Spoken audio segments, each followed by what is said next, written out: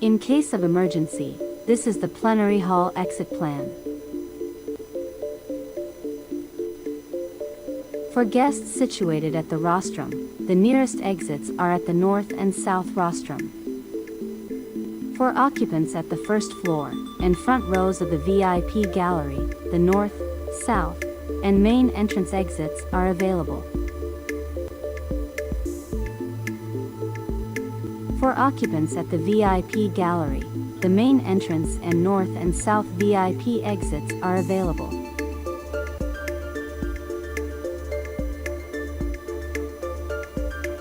For occupants at the second floor gallery, there are exits available at both sides.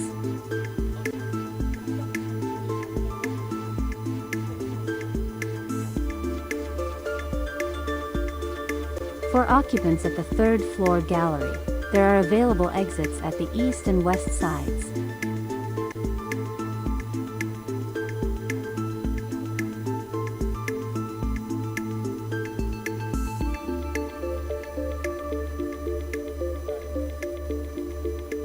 In case of emergency, this is the plenary hall exit plan.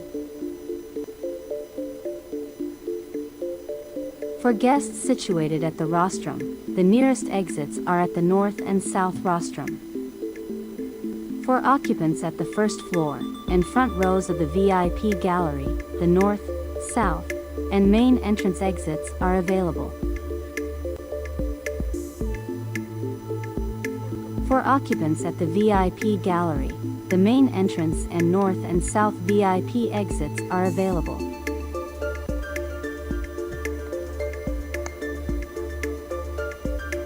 For occupants at the second floor gallery, there are exits available at both sides.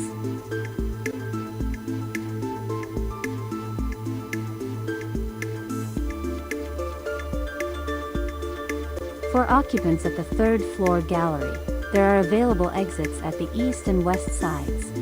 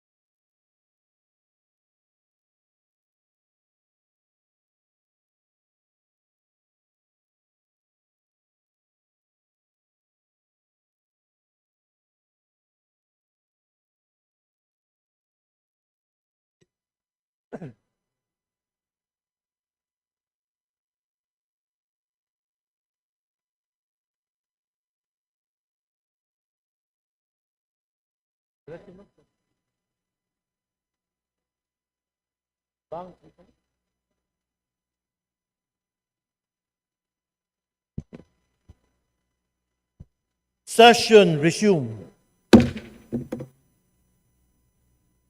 Majority Leader, please. Majority Leader.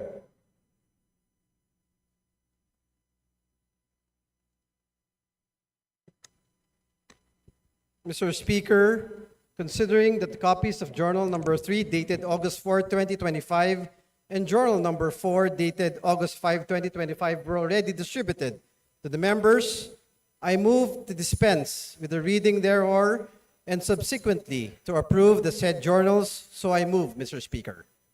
Thank you, Majority Leader. Is there no objection? The chair hears none. The motion is approved. The reading of the said journals is dispensed with, and journals number 3 dated August 4, 2025 and journal number 4 dated August 5, 2025 are hereby approved. Majority Leader. Mr. Speaker, I move to take up additional reference of business and request that the Secretary General be directed to read the titles and bills and resolutions on first reading, as well as communications and committee reports. I so move, Mr. Speaker. Secretary General, please proceed. Additional reference of business. Bills on first reading. House Bill 3162 to reduce the premium contribution rate to the PhilHealth from 5% to 3% by Representative Loyola.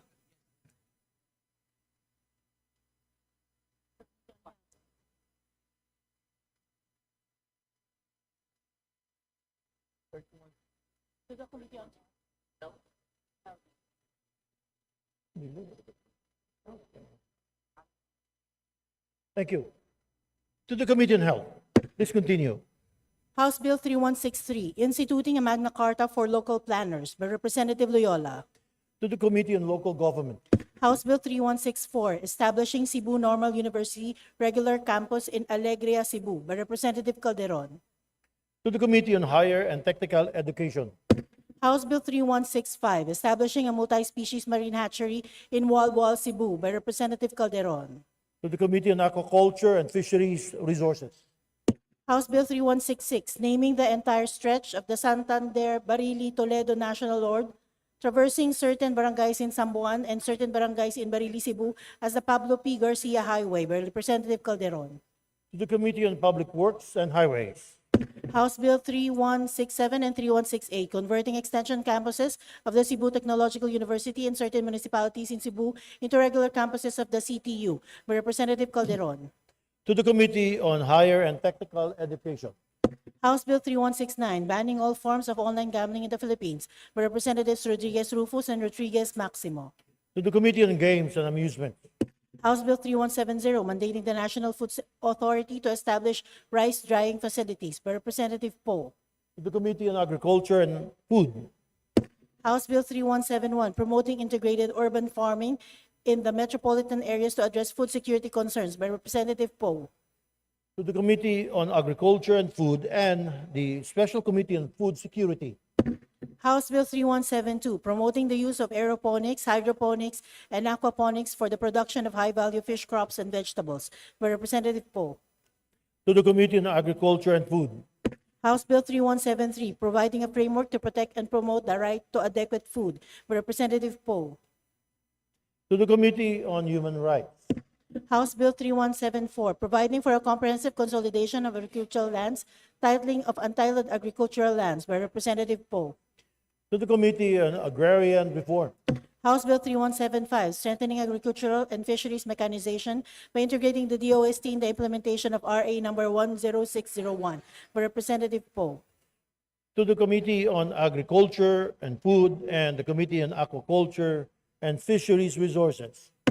House Bill 3176 to enhance food security and ultimately achieve food sovereignty by Representative Poe. To the Committee on Agriculture and Food. House Bill 3177 declaring the 100 Islands National Park in Alaminos City, Pangasinan a tourism zone by Representative Celeste. To the Committee on Tourism.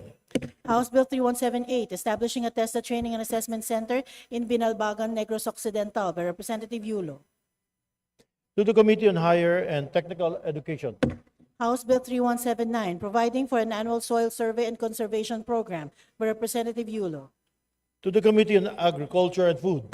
House Bill 3180 establishing a soil testing laboratory facility in each agricultural district by Representative Yulo.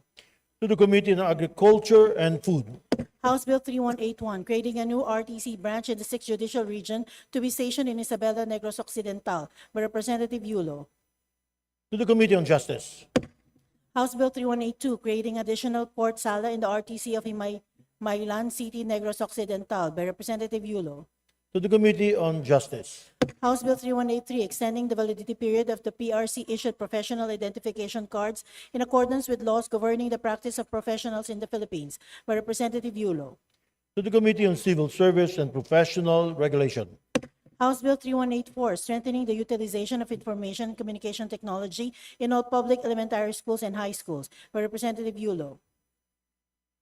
to the Committee on Basic Education and Culture, House Bill 3185, providing for free EpiPen injection for dialysis treatment of indigent patients by Representative Yulo. to the Committee on Health, House Bill 3186, providing free dormitories for students in SUCs by Representative Yulo. to the Committee on Higher and Technical Education, House Bill 3187, empowering the barangay chairperson in the local government units in the regulation of cockfighting during barangay fiestas by Representative Yulo. to the Committee on Games and Amusements, House Bill 3188, declaring the Binadlan Falls in Biao, Binalbagan, Negros Occidental an ecotourism site by Representative Yulo. to the Committee on Tourism, House Bill 3189, converting the provincial road situated in Crossing Magaleon in certain municipalities in Negros Occidental into a secondary national road by Representative Yulo. to the Committee on Public Works and Highways, House Bill 3190, establishing an audiovisual center in each public elementary and high schools by Representative Yulo. to the Committee on Basic Education and Culture, House Bill 3191, establishing an anti-rabies center in each congressional district nationwide by Representative Yulo. to the Committee on Health, House Bill 3209, strengthening the field offices of the COMELEC by upgrading and creating certain positions by Representatives Garcia, Dante, and Tereng. to the Committee on Housing and Urban Development.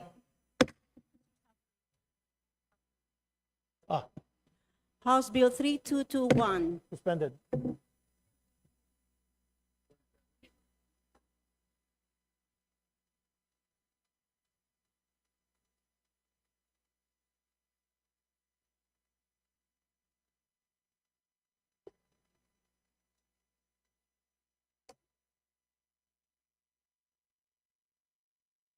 Bakit na?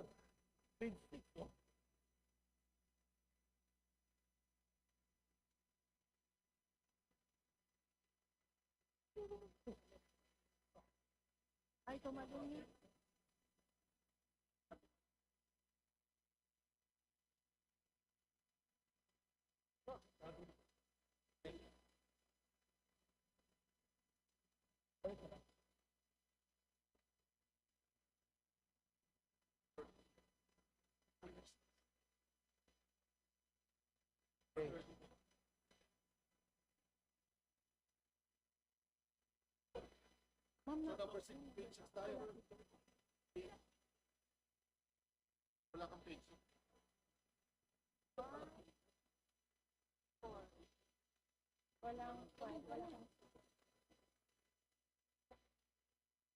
May 6 mo. Missing yung page.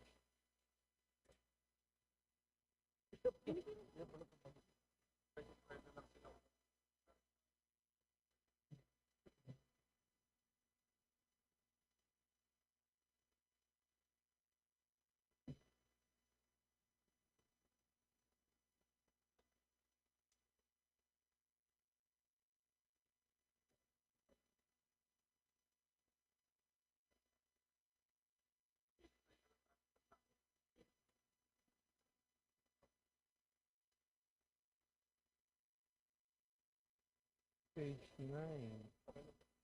Hindi, page 9.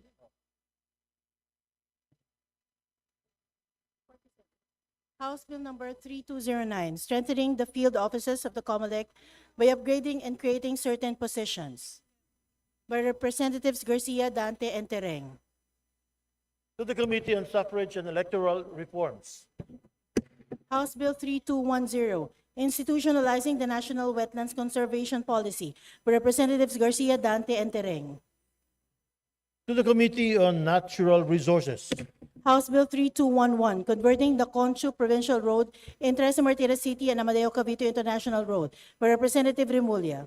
To the Committee on Public Works and Highways. House Bill 3212, declaring June 26 of every year as a special non-working holiday in the province of Batanes by Representative Gato. To the Committee on Local Government. House Bill 3213, creating the Philippine Centers for Disease Prevention and Control by Representative Gato. To the Committee on Health. House Bill 3214, establishing protection against deepfakes, recognizing the right to one's face, body, and voice by Representative Yonsuan. To the Committee on Information and Communications Technology. House Bill 3215, establishing a Magna Carta for barangay health workers by Representative Yamsuan. To the Committee on Local Government. House Bill 3216, providing protection and incentives to freelance workers by Representative Yamsuan. To the Committee on Labor and Employment. House Bill 3217, providing livelihood assistance for disadvantaged workers and institutionalizing the DOL's Integrated Livelihood Program by Representative Yamsuan. To the Committee on Labor and Employment. House Bill 3218, providing for financial literacy and fraud prevention programs for Filipino workers by Representative Yamsuan. To the Committee on Labor and Employment. House Bill 3219, penalizing foreign interference in the Philippines and creating the Counter Foreign Interference Task Force by Representative Tupas. To the Committee on National Defense and Security. House Bill 3220, rationalizing the Philippine basic education system by removing the senior high school education by Representative Yulo. To the Committee on Basic Education and Culture. House Bill 3221, providing for automatic moratorium on the payment of basic utility bills during disasters in areas declared to be in state of calamity by Representative Yulo. To the Committee on Disaster Resilience. House Bill 3222, providing for free health and medical benefits for all uniformed personnel of the PNP, AFP, BFP, BJMP, PCG, NBI, Bucor, and PIDEA in all government health facilities by Representative Yulo. To the Committee on National Defense and Security and Committee on Public Order and Safety. House Bill 3223, providing protection incentives to freelance workers by Representative Yulo. To the Committee on Labor and Employment.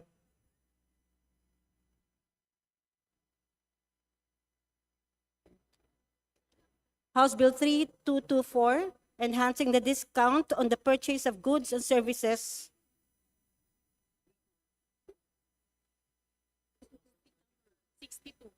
Yeah.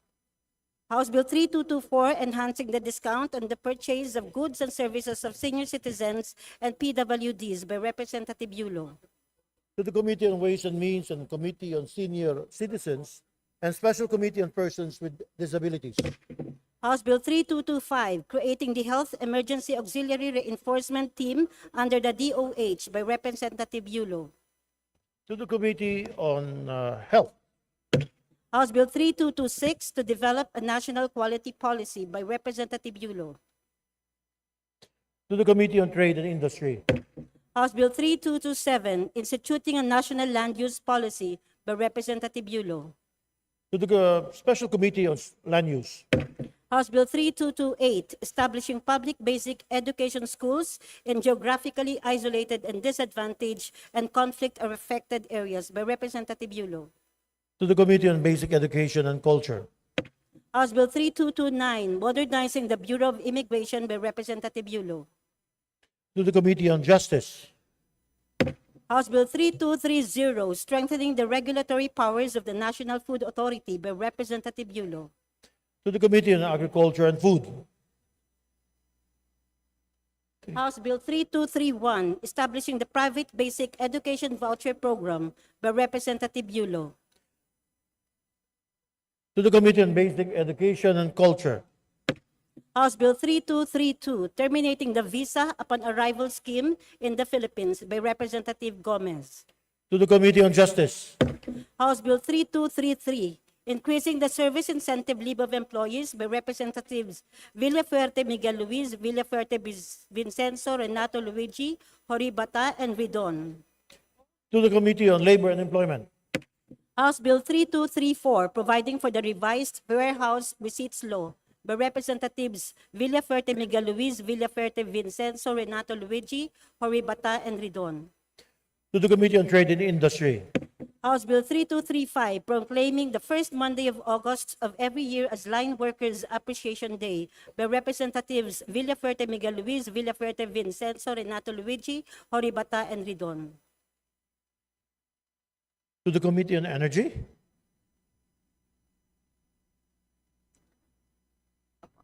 House Bill 3236, strengthening local sports programs to develop young athletes by Representatives Villafuerte Miguel Luis, Villafuerte Vincenzo, Renato Luigi, Horibata, and Ridon. To the Committee on Youth and Sports Development. House Bill 3237, fixing the share of the LGU hosting game operations licensed or operated by the PAGCOR in the proceeds of the franchise tax by Representatives Villafuerte Miguel Luis, Villafuerte Vincenzo, Renato Luigi, Horibata, and Ridon. To the Committee on Games and Amusement.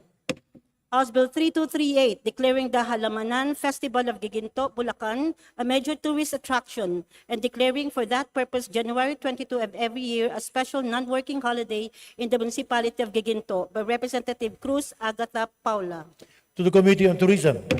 House Bill 3239, declaring the Ilab Garden City project and its premises located in Santa Cruz, Giginto, Bulacan, an ecotourism site by Representative Cruz Agatha Paula. To the Committee on Tourism. House Bill 3240, declaring Bahay na Tisa in Balagtas, Bulacan as a historical and tourism site by Representative Cruz Agatha Paula. To the Committee on Tourism. House Bill 3241, declaring the Hatiran Fiesta as an official festival in Bocaue, Bulacan by Representative Cruz Agatha Paula. To the Committee on Tourism. House Bill 3242, declaring the Shrine of the Battle of Cacarong de Sili and its premises located in Real de Cacarong, Pandi, Bulacan, a historical park and ecotourism site by Representative Cruz Agatha Paula. To the Committee on Tourism. House Bill 3243, mandating all tollway operators to use Unified Electronic Toll Collection Access Pass by Representative Olivares. To the Committee on Transportation. House Bill 3244, establishing Parañaque School of Arts by Representative Olivares. To the Committee on Basic Education and Culture. House Bill 3245, creating the Department of Disaster Resilience by Representative Olivares. To the Committee on Disaster Resilience and Committee on Government Reorganization. House Bill 3246, creating 3 additional branches of the RTC in the National Capital Judicial Region to be stationed in Parañaque City by Representative Olivares. To the Committee on Justice. House Bill 3247, establishing the National Framework for Water Resource Management and creating the Department of Water Resources and the Water Regulatory Commission by Representative Olivares. To the Committee on Public Works and Highways and Committee on Government Reorganization. House Bill 3248, converting the Laac Satellite Campus of the Davao de Oro State College, located in the 2nd District of Davao de Oro, into the Laac branch of the Davao de Oro State College by Representatives Zaniza and Zamora Maria Carmen. To the Committee on Higher and Technical Education. House Bill 3249, establishing the Bureau of Agricultural Cooperative Development as an attached agency under the DA by Representative Co. To the Committee on Agriculture and Food. House Bill 3250, institutionalizing a national seafood traceability system by Representative Co. To the Committee on Aquaculture and Fisheries Resources. House Bill 3251, establishing the National Coffee and Cocoa Research Center by Representative Co. To the Committee on Agriculture and Food. House Bill 3252, establishing a National Agro-Food Facility by Representative Co. To the Committee on Agriculture and Food. House Bill 3253, granting the Occidental Mindoro Electric Cooperative, Inc. a franchise for the conveyance of electric power to the end users in certain municipalities in the province of Occidental Mindoro by Representatives De Jesus, Dagook, and Tariela. To the Special Committee, or to the Committee on Legislative Franchises. House Bill 3254, establishing a framework for blue economy by Representative Sigson Bihan. To the Committee on Economic Affairs. House Bill numbers 3255 and 3256, separating certain sitios from barangays Manatong and Suyo proper in Suyo, Ilocos Sur, and constituting them into barangays Butak and Kidapian, respectively, by Representative Sigson Bihan. to the Committee on Local Government, House Bill 3257, declaring and designating Northern Luzon Heroes Hill National Park, situated within the municipalities of Narvacan and Santa, Ilocos Sur, as the Northern Luzon Heroes Hill Natural Monument, by Representative Singson Mihan. to the Committee on Natural Resources, House Bill 3258, creating the Pasig River Integrated and Sustainable Development Commission, by Representative Singson Mihan. to the Committee on Housing and Urban Development, House Bill 3259, establishing youth development centers in every city and municipality, by Representative Santos Mark Anthony. to the Committee on Youth and Sports Development, House Bill 3260, to establish an elderly care and nursing complex in the province of Camarines Norte, by Representative Talyado. to the Committee on Senior Citizens, House Bill 3261, declaring the Santa Elena in Camarines Norte as an ecotourism zone, by Representative Talyado. to the Committee on Tourism, House Bill 3262, declaring the Capalonga, Camarines Norte as an ecotourism zone, by Representative Talyado. to the Committee on Tourism, House Bill 3263, declaring the Parroquia de Nuestra Señora de Candelaria in Paracale, Camarines Norte as a pilgrimage site and as a tourism destination, by Representative Talyado. to the Committee on Tourism, House Bill 3264, establishing in Santa Elena, Camarines Norte, the Santa Elena TESDA Training and Assessment Center, by Representative Talyado. to the Committee on Higher and Technical Education, House Bill 3265, creating additional branches of RTC to be stationed in Labo, Camarines Norte, by Representative Talyado. to the Committee on Justice, House Bill 3266, establishing a national minimum wage rate for private sector workers, by Representative Talyado. to the Committee on Labor and Employment, House Bill 3267, establishing the National Police Clearance System, by Representative Talyado. to the Committee on Public Order and Safety, House Bill 3268, banning single-use plastics nationwide, by Representative Talyado. to the Committee on Ecology, House Bill 3269, creating an agricultural pension fund for enhanced social protection to poor agricultural workers, by Representative Talyado. to the Committee on Agriculture and Food, House Bills 3270 and 3271, declaring the municipalities of Paracale and Jose Pangadiban in Camarines Norte as ecotourism zones, by Representative Talyado. to the Committee on Tourism, House Bill 3272, establishing the One Tablet, One Student program for all students enrolled in public schools and SUZs, by Representative Talyado. to the Committee on Basic Education and Culture, and the Committee on Higher and Technical Education, House Bill 3273, declaring February 1 of every year a special non-working holiday in the province of Camarines Norte, repealing RA 9090, by Representative Talyado. to the Committee on Local Government, House Bill 3274, providing for fixed salaries of barangay officials and such other benefits being received by regular government employees, by Representative Talyado. to the Committee on Local Government, House Bill 3275, providing for the Magna Carta of Barangay Health Workers, by Representative Defensor. to the Committee on Local Government, House Bill 3276, declaring the Haniway Public Cemetery and its adjoining structures as a National Cultural Center, treasure, by Representative Defensor. to the Committee on Basic Education and Culture, House Bill 3277, converting the Mina Badyangan Diversion Road in the province of Iloilo to a national road, by Representative Defensor. to the Committee of Public Works and Highways, House Bill 3278, converting the circumferential roads of the 9 island barangays of Dapa, Surigao del Norte into national roads, by Representative Matugas. to the Committee on Public Works and Highways, House Bill 3279, establishing a regular district office of the LTO in Viga, Catanduanes, by Representative Rodriguez Eulogio. to the Committee on Transportation, House Bill 3280, establishing a multi-species marine hatchery and research center in Bato, Catanduanes, by Representative Rodriguez Eulogio. to the Committee on Agriculture and Fisheries and Resources, House Bill 3281, mandating all power, telecommunications, cable, and internet providers to mend dangling wires and clear non-operational overhead wires and cables by Representatives Valeriano and Chuang. To the Committee on Public Works and Highways. House Bill 3282, providing stronger measures for the conservation and protection of wildlife resources and their habitats by Representative Dalong. To the Committee on Natural Resources. House Bill 3283, modifying the grounds for substitution of candidates by Representative Dalong. To the Committee on Suffrage and Electoral Reforms. House Bill 3284, providing for the Magna Carta of Barangay Health Workers by Representative Dalong. To the Committee on Local Government.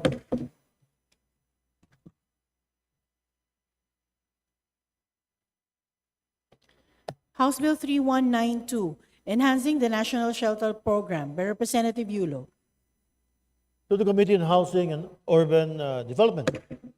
House Bill 3193, institutionalizing and strengthening the National Cybersecurity Framework by Representative Yulo. To the Committee on Information and Communications Technology. House Bill 3194, to reform the budget process, instituting an integrated PFM system, and increasing budget transparency and participation by Representative Yulo. To the Committee on Appropriations. House Bill 3195, establishing a regulatory framework for a robust, reliable, and trustworthy development, application, and use of artificial intelligence systems by Representative Yulo. To the Committee on Information, Communications Technology. House Bill 3196, promoting transparent governance and instituting anti-corruption mechanisms in the operation of banks and other financial institutions by Representative Yulo. To the Committee on Banks and Financial Intermediaries. House Bill 3197, expanding the services of the Philippine Crop Insurance Corporation and encouraging private sector participation in agricultural insurance by Representative Yulo. To the Committee on Government Enterprises and Privatization. House Bill 3198, instituting a national autism care plan by Representatives Sendanya, Diokno, Ismula, and Bagao. To the Committee on Health. House Bill 3199, establishing a welfare and social assistance program to families left behind by overseas Filipino workers by Representative Primicia Sagabas. To the Committee on Overseas Workers Affairs. House Bill 3200, establishing information and communications technology hubs nationwide by Representative Primicia Sagabas. To the Committee on Information and Communications Technology. House Bill 3201, mandating the teaching of tax literacy, consciousness, and responsibility in intermediate, secondary, technical, vocational, and tertiary education by Representative Primicia Sagabas. To the Committee on Basic Education and Culture. And the Committee on Higher and Technical Education. House Bill 3202, providing free school meals for kindergarten and elementary students by Representative Primicia Sagabas. To the Committee on Basic Education and Culture. House Bill 3203, strengthening the COMELEC by increasing the manpower complement in its field offices by Representative Primicia Sagabas. To the Committee on Suffrage and Electoral Reforms. House Bill 3204, declaring a parcel of land located in certain municipalities in Zamboanga del Norte as the Mount Gutom Protected Landscape by Representative Labad-Labad. To the Committee on Natural Resources. House Bill 3205, creating 2 additional branches of the RTC and 5 additional branches of the MTCC in the 9th Judicial Region to be stationed in Zamboanga del Norte by Representative Labad-Labad. To the Committee on Justice. House Bill 3206, declaring December 23 of every year a special non-working holiday in Sindangan, Zamboanga del Norte to be known as Araw ng Sindangan by Representative Labad-Labad. To the Committee on Local Government. House Bill 3207, providing for the Bill of Rights and Obligations of Taxpayers by Representatives Garcia Dante and Tereng. To the Committee on Ways and Means. House Bill 3208, mandating Philippine consular offices and service attachés abroad to operate during official holidays of host countries and at least 2 weekend days a month to enable overseas Filipinos to transact business without loss of income by Representatives Tereng and Garcia Dante. To the Committee on Overseas Workers Affairs. House Bill 3285, mandating the establishment of agri-food terminals and trading centers in every province by Representative Degamo. To the Committee on Agriculture and Food. House Bill 3286, mandating the establishment of Kadiwa centers as agri-food terminals and trading centers in the 3rd District of Negros Oriental by Representative Degamo. To the Committee on Agriculture and Food. House Bill 3287, establishing the Municipality of Siaton Women and Children Protection Center by Representative Degamo. to the Committee on Women and Gender Equality, House Bill numbers 3288 and 3291, declaring several roads in certain municipalities of Davao Oriental as national roads by Representative Dayang-Ira. to the Committee on Public Works and Highways, House Bill 3292, creating the San Rafael Special Economic Zone Authority in San Rafael, Bulacan by Representative Yolago. to the Committee on Economic Affairs and the Committee on Trade and Industry, House Bill 3293, establishing a national framework for the mandatory environmental insurance coverage of environmentally critical projects by Representative Ataide. to the Committee on Ecology, House Bill 3294, establishing the Science for Change program by Representative Ataide. to the Committee on Science and Technology, House Bill 3295, upgrading the classification of Partido District Office of the LTO in Tigaon, Camarines Sur from Class D to Class C District Office by Representative Fuentebella. to the Committee on Transportation, House Bill 3296, establishing the Speaker Arnulfo Noli P. Fuentebella Training Center, TESDA Capsimas Partido Campus in Tigaon, Camarines Sur by Representative Fuentebella. to the Committee on Higher and Technical Education, House Bill 3297, establishing the San Rafael National High School for the Arts in San Rafael, Tigaon, Camarines Sur by Representative Fuentebella. to the Committee on Basic Education and Culture, House Bill 3298, establishing the Economic Zone and Freeport in Southern Leyte by Representative Mercado. to the Committee on Economic Affairs and the Committee on Trade and Industry, House Bill 3299, creating a province called Moro Province for the Special Geographic Area, Bangsamoro Autonomous Region in Muslim Mindanao by Representatives Mendoza, Santos, Maria, Alana, Samantha, and Cruzado. to the Committee on Local Government, House Bill 3300, upgrading the LTO District Office in Dagupan City, Pangasinan from Class B to Class A by Representative De Venecia. to the Committee on Transportation, House Bill 3301, institutionalizing the Assistance to Individuals in Crisis Situation Program of the DSWD by Representative Almonte. to the Committee on Social Services, House Bill 3302, providing for the Magna Carta of Barangay Health Workers by Representative Almonte.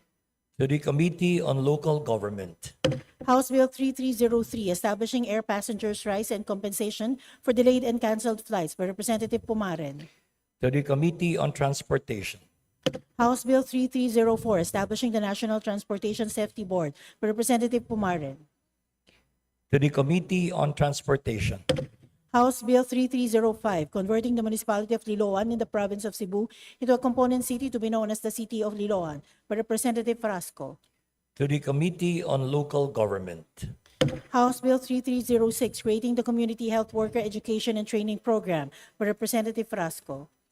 to the Committee on Local Government, House Bill 3307, requiring the establishment of dialysis clinics in all national, regional, and provincial hospitals and providing for free dialysis treatments to indigent patients by Representative Frasco. to the Committee on Health, House Bill 3308, providing for affordable funeral services to indigents by Representative Frasco.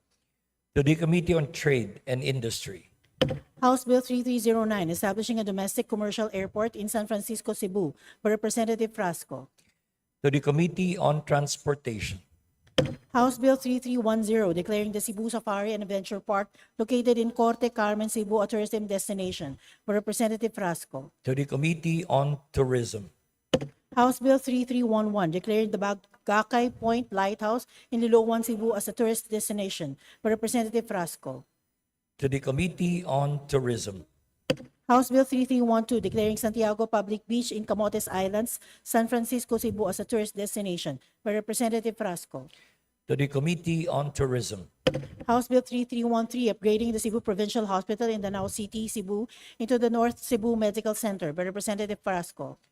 to the Committee on Health, House Bill 3314, providing for the establishment of the Heart Center of the Philippines, Visayas in Liloan, Cebu by Representative Frasco. to the Committee on Health, House Bill 3315, rationalizing the management of natural resources in Camotes Island, Cebu by Representative Frasco. to the Committee on Natural Resources, House Bill 3316 to 3319, converting several roads in certain areas in the province of Cebu into national roads, by Representative Frasco. to the Committee on Public Works and Highways, House Bill number 3320 and 3321, establishing the Cebu Normal University Catmon campus and Cebu Normal University Poro campus in Catmon and Poro, Cebu, respectively, by Representative Frasco. to the Committee on Higher and Technical Education, House Bill 3322, providing for the construction and establishment of Sogod Cebu International Airport in Sogod, Cebu, by Representative Frasco. to the Committee on Transportation, House Bill 3323, promoting inclusive education, entrepreneurship, and employment for sustainable development among 4Ps adult beneficiaries, by Representatives Abalos and Libanan.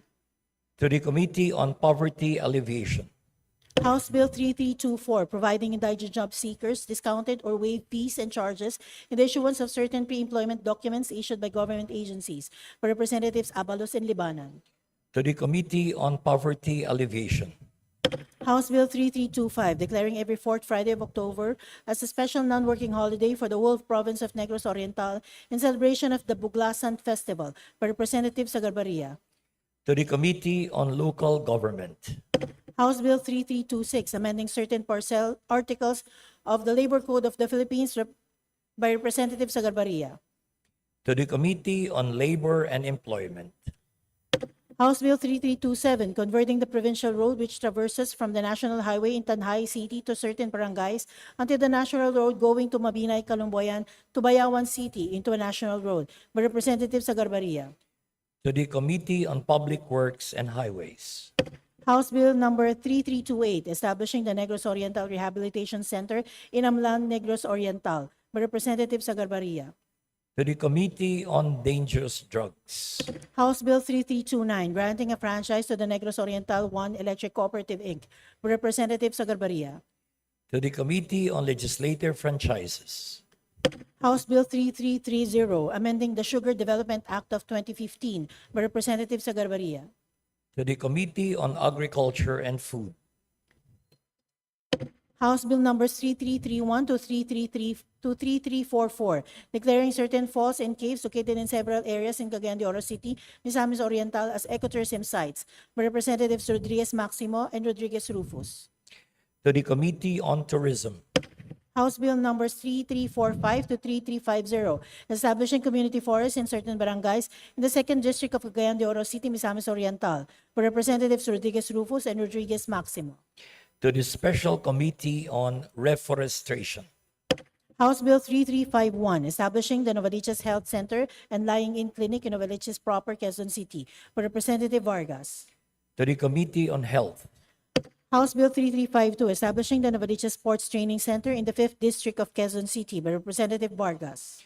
to the Committee on Youth and Sports Development, House Bill 3353, establishing an on-site in-city or near-city resettlement program for informal settler families, by Representative Vargas. to the Committee on Housing and Urban Development, House Bill 3354, establishing the Philippine Geriatric Health and Research Institute, by Representative Vargas. to the Committee on Health, House Bill 3355, creating a database of products containing probable carcinogens, by Representative Vargas. to the Committee on Health, House Bill 3356, lowering the optional retirement age for public school teachers from 60 years old to 55 years old, by Representative Vargas. to the Committee on Government Enterprises and Privatization, House Bill 3357, authorizing the construction of the Quezon City District 5 Sports Arena in Fairview, Quezon City, by Representative Vargas. to the Committee on Youth and Sports Development, House Bill 3358, ensuring safe drinking water, by Representative Vargas. to the Committee on Health, House Bill 3359, establishing an on-site, in-city, near-city, or off-city local government resettlement program for informal settler families, by Representative De Lima. to the Committee on Housing and Urban Development, House Bill 3360, establishing the National Framework for Water Resource Management, by Representative Roque. to the Committee on Public Works and Highways and the Committee on Government Reorganization, House Bill 3361, requiring or graduating senior high school and college students to plant 2 trees each as a civic duty, by Representative Montes. to the Special Committee on Reforestation, House Bill 3362, establishing an agriculture information system in all cities and municipalities by Representative Montes. to the Committee on Agriculture and Food, House Bill 3363, rationalizing the benefits and privileges of senior citizens and PWDs by Representative Montes. to the Committee on Ways and Means, the Committee on Senior Citizens, and the Special Committee on Persons with Disabilities, House Bill 3364, strengthening the national program for the elimination of tuberculosis by Representative Montes.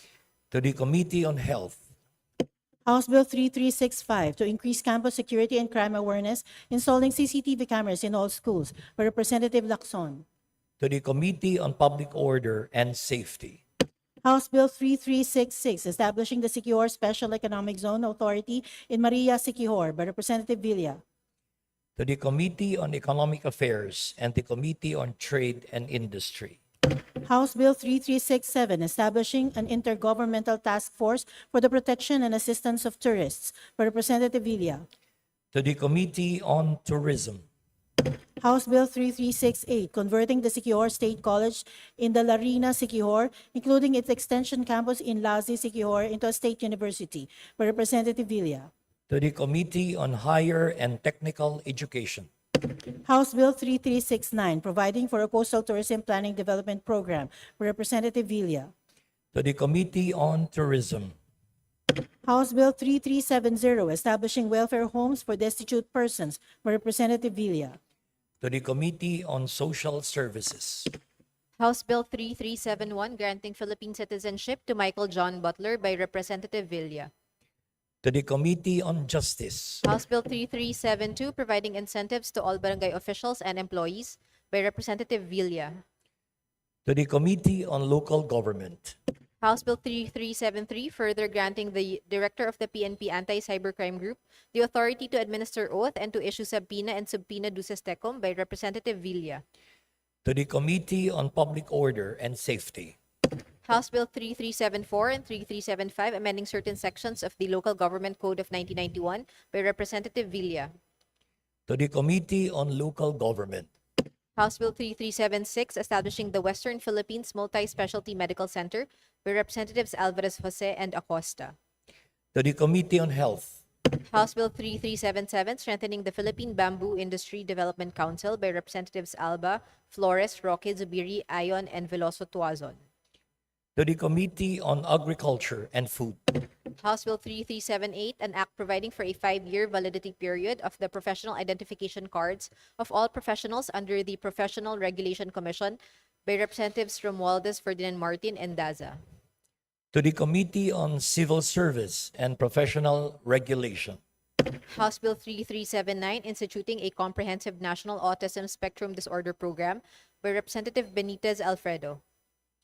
to the Committee on Health, House Bill 3380, creating a Department of Fisheries and Aquatic Resources by Representatives Horibata, Villaferte Vincenzo Renato Luigi, Villaferte Miguel Luis, and Ridon.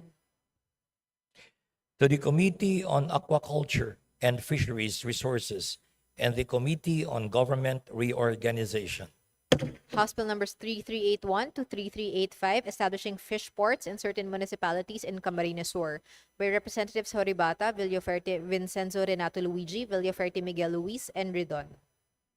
to the Committee on Aquaculture and Fisheries Resources, House Bill numbers 3386 and 3387, establishing satellite multi-species marine hatcheries in Pasacao and San Fernando, province of Camarines Sur by Representatives Horibata, Villaferte Vincenzo Renato Luigi, Villaferte Miguel Luis, and Ridon.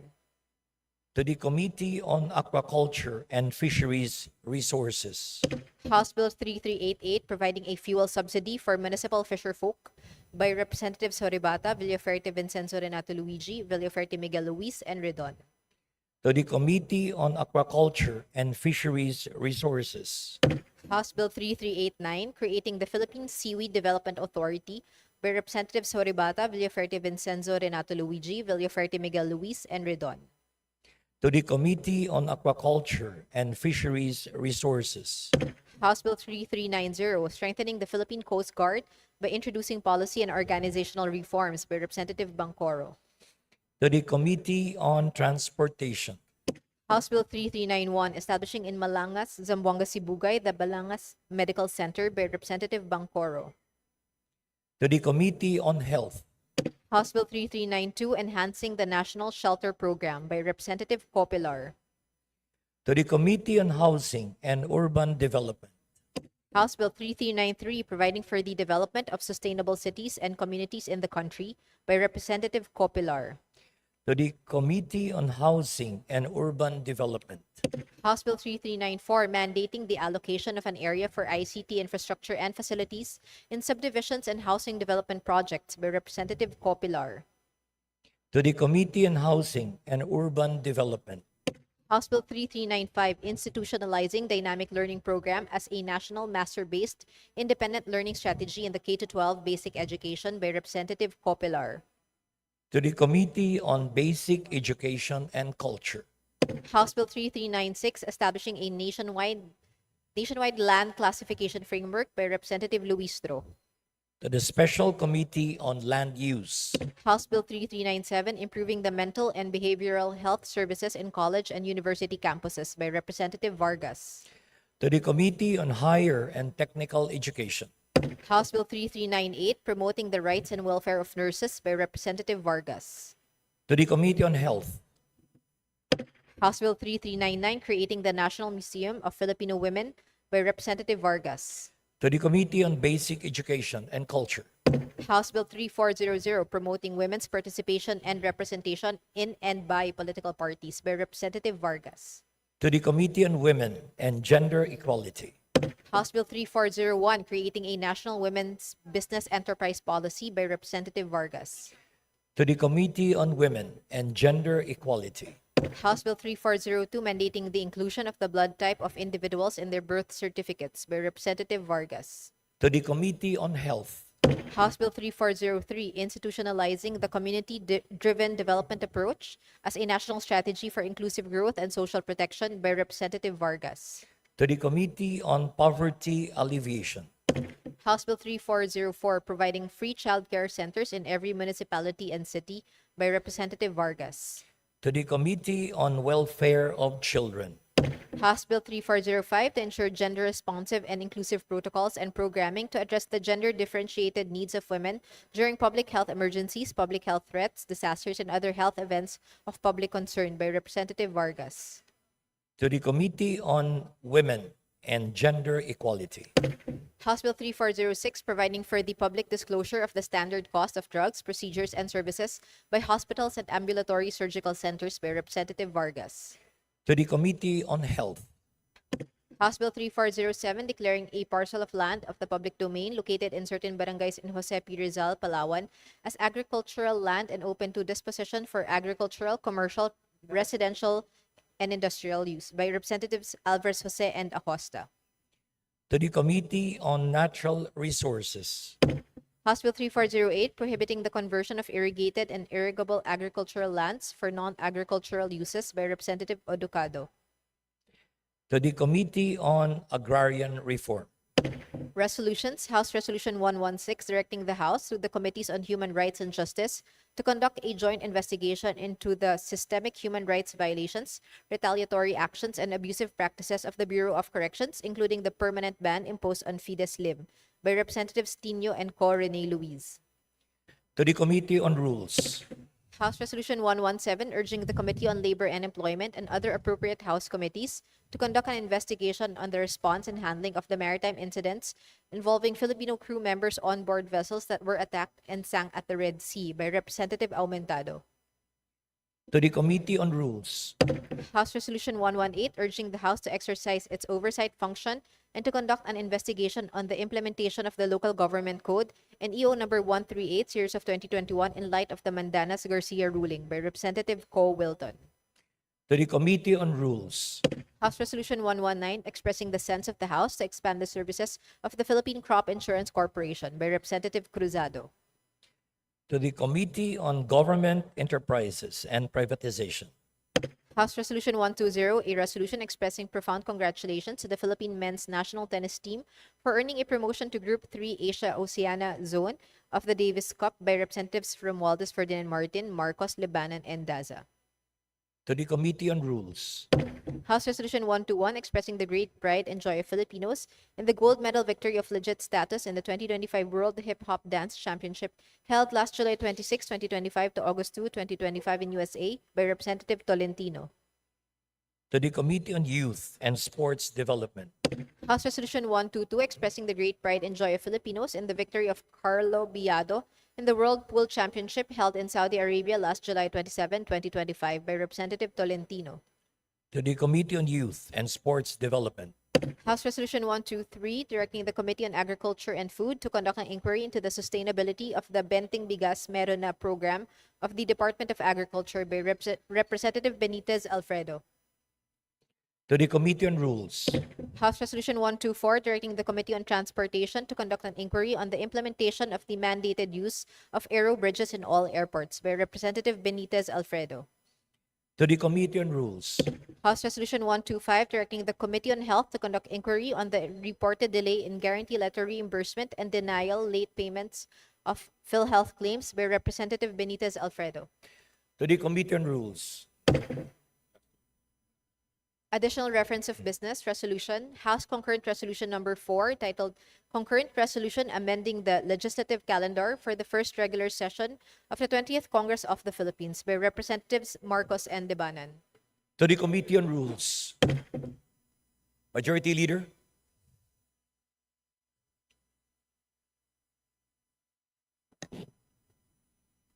Mr. Speaker, I move to suspend session. Session suspended.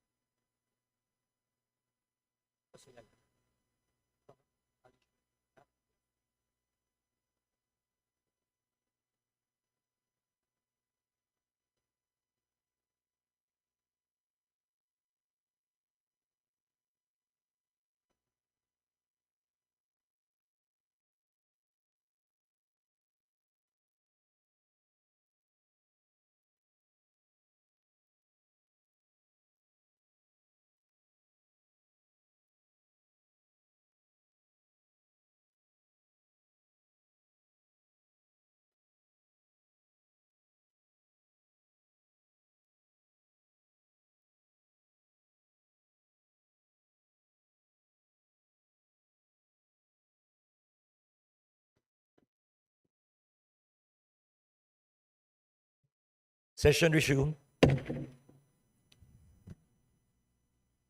Mr. Speaker, may I request that we recognize the guests of Honorable Tobias Toby Chanco, Lone District of Navotas City, Navotas City Youth Official. To the distinguished guests of Honorable Tiangco, welcome to the House of Representatives. Majority Leader.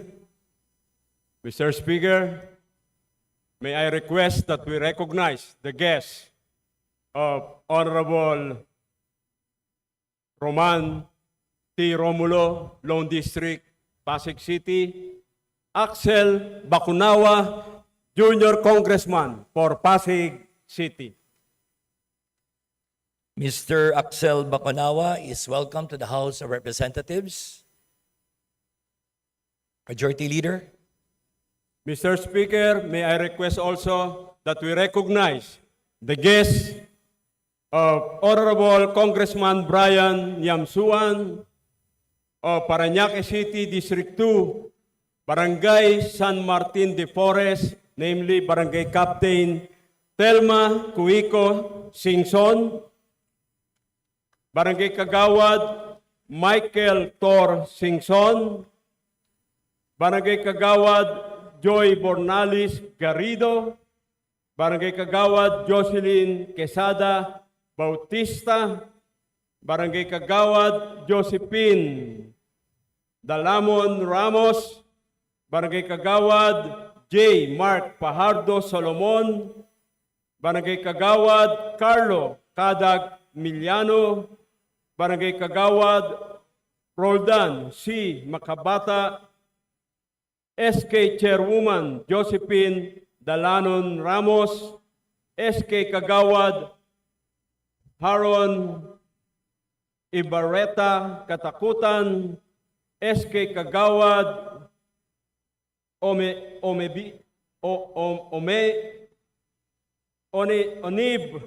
Palanya, SK Kagawad Jobilin Escalante Grofil, SK Kagawad Kurt Winsel Pontelera Belarmino, SK Kagawad Eliza May Ferrer del Rosario, and Shani Salvante.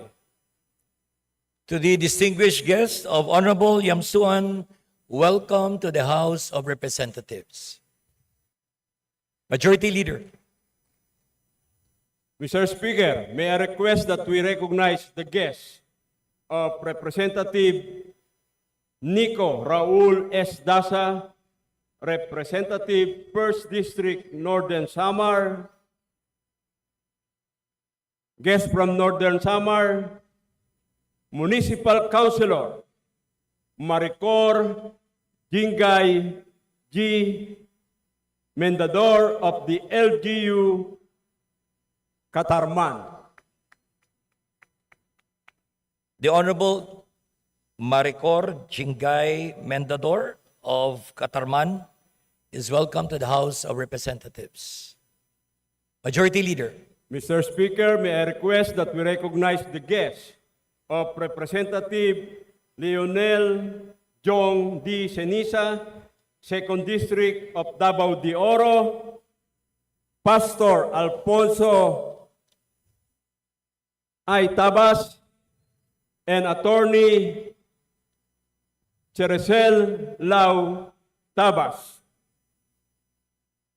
The distinguished guests of Honorable Leonel Jong Seniza of the 2nd District of Davao de Oro is welcome to the House of Representatives. Majority Leader. Mr. Speaker, may I request that we recognize the guests of the Honorable Brian Poe, FPJ Panday Bayanihan Party List, national and local officers and members, FPJ Youth, Jasia Gutierrez, National Director for Policy and Advocacy, Sandro Artiliano, National Spokesperson, Kate Manalo, Deputy Secretary General for NCR, Jim Fernandez, Deputy Secretary General for Luzon, Casey Carriazo, President FPJ Youth Manila, Mary Joy de los Reyes, Secretary for FPJ Youth Caloocan, Camille Magyaya, Secretary for FPJ Youth Quezon City, Amiel Pelagio, Member FPJ Youth, Dominic Nico Abustan, President FPJ Youth Camarines Norte, John Paulo Taguba, Vice President FPJ Youth Quezon City, Cian Angeles, National Treasurer FPJ Youth, and Noah Prio, National Director for Logistics FPJ Youth. To the distinguished guests of Honorable Ryan Poe, welcome to the House of Representatives. Majority Leader. Mr. Speaker, may I request that we recognize the guests of Honorable Brian Poe, FPJ Panday Bayanihan Party List, the Pangasinan Vice Mayor and Councilors, Vice Mayor J.M. Crisostomo Lingayen, Consi Lovely Lian Maramba, Mangaldan, Richard Raquel, Consi Reyna Tamundong, San Carlos City, Consi Norman Rosette Burgos, Consi JJ Carrera, Imali, Consi Danica Canto, Dagupan City, Consi Daryl Bataan, Aguilar, Consi Edren Lianilo Bugalyon, Consi Monica Ramos Basista, Consi Gina Oyaman Sison, Consi Marvin Karanay Anda, Consi Michael D. Tayug, Consi Jairus Dulay San Nicolas, and Pauline Regacho. To the That's all, Mr. distinguished Speaker. officials of Pangasinan, from Vice Mayor J.M. Crisostomo and all the councilors, welcome to the House of Representatives. Majority Leader. Mr. Speaker, I move to suspend session for a few minutes. Session suspended.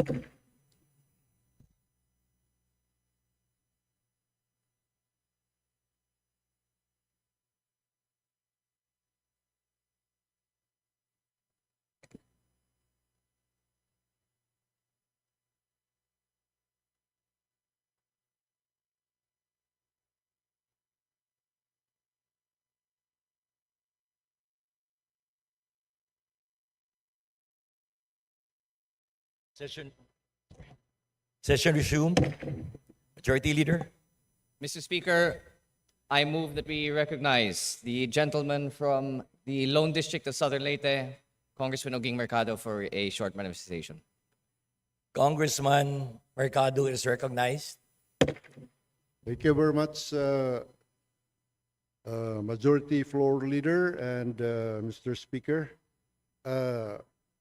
Southern Leyte now, Mr. Speaker, is composed of 2 districts. So I represent the Southern Leyte First District, Mr. Speaker. Thank you very much. Anyway, under Rule 2, Section 7 or letter B, all members are required to attend the plenary session, Mr. Speaker. And our journal, number 3, dated Monday, August 4, 2025, this humble representation, would like to avail of Section 71, Rule 11 of the provisional rules of the House, where during that day, Mr. Speaker, I was, this humble representation, attended a committee meeting with the Committee on Government Finance. So it appears that there is only one asterisk in my name. So I would like to request that Section 71 be applied in my case, Mr. Speaker. Thank you very much. Yes, the Secretary General is instructed to make the proper correction. Honorable Mercado. Thank you. Thank you, Mr. Speaker. Thank you, Majority Leader. Majority Leader.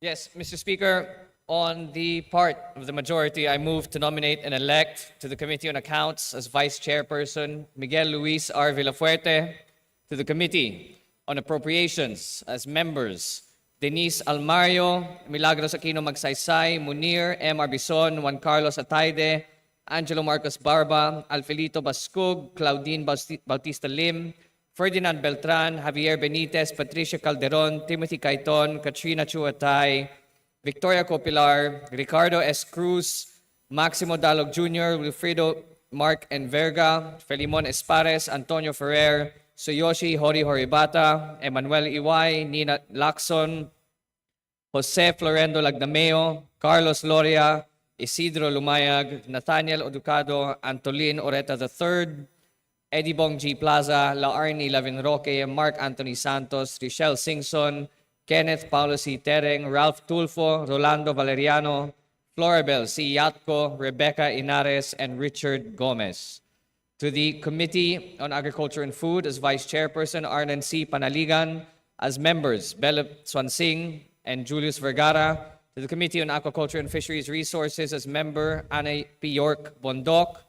To the Committee on Banks and Financial Intermediaries as member, Rolando Valeriano and Francisco Kiko Barzaga.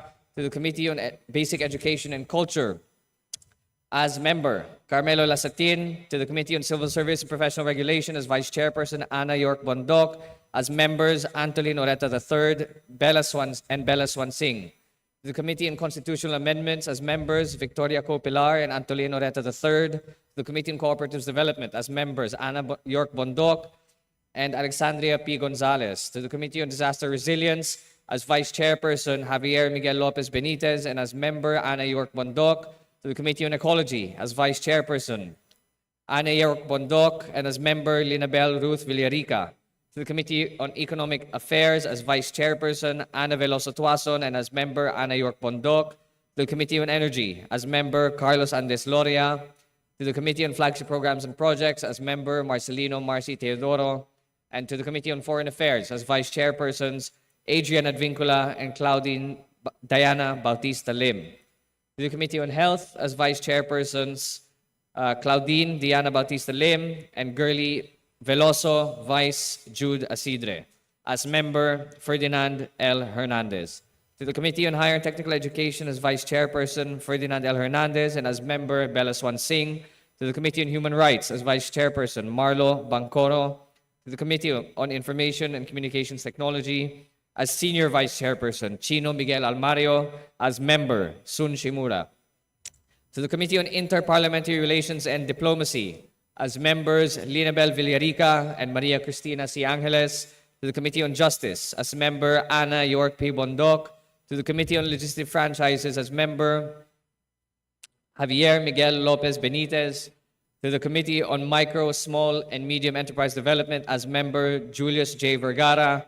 To the Committee on Mindanao Affairs as Vice Chairperson, Sherlyn Banyas Nograles. And as members, Marlo Bancoro, Marlesa Hofer Hasim, and Bella Swansing. To the Committee on National Defense and Security as Vice Chairpersons, Arnan Panaligan and Richard I. Gomez. As members, Solomon Chongalao, Mark Enverga, Arnie Fuentabella, Jose Alvarez, Emilio Tanuatco III. To the Committee on Natural Resources as member, Leody Tariela. And to the Committee on Poverty Alleviation as member, Bella Swansing. To the Committee on Public Order and Safety as Vice Chairperson, Romeo Acop. To the Committee on the Revision of Laws as member, Marlo Bancoro. To the Committee on Rural Development as Vice Chairpersons, Emmanuel Iway and Isidro Lumayag. To the Committee on Tourism as member, Yeda Marie K. Romualdez. To the Committee on Trade and Industry as member, Marlesa Doc Marley Hofer Hasim. To the Committee on Transportation as Senior Vice Chairperson, Ramon Rodrigo L. Gutierrez. As Vice Chairperson, Romeo Acop, Ferdinand Hernandez, Claudine Diana Bautista Lim. And as member, Agustina Dominique C. Pancho. To the Committee on Veterans Affairs and Welfare as member, Romeo Acop. To the Committee on Visayas Development as member, Javier Lopez Benitez. To the Committee on Welfare of Children as member, Marlesa Doc Marley Hofer Hasim and Bella Swansing. To the Committee on Women and Gender Equality as members, Linabel Ruth Villarica and Marlesa Hofer Hasim. To the Committee on Youth and Sports Development as Vice Chairperson, Richard I. Gomez. To the Special Committee on West Philippine Sea as Senior Vice Chairperson, Richard Gomez. To the Special Committee on Bicol Affairs and Economic Development as Vice Chairperson, Jose Bong Teves Jr. To the Special Committee on East ASEAN Growth Area as Vice Chairperson, Sherlyn Banyas Nograles. To the Special Committee on Peace, Reconciliation, and Unity as Vice Chairperson, Marlo C. Bancoro. And to the Special Committee on Persons with Disabilities as Vice Chairperson, Catherine Goriseta. I so move. Is there any objection? The chair hears none. The motion is approved. Majority Leader? Mr. Speaker, on the part of the majority, I also move to nominate and elect to the Special Committee on Basis Conversion as Chairperson, Arturo B. Robes Vice Marcio Domogan to the Committee on Indigenous Cultural Communities and Indigenous Peoples as chairperson, Mauricio G. Domogan. I so move. Is there any objection? The chair hears none. The motion is approved. Majority Leader.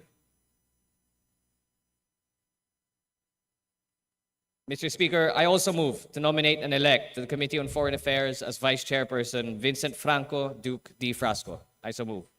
Is there any objection? The chair hears none. The motion is approved. Majority Leader. Mr. Speaker, I move to suspend. Session suspended.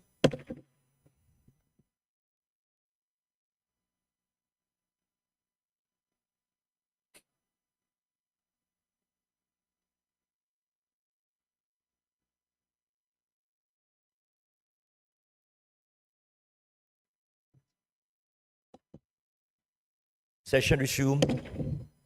Majority Leader. Mr. Speaker, I move to recognize the Honorable Minority Leader Marcelino Libanan. Honorable Libanan, our Minority Leader, is recognized. Thank you, Mr. Speaker. Thank you, Mr. Majority Leader. Speaker, I would like to nominate the following as members for the minority of the different committees. To the Committee on Accounts, Arlene Ayon, Nico Raul Dasa, Raquel Margaret Delmar, Christopher Shin Gonzalez, John Rurik Padiernos. The Committee on Agrarian Reform, Nico Raul Dasa, Elijah San Fernando. To the Committee on Agriculture and Food, Alan Oy, Alan Yuti, Rene Luisco, Christopher Shin Gonzalez, Paulo Henry Marcoleta, Iris Marie Montes, Roberto Gerard Nasal Jr., John Rurik Padiernos, Elijah San Fernando, and Aubrey K. Suberi.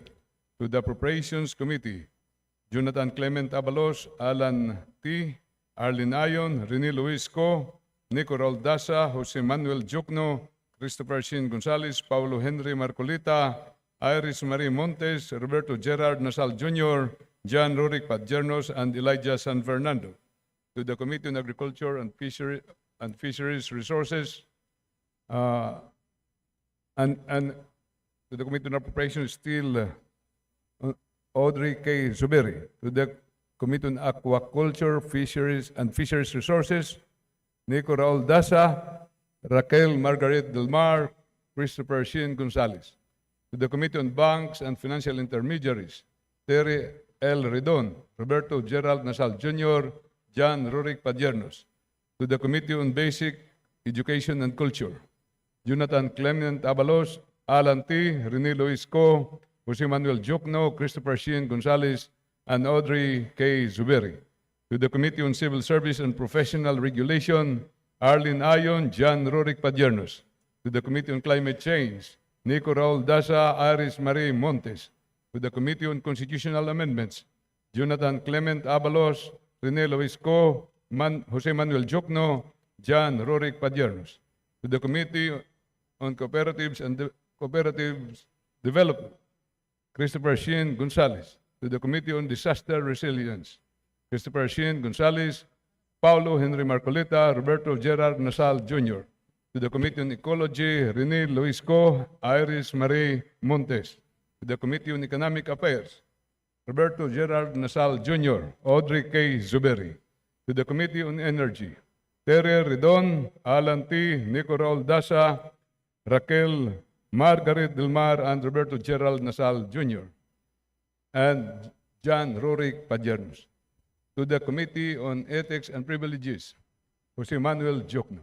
The Committee on Flagship Programs and Projects, Dada Kiram Ismula, Audrey K. Suberi. To the Committee on Foreign Affairs, Jonathan Clement Abalos, Terry Redon, Raquel Margaret Delmar, Christopher Shin Gonzalez, Paulo Henry Marcoleta. To the Committee on Games and Amusement, Terry Redon, Nico Raul Dasa, Raquel Margaret Delmar, Christopher Shin Gonzalez, Audrey K. Zuberi.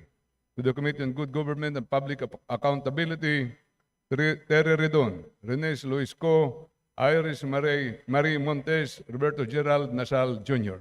To the Committee on Government Enterprises and Privatization, Nico Raul Dasa, Elijah San Fernando. To the Committee on Government and Organization, Jose Manuel Jukno, John Rorick Padiernos. To the Committee on Health, Arlene Ayon, Nico Raul Dasa, Christopher Shin Gonzalez, Iris Marie Montes, Roberto Gerard Nasal Jr., John Rorick Padiernos, Elijah San Fernando, and Audrey K. Suberi. To the Committee on Higher and Technical Education, Jonathan Clement Abalos, Rene Lois Co, Nico Raul Dasa, Jose Manuel Jukno, Elijah San Fernando, and Audrey K. Suberi. To the Committee on Housing and Urban Development, Tere Redon, John Rorick Padiernos, Elijah San Fernando. To the Committee on Indigenous Cultural Communities and Indigenous Peoples, Dada Karam Ismola, Audrey K. Suberi. To the Committee on Information and Communications Technology, Arlene Ayon, Rene Loisco, Nico Roldasa, Roberto Gerard Nasal Jr., John Rorick Padiernos.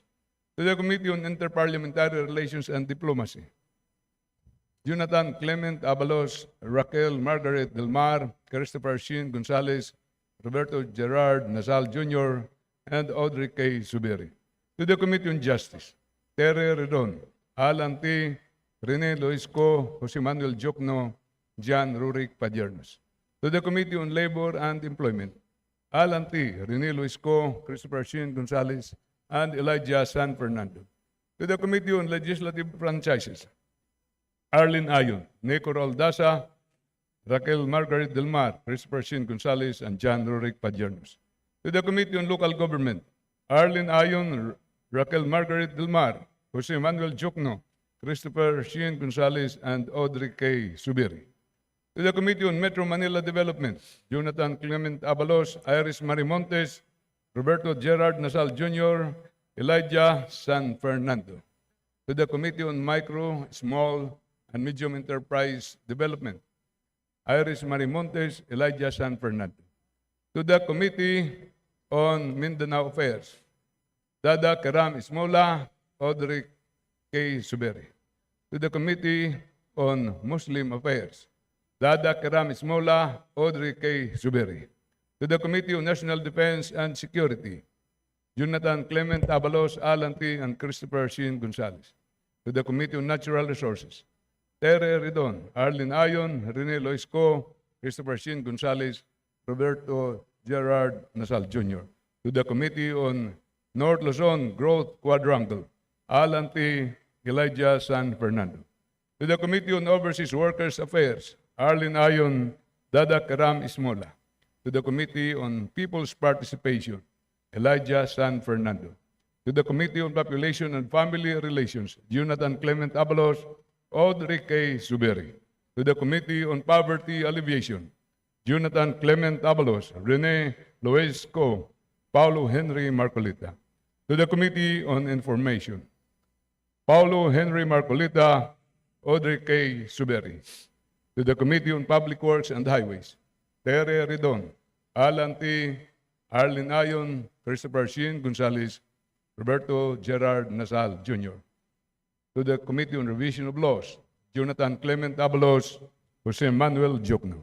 To the Committee on Rural Development, Nico Raul Dasa, Elijah San Fernando. To the Committee on Science and Technology, Roberto Gerard Nasal, John Rorick Padiernos. To the Committee on Senior Citizens, Arlene Ayon, Christopher Shin Gonzalez. To the Committee on Social Services, Jonathan Clement Abalos, Christopher Shin Gonzalez, Dada Karam Ismola, and Elijah San Fernando.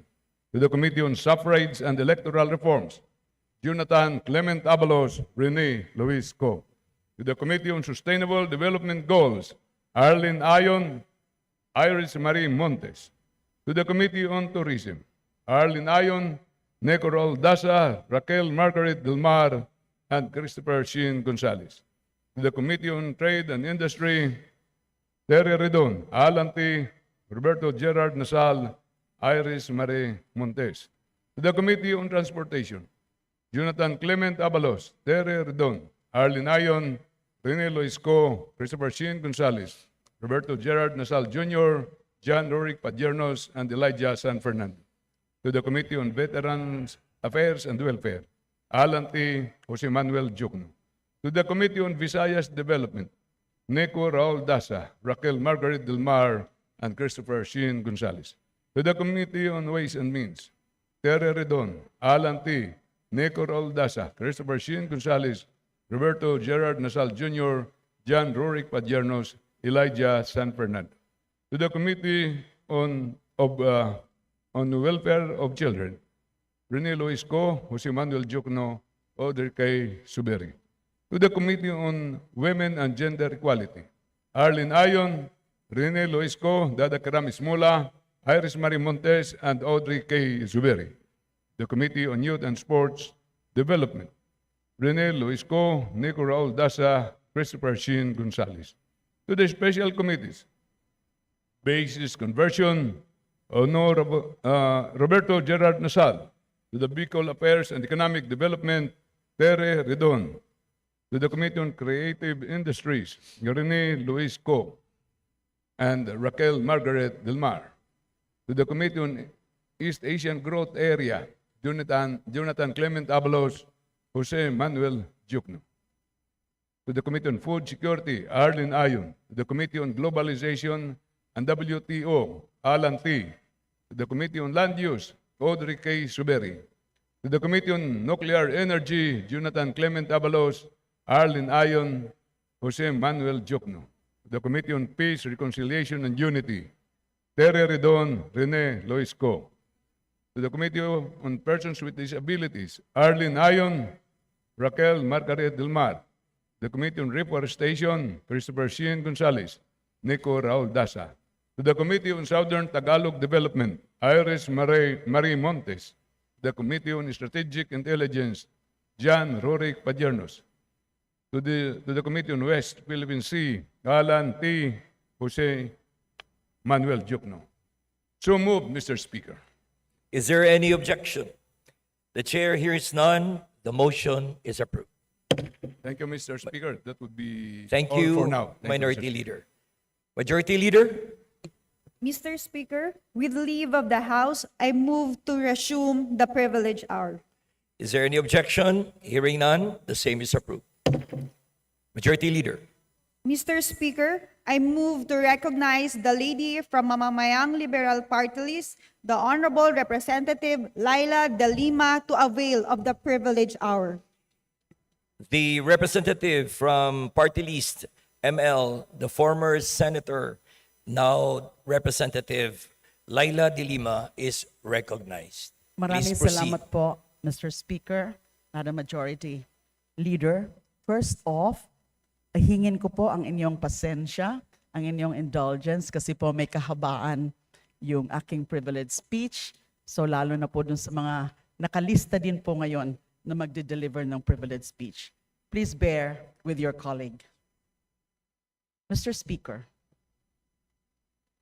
esteemed colleagues, as part of the minority, at katulad din po ng ating minority leader, Honorable Congressman Marcelino Libanan, karapatan ko at tungkulin kong manindigan para sa ating institusyon.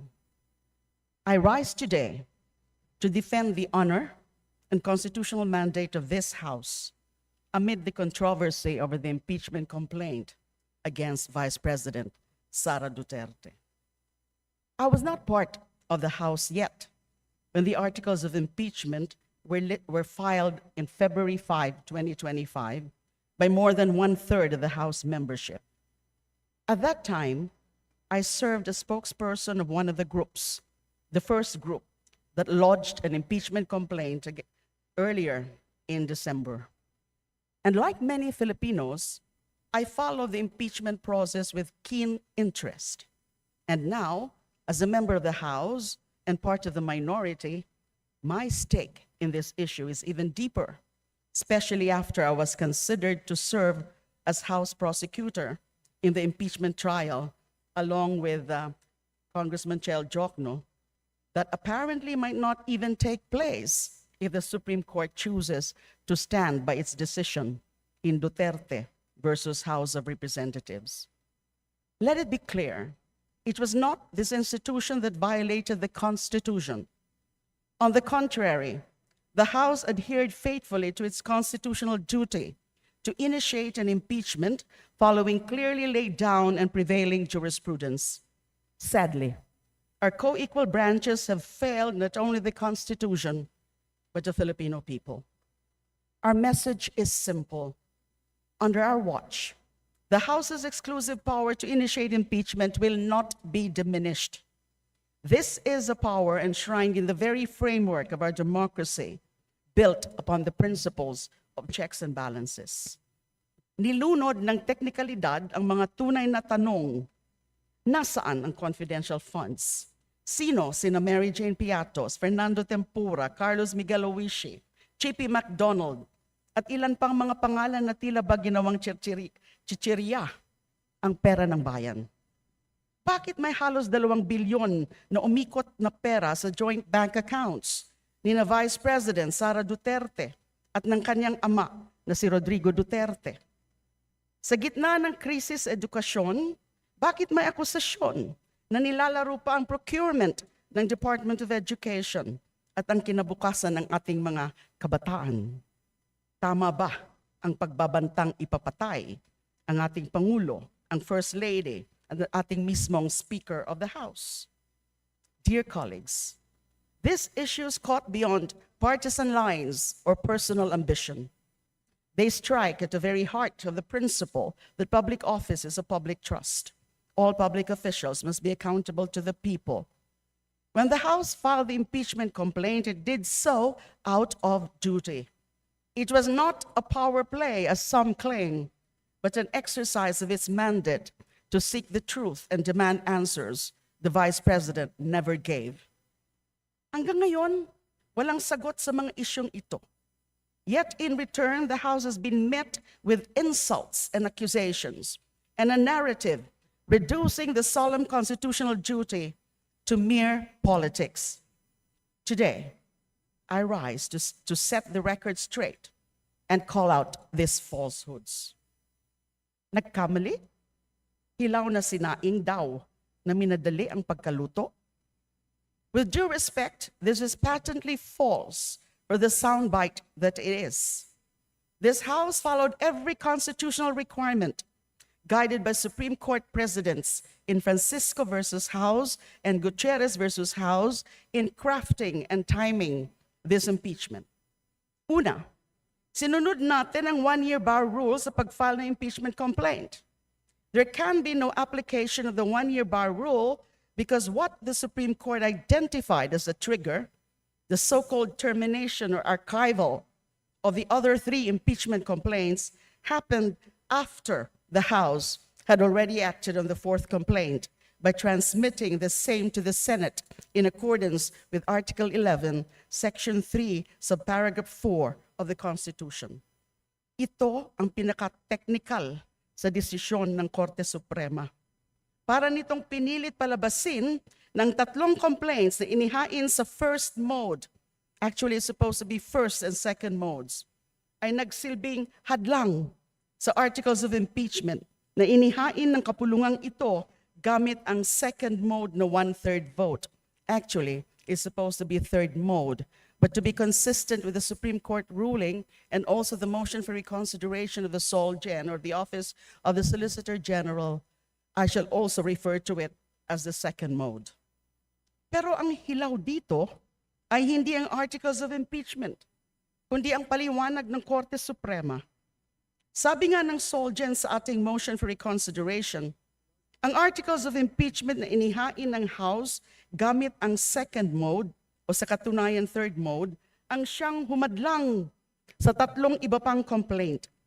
Binaliktad ng Korte Suprema ang totoong nangyari.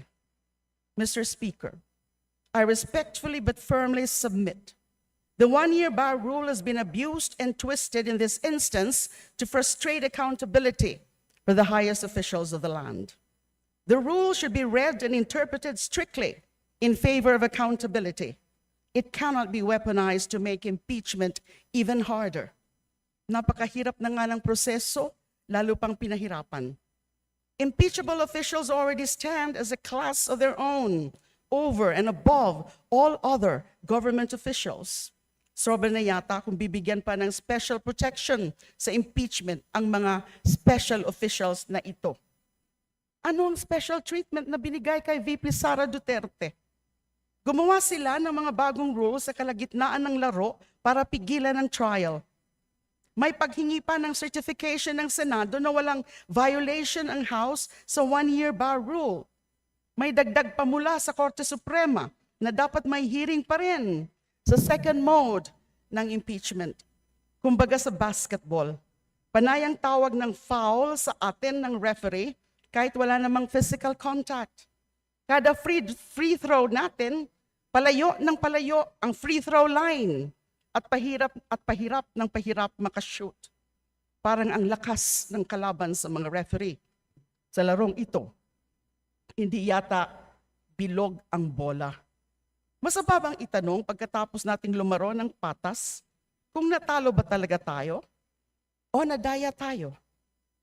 Pangalawa, malinaw na nagkamali po ang Korte Suprema, with all due respect to them, nang sabihin na hindi pinagbotohan sa plenary ang transmittal ng impeachment complaint. A plenary session was actually conducted where members of the House voted to immediately endorse the fourth impeachment complaint and transmit it to the Senate.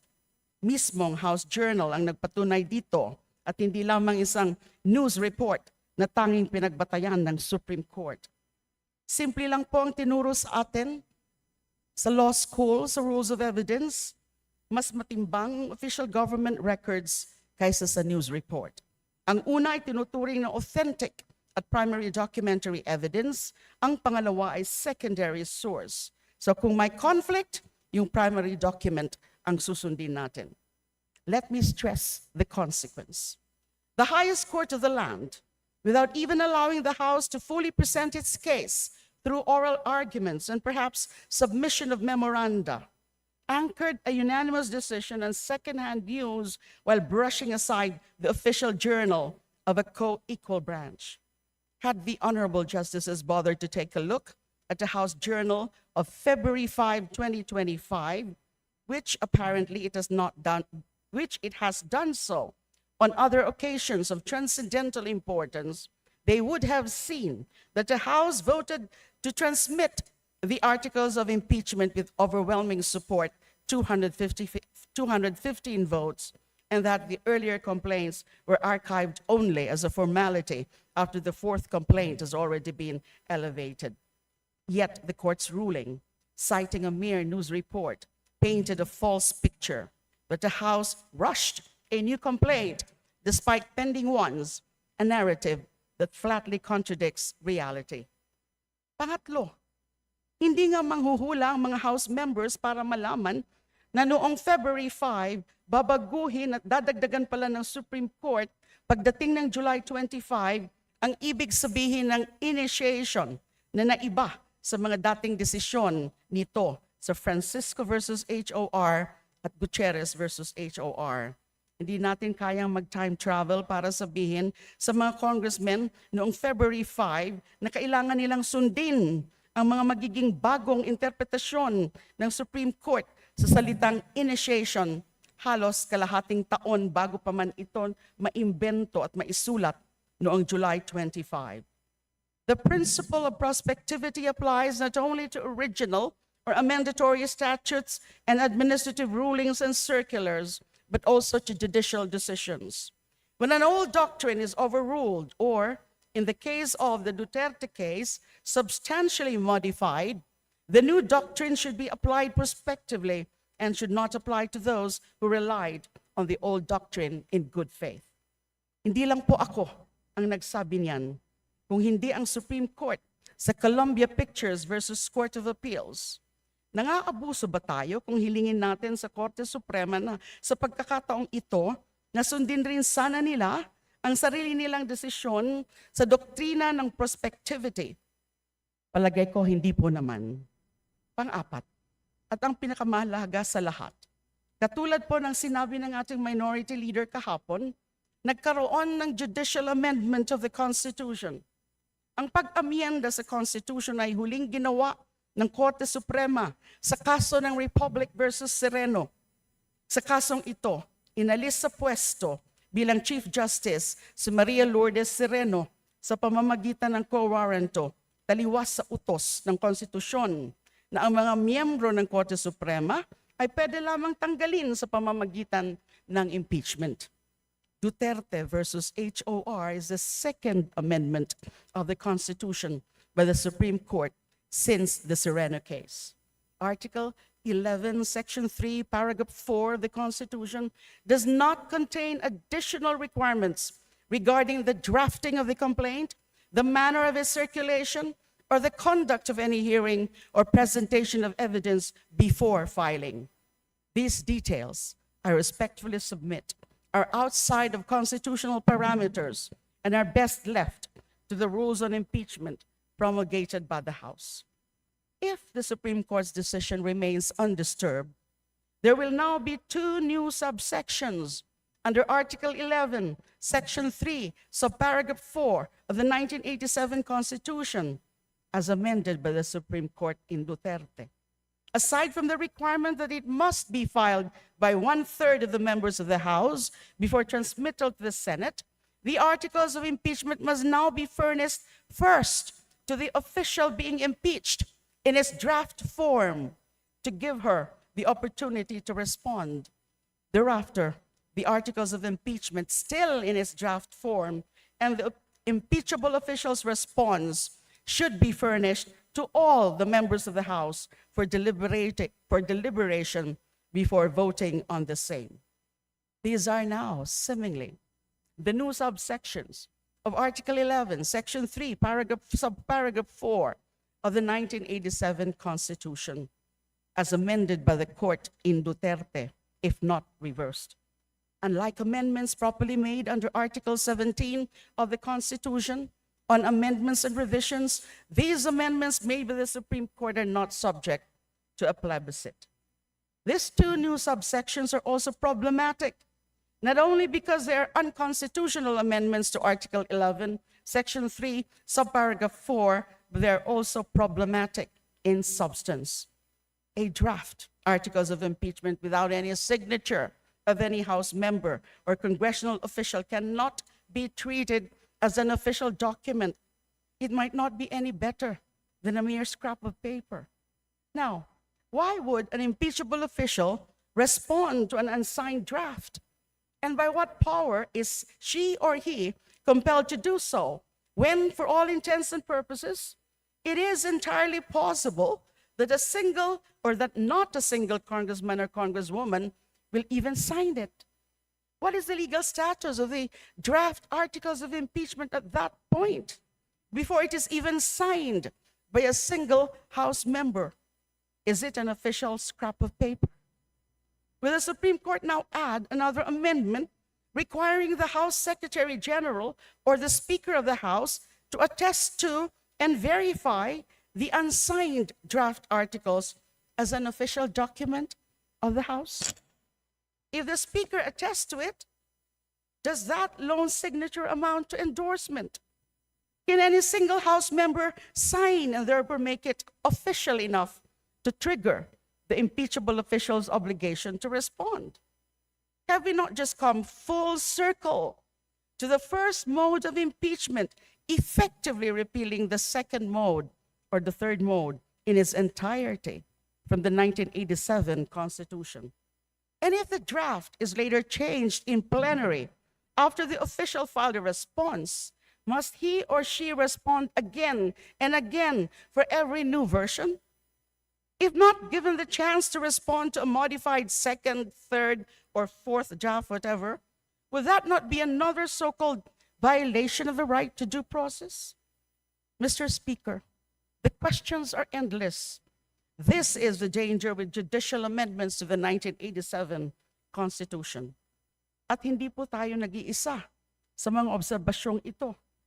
Former COMELEC Chair Christian Monsod, one of the framers of the 1987 Constitution, noted that the court, quote, imposed retroactively new requirements that were never part of past impeachment precedents, end of quote, such as a plenary hearing before referral to committee and giving the respondent a chance to be heard at the House even before we transmit the case to the Senate. As he put it, if there's a violation of due process, it is when one is required to comply with a rule that did not exist at the time of the act.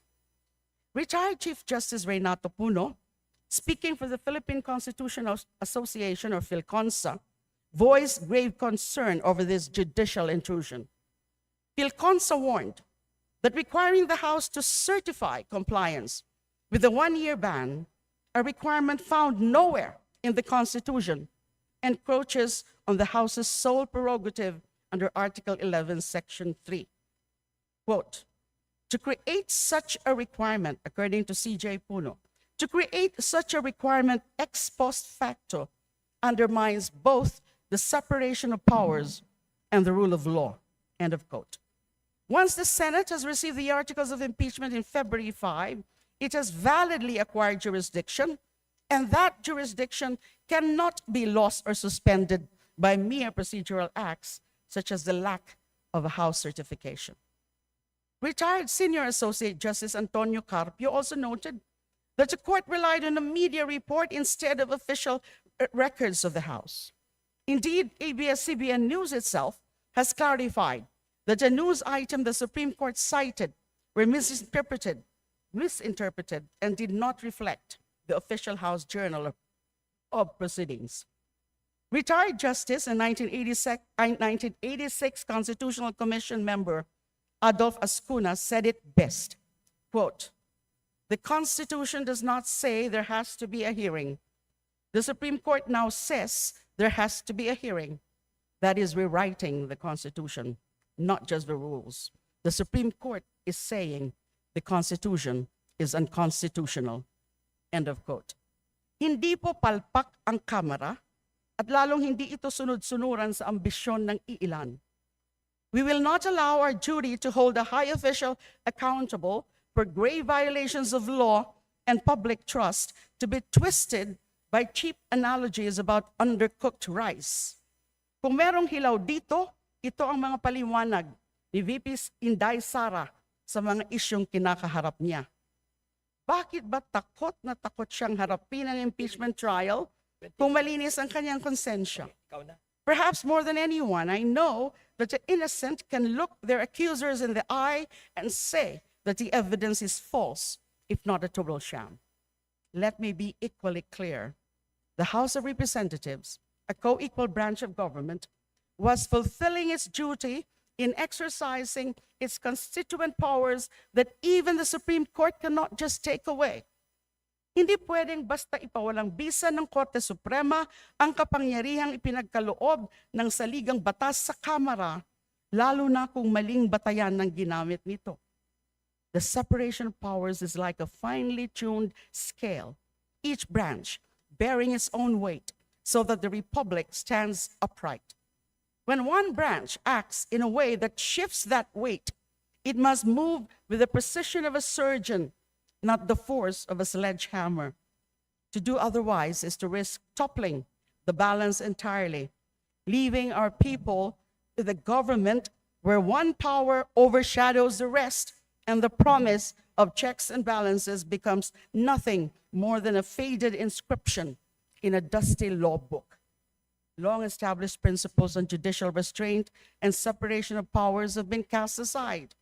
In Duterte, the Supreme Court painted in broad strokes, ignoring the boundaries of competence and authority it once acknowledged in Imbong versus Ochoa, GR number 204819, April 8, 2014. I quote, medyo mahaba-haba po itong quotation, but I find it very important. In many cases, involving the determination of the constitutionality of the actions of the executive and the legislature, it is often sought that the court temper its exercise of judicial power and accord due respect to the wisdom of its co-equal branch on the basis of the principle of separation of powers. To be clear, the separation of powers is a fundamental principle in our system of government, which obtains not through express provision, but by actual division in our Constitution. Each department of the government has the exclusive cognizance of matters within its jurisdiction, and is supreme within its own sphere. In its relationship with its co-equals, the judiciary recognizes the doctrine of separation of powers, which imposes upon the courts proper restraint, born of the nature of their functions and of their respect for the other branches of government, in striking down the acts of the executive or the legislature as unconstitutional. Verily, the policy is a harmonious blend of courtesy and caution. It has long been observed, however, that in times of social disquietude or political instability, the great landmarks of the Constitution are apt to be forgotten or marred, if not entirely obliterated. In order to address this, the Constitution impresses upon the court to respect the acts performed by a co-equal branch done within its sphere of competence and authority, but at the same time allows it to cross the line of separation, but only at a very limited and specific point to determine whether the acts of the executive and the legislative branches are null because they were undertaken with grave abuse of discretion. End of quote. A harmonious blend of courtesy and caution. Hanggang ngayon, pilit ko pang hinahanap ang sinasabing courtesy and caution na dapat nagpaalala sa ating Korte Suprema sa pagsulat ng desisyon nila sa Duterte versus HOR. We respect the judiciary. As a lawyer, I respect the judiciary. But respect must be mutual. The court must also honor the legislature's exclusive domain over impeachment unless there is clear, grave abuse of discretion or blatant violation of the Constitution, which this House most certainly did not commit. Upholding the Constitution sometimes mean checking a co-equal's overreach. In this case, it is our duty to call out the Supreme Court's encroachment on Congress's power done under the guise of procedure. Sa botohan sa Senado noong nakaraang Miyerkules, halos nag-chorus ang mga anti-impeachment na senador sa pagsasabing kailangang igalang desisyon ng Supreme Court. Pero mula pa noong Pebrero, sino ba talaga ang hindi gumalang sa mga institusyon ng gobyerno? Sino ba ang sinabihan ng Senate President na mali yung timing ng pag-transmit ng articles of impeachment dahil tapos na ang session at mangangampanya na ang mga senador? Sino ba ang inutusan ng Senado na mag-certify na hindi lumabag sa one-year bar rule ang House at niremand dito ang articles of impeachment? Sino ba ang tinanong ng Korte Suprema kung nabasa at naintindihan ba ng mga House members ang articles of impeachment na kanilang pinirmahan? Sino?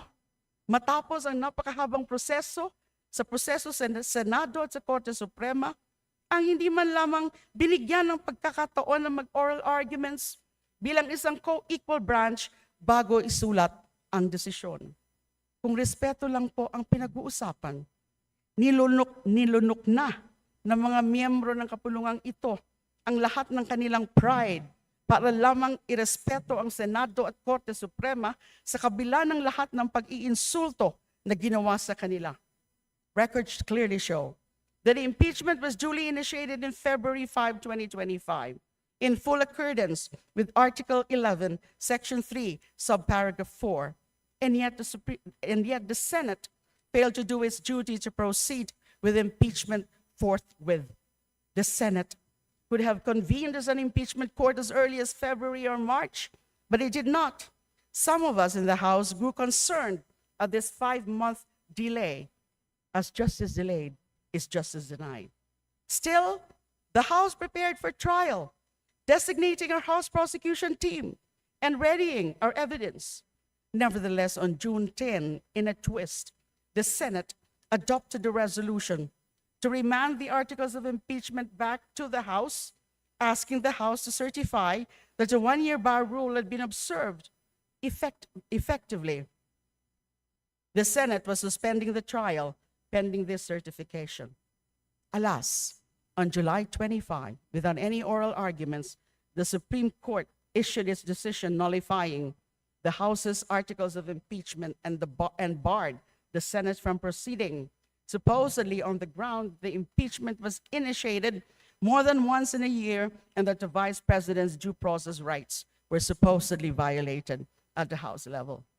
Worse, even if the House of Representatives, through the Office of the Solicitor General, filed a motion for reconsideration, the Senate, in plenary session, voted 19-5 to archive the impeachment complaint against VP Duterte. This move was exceptionally swift, contrary to their extremely tardy action, their stalling when it came to their convening as an impeachment court. Aside from the House's motion for reconsideration, 4 other MRs were filed by movements interveners. The first group of complainants with the endorser, Akbayan Representative Percy Sendanya, Isang Bayan and the Makabayan Bloc, and just yesterday, another group of interveners, the third group of impeachment complainants, also made a plea to the court to reverse its July 25 decision. These MRs are not frivolous or sham. They raise strong and compelling arguments necessitating a serious review of the July 25 decision. At sana po, sa pagkakataong ito, magpatawag ang Korte Suprema ng oral arguments.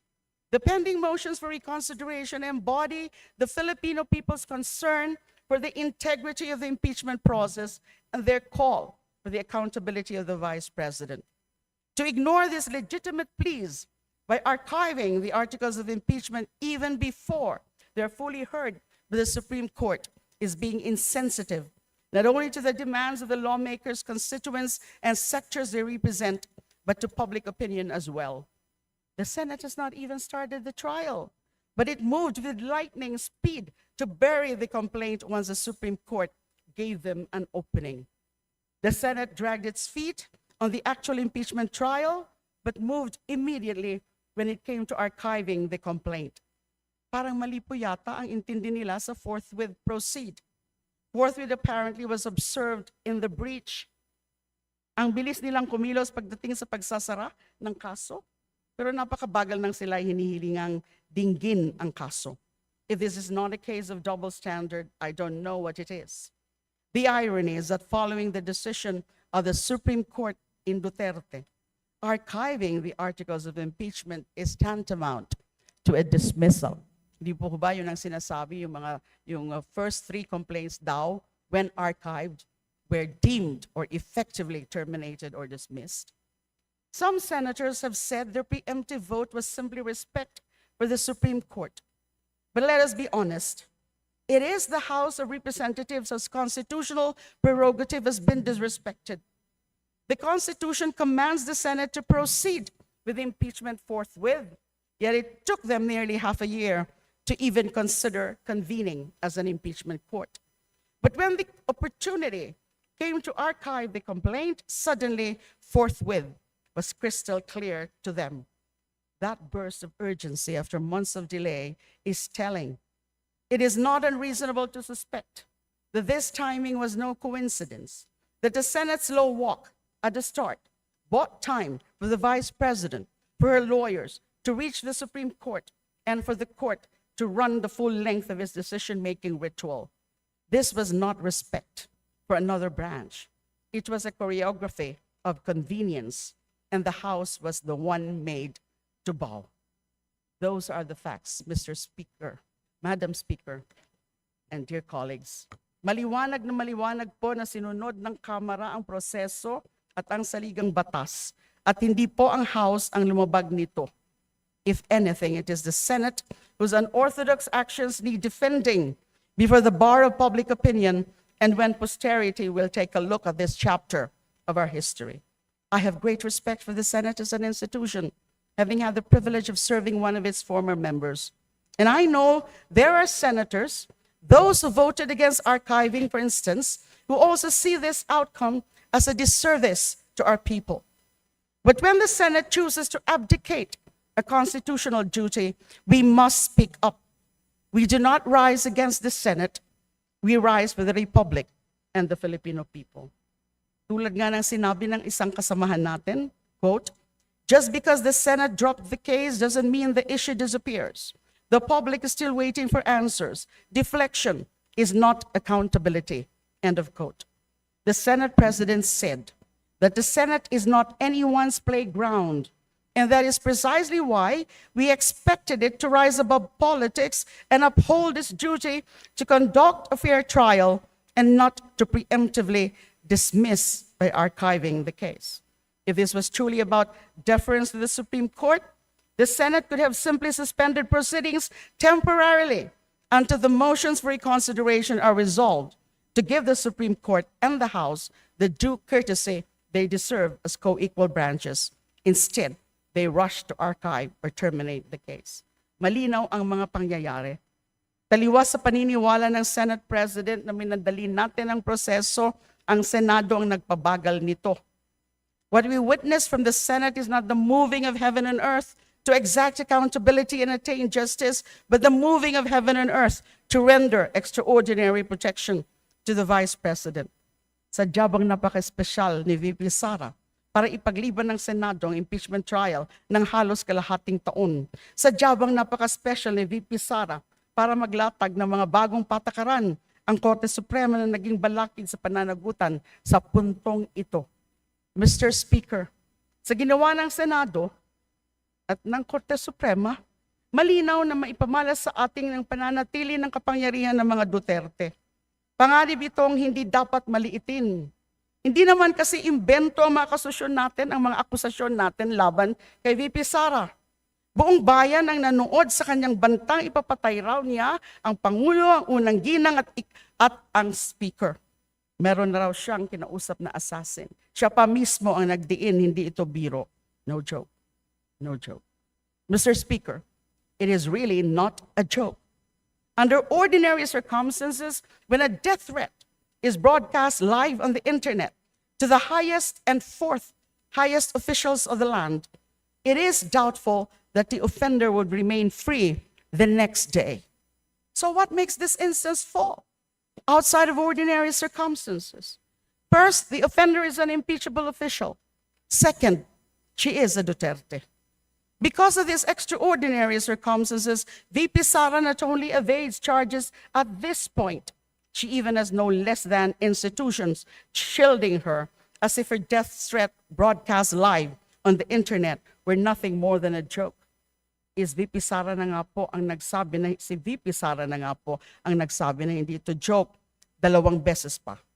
Ganito po kalakas si VP Sara sa sistema ng ating hustisya. Tila baga wala siya sa ilalim nito. Nandoon siya sa itaas, untouchable, malayo sa pananagutan ng Kongreso, bilang isang impeachable official na sa disensyon ng ating konstitusyon ay ang tanging sangay na may kapangyarihang panagutin siya sa puntong ito.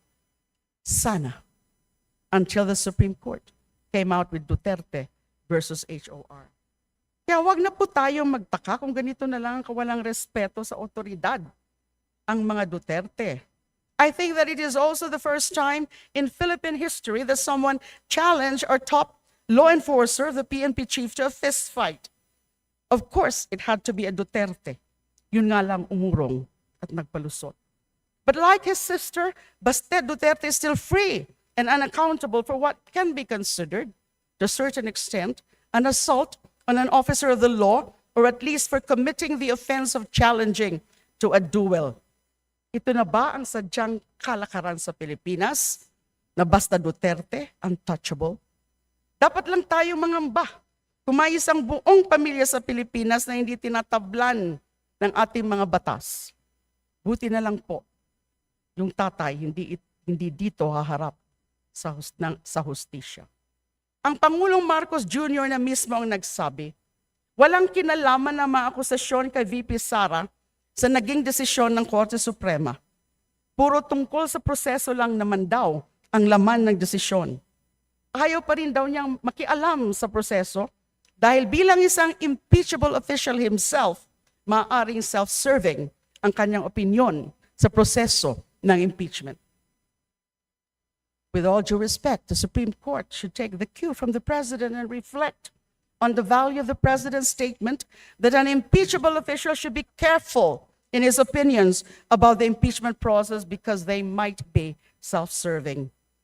Hindi nga ba na isingit na rider sa Duterte decision na hindi pwedeng ma-impeach ang mga miyembro ng Constitutional Commissions at ng Supreme Court kapag collegial act o desisyon ang dahilan, even if treated merely as an obiter dictum in the Duterte decision. This statement on what is an invalid cause for impeachment, when this is not even the least mota of that case, is a highly irregular, self-serving rider doctrine. It is completely unrelated to the case being disposed of by the court, who should have taken a page from the president's book on self-restraint. Having said that, we also wish that the president had refrained from thumbing down the impeachment or sending mixed signals. So meron din pong kamalian ang Pangulo doon sa kanyang mga naunang mga statements noon na tila ba dinidiscourage ang House na ipatuloy yung impeachment. At least he should have called for an all-out support on the need for accountability, even from impeachable officials. Of course, VP Sara can still be made accountable in a future impeachment complaint. But that is not the point I'm making here, Madam Speaker, dear colleagues. The point is, the impeachment process has now been made more difficult by the court's decision in Duterte, if not nearly impossible. That is why Duterte versus HOR, if not reconsidered, is unacceptable. The checkpoints and roadblocks it has erected are simply insurmountable for House members to even dare endorsing one in the near future.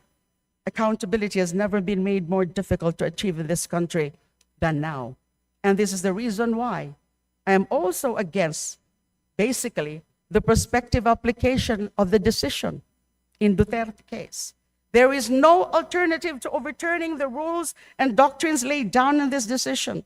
Duterte versus HOR and the lip service it paid to due process at the expense of accountability simply has no place in a democratic republic where the people should be able to hold to account every single public official, even the special class of impeachable ones.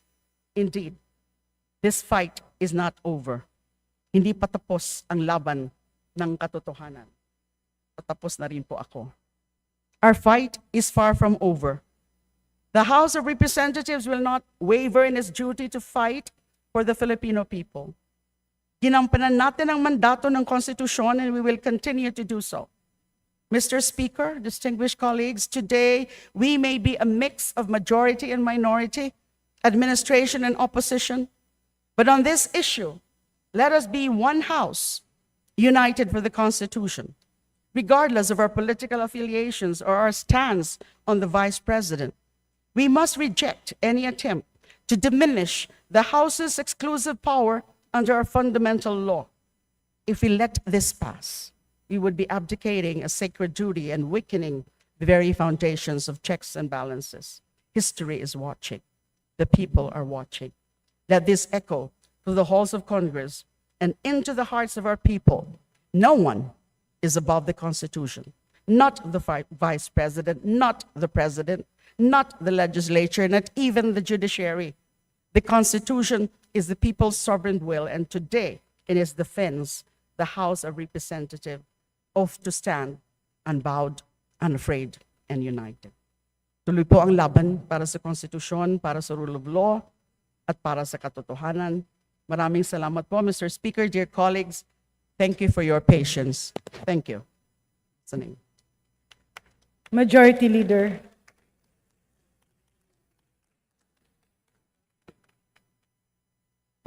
Madam Speaker, I move to refer the speech of Honorable Laila de Lima to the Committee on Rules for its appropriate action.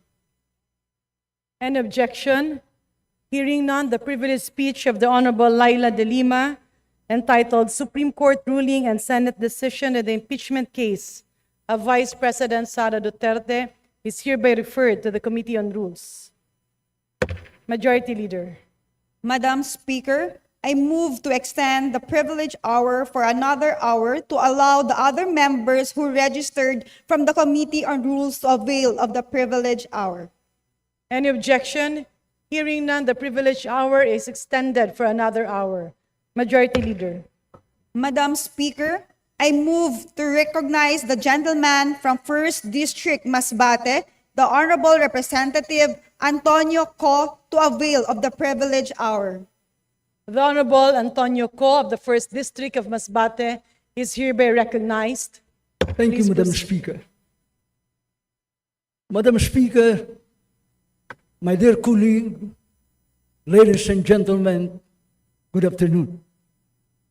I rise today in the matter of a personal, collective privilege, a matter that affects the integrity of our infrastructure development and urgently needs for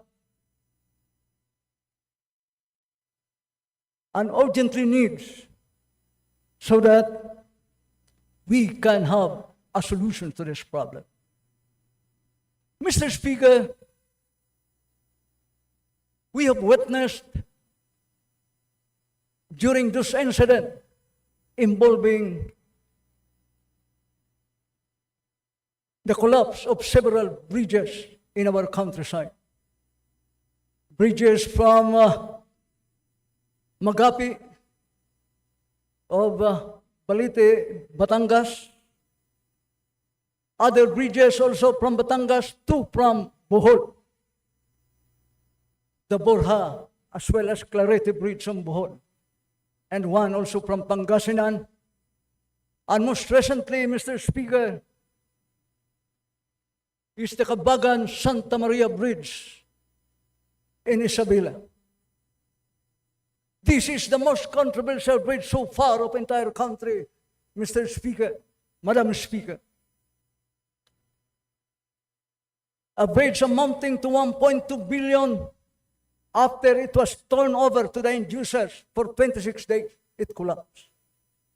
So, in my own mathematical computations, I found out that this is the most expensive bridge, not only in the entire country, but in the world.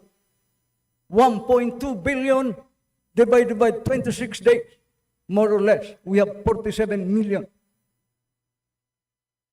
Mr. Speaker, Madam Speaker,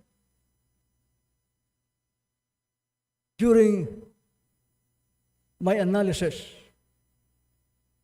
and study, I found out that this is the ultimate solution of the problem: to establish a Philippine Bridge Safety and Regulatory Authority to solve this problem once and for all. Because I know for the fact that the structural defect is not only a defect, but defect of our provisionary and a defect of accountability. Now, up to this date, no one held accountable. Madam Speaker, this is coupled by a board of directors, will be the policy-making body, and an administrator will be the chief operating officers, and to implement whatever the policy of the board. Madam Speaker, the qualifications of the administrator should be an structural engineer by professions, 10 years experience in planning and design, and also constructions of bridges, Madam Speaker. So, a 6 years fixed term with no reappointment, and it should be under the office of the President, Madam Speaker. So to strengthen this bill, this should be supported by technical divisions like bridges engineer from planning and design divisions, bridge safety with forensic investigation division, digital monitoring and analytic system divisions. We have also an internal audit with risk management unit and other technical division, Madam Speaker. So, all of these things will be useless. And this will be futile and inutile one without funding warrant, Madam Speaker. So, I would like to appeal to my colleague to appropriate funds intended for this purpose, Madam Speaker. So, and funding from other sources, like 1% should be allocated from the total allocation of public roads and highways for infrastructure. And the most important, Madam Speaker, is that the 10% bridge toll revenues from national bridge toll. Madam Speaker, these important and urgent needs to passage this bill, for the passage of this bill. We cannot wait or allow another bridge to collapse before we act. We should act now, Madam Speaker, while tomorrow may be too late. Thank you, Madam Speaker, and good day. Majority Leader.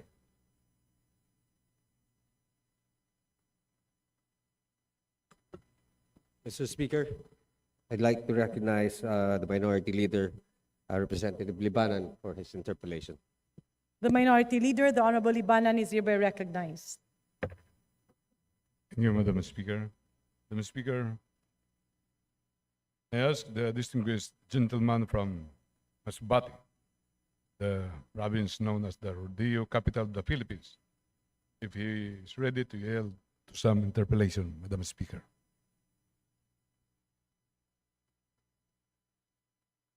Very much willing, Madam Speaker.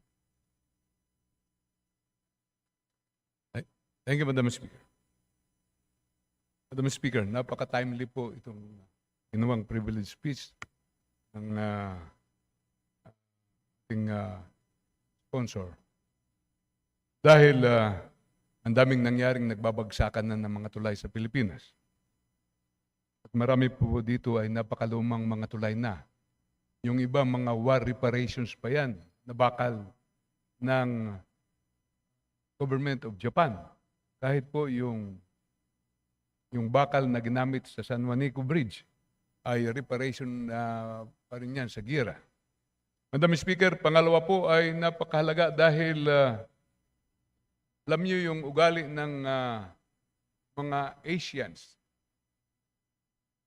Maraming beses na ang sinasabi ang isang tulay o ang isang sasakyan, kahit yung sasakyan, sinasabi ang load limit 15 tons. Pero sa totoo, kinakargahan ng lampas ng 15 tons, 20 tons, umaabot pa ng 30 tons. Kahit po yung mga truck na ginagawa na, di ako nag-advertise sa mga Hapon, pero pag sinabi ng Isuzu, Hino, 15 tons ang load limit, kahit kinargahan yung sasakyan ng 20 or 25 tons, hindi pa bumabagsak yung sasakyan. Kasi prepare yun para sa Asian na nagbiyabiyahe. Kaya, Madam Speaker, napakahalaga po nito bago magbagsakan ang ating iba pang mga tulay. And therefore, I would like to ask the distinguished sponsor, Madam Speaker, that in proposing for the creation of the Philippine Bridge Safety and Regulatory Authority, is this measure born out of a genuine necessity or merely a reaction to current controversies that have gained public attention? Madam Speaker, as I've said, this is an urgent need to address our tragic incident to collapse bridge for several bridges in the entire country as I've mentioned.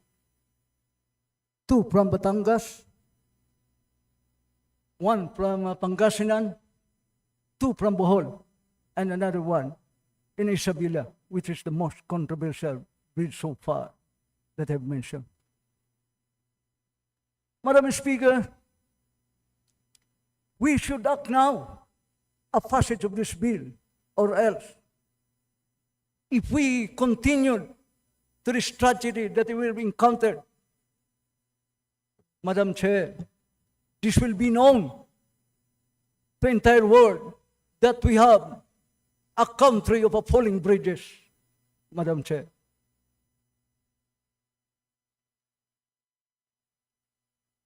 Thank you, Madam Speaker. Second question is that, does this proposed bill creating the Philippine Bridge Safety and Regulatory Authority not duplicate the existing powers and functions of DPWH, particularly in relation to bridge construction, inspection, and maintenance, Madam Speaker? Madam Speaker, this is independent from public works and highways because we have our own regulatory functions as far as we have a quasi-judicial power. Mr. Speaker, there's no duplications as far as their functions and duties because we have our own structural and technical divisions who are in charge in constructions, planning, design, inspections, and up to maintenance, Madam Speaker.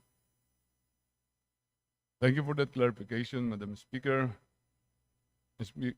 Madam Speaker, may I further ask the distinguished sponsor, does the PBSRA, as proposed in this bill, have the authority to impose sanctions on parties found liable for bridge-related violations, including design, contractor, and even DPWH personnel who may have been negligent in their duties?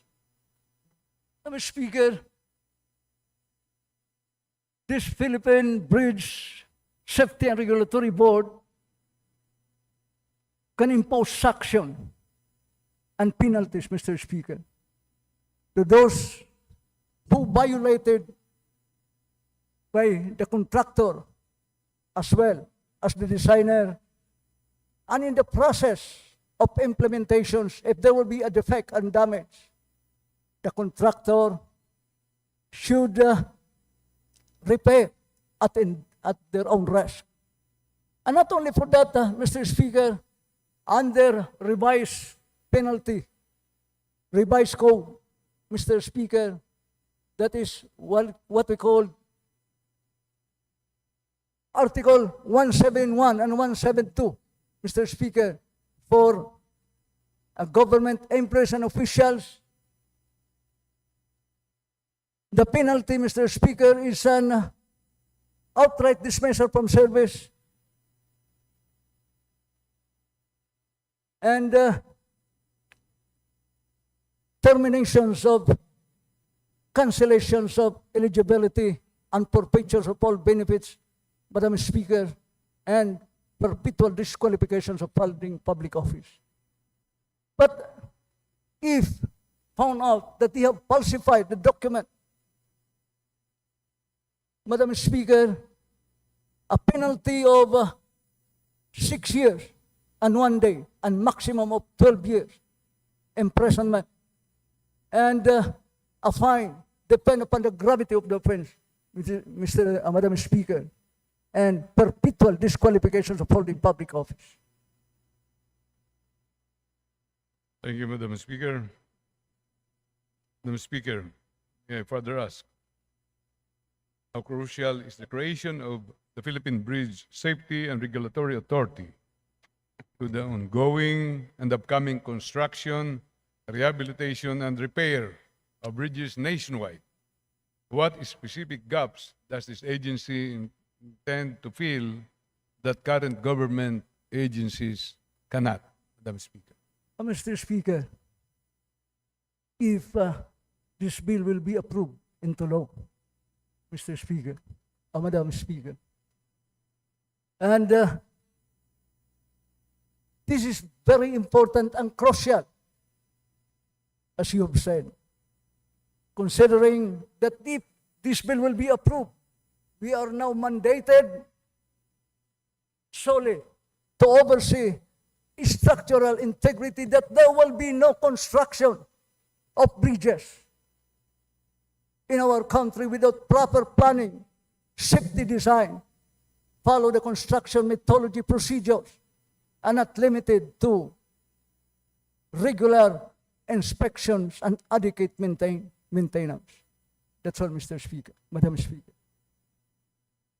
Thank you, Madam Speaker. This is indeed a laudable bill, and I would like to ask, Mr. Speaker, if there's already been consultation with the Department of Public Works and Highways regarding this direction that we'll be going into, Mr. Speaker.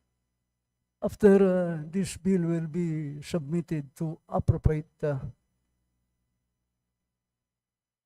committees, Mr. Speaker, there's now a need for a consultations of Public Works and Highways, because not only limited to Public Works and Highways, but also the Department of Transportation and Communication, because this involve maximum loading capacity. For the Public Works and Highways, Mr. Speaker, is that there must be a transition period of this. Transitions in the sense that there will be inventory of all bridges in our country as far as the situations and condition. If there's a need for retrofitting and there's a need for constructions of bridges, because it already exceeds the 50 years lifespan of the bridges, Mr. Speaker. Thank you for that answer, Sir Speaker. Speaker, talagang napakakailangan ito. The sponsor just stated about retrofitting. You know, there are rehabilitations of bridges on retrofitting.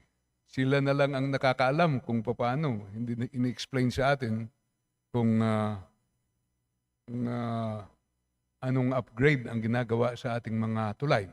Nevertheless, Mr. Speaker, I would like to ask, where will we get funding for this agency that the honorable gentleman sought to create? Mr. Speaker, that's a very good question, Mr. Speaker. This is a question of funding warrant. That's why I would like to appeal to my colleague to appropriate funds intended to this purpose and other funding sources, Mr. Speaker, that 1% from a total public works allocations for infrastructure should be allocated by these creations. And 10% from the bridge toll revenues under the existing laws, Mr. Speaker. Thank you, Mr. Speaker. And lastly, Mr. Speaker, how will this Philippine Bridge Safety and Regulatory Authority coordinate with our respective local government units in the area? Will this cover or include LGU bridges, or would this only be regarding DPWH constructed bridges? And how about those which were constructed by, for example, Department of Agrarian Reform, Department of Agriculture? How will you coordinate? As far as creation of this bridge authority, Mr. Speaker, the coordinations of LGUs at most is very important in monitoring, especially if there will be a disaster. Second, Mr. Speaker, that there is a need, an independency of this bill, so that there will be a proper coordinations to Department of Transportation and Communication, coordinations from the Public Works and Highways and other agencies, Mr. Speaker. Mr. Speaker, napakaganda po ng privilege speech ng ating gentleman from the 1st District of Masbate. Kaya naman po ako po nakumbinsin na napakahalaga ng bill na ito. And if this bill is filed, I would be willing to be a co-author of this measure. Thank you, Mr. Speaker. Thank you, distinguished sponsor. Thank you, Minority Leaders. Thank you, Mr. Speaker, and good day. Thank you, Minority Leader Libanan and Congressman Po of Masbate. Majority Leader, please. Mr. Speaker, having no member of the House to interpolate, I move to refer the speech of Honorable Ko to the Committee on Rules for its appropriate action. Is there any objection? The chair hears none. The motion is approved. The speech of as stated Congressman Ko of Masbate, as well as the interpellations and the manifestations, referred to the Committee on Rules for its appropriate action. Majority Leader. Mr. Speaker, I would like to recognize the guests of Rep. Robert Nazal of BH, Bagong Henerasyon Party List. These are the National Council for Solo Parents President Red Guzman, Lloyd Nicdao, Mary Ann Hermo, Rebecca Tolentino, Rowena Montoya, Mary Grace Tejano, Rosa Bote, Merlo Daisy Mesa, Clarissa Carmela Capule, Clarissa Baltasar, Janet Flores, Pauline Raban. Thank you, Majority Leader. To the guests of BH Party List and Assistant Minority Leader, Congressman Robert Nazal, to the National Council for Solo Parents, led by President Red Guzman. On behalf of Speaker Martin Romualdez, good afternoon and welcome to the House of Representatives. Maayong hapon. Magandang hapon. Thank you. Majority Leader, please. Mr. Speaker, I move to recognize the lady from the 3rd District of Bukidnon, the Honorable Audrey K. Subiri, to avail of the privilege R. Maayong hapon. Ang kinatawan sa Bukidnon, sa 13 Distrito, Congresswoman Audrey K. T. Zubiri, Bukidnon, you're recognized, ma'am. Please proceed. Daghang salamat, Mr. Speaker. Ugmayong hapon sa inyo, ugmayong hapon sa tanan. Mr. Speaker, esteemed colleagues, and to my fellow Filipinos, good afternoon. I rise today on a matter of both personal and collective privilege. I speak for the countless ordinary citizens whose lives are quietly being torn apart by online lending, a predatory system disguised as convenience. We live in a digital world where innovation promises progress. Yet, for millions of Filipinos, the very platforms created to offer financial relief have become instruments of torment. Lending is nothing new to us. We have long relied on it, from the classic 5-6 system to pawning of valuables, borrowing from friends, family, and banks. Credit for many has been a lifeline, a way to survive. But with the advent of digital technology and social media, poverty, indebtedness, and financial distress have worsened. The widespread adoption of online lending platforms has indeed brought swift access to credit, especially for those underserved by traditional banking institutions. Online lending companies offer convenience, minimal requirements, quick approval, and a removal of collateral requirements compared to traditional banking institutions. According to a 2025 study, the number of new and unique users of online lending platforms surged by a staggering 43%, reaching 67.84 million Filipinos. Truly, online lending platforms have significantly changed the financial landscape in our country. But this facade of convenience and increase in financial inclusion comes at a higher cost. Many Filipinos, driven by desperation, vices, or urgent need for money, accept exorbitant interest rates offered by these online lending companies, trapping them in a relentless cycle of debt. Interest rates in online lending applications can go as high as 1% a day, even with the existing laws and regulations for loan interest rates. Meanwhile, the Bangko Sentral ng Pilipinas indicated that approximately 1 in 3 Filipino households has outstanding debt. Aside from housing loans, most of these debts are sourced through non-bank financing institutions, including online lenders. A fintech report now warns that credit card debt in the Philippines has reached a critical risk level, giving us the worst debt-to-income ratio in Asia at 425%. To make things worse, borrowers are subjected to highly aggressive and utterly dehumanizing collection tactics. These abusive practices include relentless threatening calls and messages, public shaming on social media, unauthorized access to personal contacts, and even the audacious impersonation of law enforcement officers. Such actions not only violate the dignity of our citizens, but also brazenly contravene several Philippine laws. Our nation is not without legal framework to combat these abuses. Key statutes such as the Republic Act number 11765 or the Financial Products and Services Consumer Protection Act expressly prohibits financial service providers from employing abusive collection practices against consumers. RA number 3765, the Truth in Lending Act, mandates the full disclosure of essential loan terms and conditions, while RA 9474, or the Lending Company Regulation Act of 2007, allows lending companies to only charge reasonable interest rates and charges upon the debtor. RA 10173, or the Data Privacy Act, stands as a shield to protect personal data from unauthorized processing and disclosure by lending companies.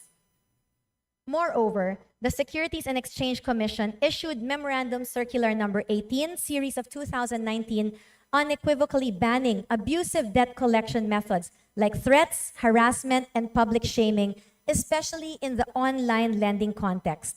Even the Bangko Sentral ng Pilipinas has issued several circulars emphasizing fair collection practices for banks and financial institutions.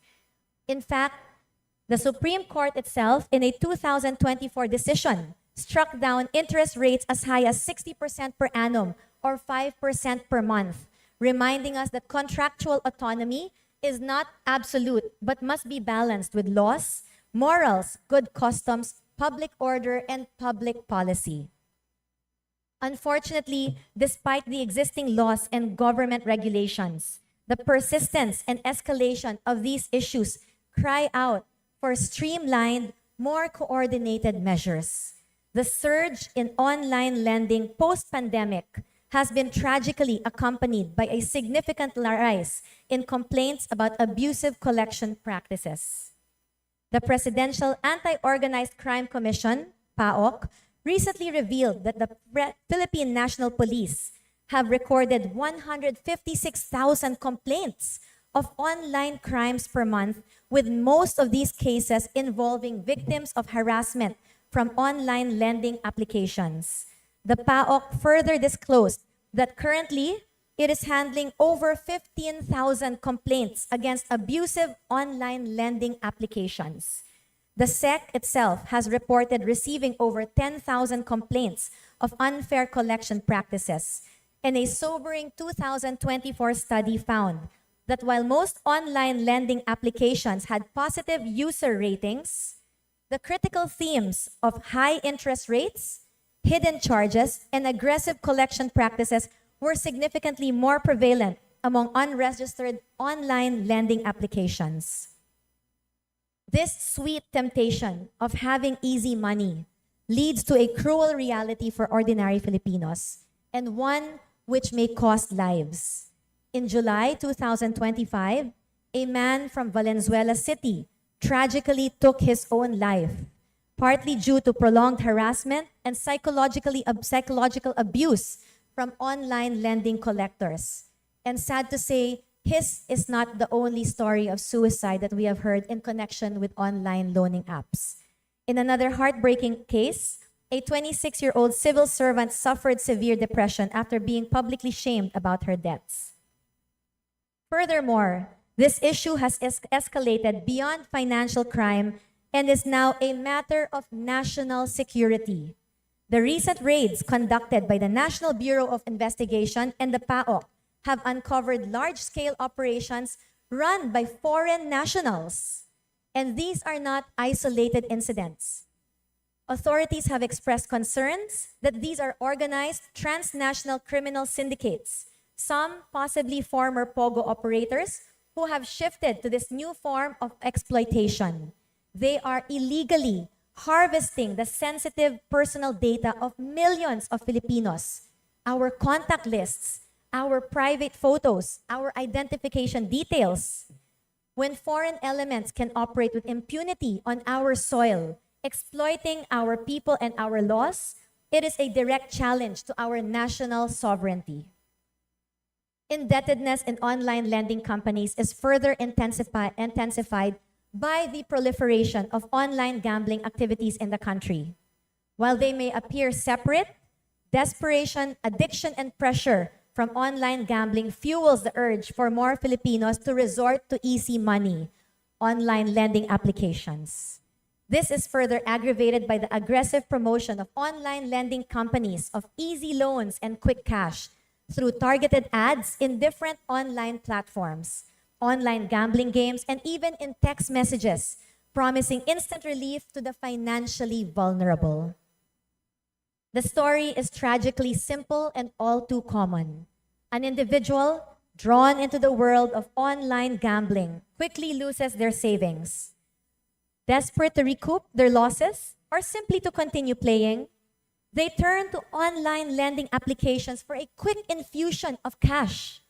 The high-interest loans are almost impossible to repay, and when the borrower inevitably defaults, the harassment begins. We have heard horrific stories of public shaming, threats, intimidation, leading to severe mental health issues, and as I mentioned earlier, in some tragic cases, even suicide. Mr. Speaker, this is not just about individual debt crisis. We are confronting a public financial threat, a pervasive digital privacy violation, and a systemic violation of the poor. Maawa po tayo sa ating mga kababayan. Lulong na nga sa sugal, lubog pa sa utang.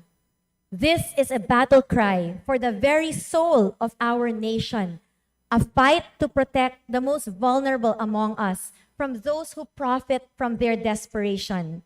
Because if the vulnerable cannot protect themselves, then the government must step in. And if we cannot protect our people from abuse and exploitation, then we have no business calling ourselves public servants. Maraming Pilipino po ang palihim na nagdurusa. Most are ashamed to share their torment with their families. Others are pushed to the edge by the relentless harassment and highly aggressive collection tactics employed by these online lending companies. Therefore, Mr. Speaker, I implore this august chamber to remember our sacred oath to protect our people, not only from economic hardship, but from the insidious exploitation that disguises itself as assistance. We must ensure that our laws are not just words on paper, but vigorously enforced. It is imperative for us to stop this cycle of abuse, stop online lending abusive practices, ban online gambling, and protect our people from exploitation before we lose more lives to a system that shamelessly profits from their suffering. The time for decisive action is now. Let us rise to this challenge and deliver justice to Filipinos. Daghang salamat, ug sa makausa, maayong hapon sa tanan. Daghang kayong salamat o maayong hapon sa ikatulong distrito na Congresswoman, Kongresista Audrey K. T. Zubiri. Mr. Speaker. Majority Leader. Mr. Speaker. Congressman Abante. May I be What's your allowed pleasure? to just ask some voter questions to our gentle lady here? Congresswoman Zubiri. To me, Mr. Speaker, this is a revelation actually. You wish to interpolate, sir? Yes, please. I welcome the questions from our good gentleman. Salamat. Please proceed. Do we have specifically a law that concerns the online lending? We don't have any? I'm sorry, sir, I didn't hear you so well. Do we have a law specifically yes. on the online gambling, online lending? Online lending, not yet, sir, because right now our laws are still have not quite caught up with our technology. For example, our laws that are concerning gambling, concerning the lending, are still our Lending Regulation Company Regulation Act of 2007, and between 2007 and 2025, the rise in technological advancements has just outdated it, and so that is what we have. We have other laws as well, such as the Republic Act of number 11765, Financial Products and Services, and 3765, Truth in Lending Act. But again, as I mentioned, many of these laws were created more than 10 to 20 years ago, and so they are no longer able to address the concerns of online lending. Yes, Mr. Speaker, we have a lot of vintage laws that ought to be changed, actually. But are you now preparing some bills concerning that? Yes, Madam? yes, Congressman. Actually, right now, tomorrow we have scheduled briefings with some sectors that are part of the online lending, the people who are concerned, and we hope to get enough information from them so that we can craft a credible law that will be able to address the gaps in our current Online Lending Act. And hopefully by next week, we will be able to file our new bill on the regulation of online lending. Very good. I would like to be a part of that as co-author. Thank you very much, sir. It would be my pleasure and honor to have you join us. Mr. Speaker, also, would like to ask the Madam Gentle Lady here. Do you think that there is a connection between the online gambling and the online lending? Personally, Congressman, I fervently believe that there is. If we look at right now, we do not have much data supporting, we don't have much data, but if we look at what data we have, we will see that the online gambling revenues and the increase beginning from the years of 2023 to 2025 is quite in line with the surge in the new and unique users of online lending apps. You will see na parang nagsabay po. Kung nakagraph po siya, makikita natin na halos sabay ang kanilang pag-surge. And it really makes you, it really suggests that there must be a connection between these two, especially since in many online gambling apps, there is also a quick link that leads to online lending apps. So it's very easy for people to just click that and get the money that they need. Mr. Speaker, kung wala tayo talagang specifically na batas sa online lending, ibig sabihin, lahat ng online lending ngayon, illegal, di ba? Meron po tayong, what's happening po is yung ating sa SEC, no? Meron silang mga rules na kailangan makakuha po sila ng Certificate of Authority to operate. And once they have that Certificate of Authority to operate, meron din po silang secondary document na kailangan makuha, which is the Online Lending Application Registration. So at the moment, ang SEC po nakapagbigay na po ng over 2,000 registered financial and lending companies. Pero out of that 2,300 po, only 108 lending companies have reported their online lending platforms, which I find hard to believe that there are only 108 online lending applications. So those are just the ones that are registered. And of course, we are aware that there are also those which are not registered. Yeah, Mr. Speaker, Madam Gentle Lady, there are how many lending companies that are legal in this country? Currently, we have, as of January 2025, there are over 2,000 registered financial and lending companies. But the regular lending does not cover the online lending expressly. But not necessarily that they should be involved in online lending. Yes, it Di should be ba? covered, sir. Yes, Oo. Congressman. Therefore, Mr. Speaker, Madam Gentle Lady, this online lending, walang pagkakaiba ito. The online gambling din as far as harassing the poor people are concerned, di ba? as far as yung mga mahihirap nagiging biktima ng online lending na ito, tulad na sila ay biktima din ng online gambling. Am I right? Totoo po yun, Your Honor. Kasi parang nag-iba lang yung pangalan, nag-iba lang yung dating niya na yung isa, kunwari for entertainment, habang ito naman ay kunwari pang assistance, pero ang punot dulo nito ay nahihirapan pa rin ang ating mga taong bayan. Pero mga nagsasabi, because I filed the bill actually on online gambling, that there ought to be a total ban to it. Ngayon, may mga nagsasabi na if you have a total ban on online gambling, lalakas ang loob ng mga illegal na mga operators. They would go underground. Ngayon, pag ginawa nating illegal ang online lending, would you think that they will also go underground and they will also operate illegally? Like, for example, like wedding or... Well, with regards po firstly to our banning of online gambling, first of all, I would like to manifest my support.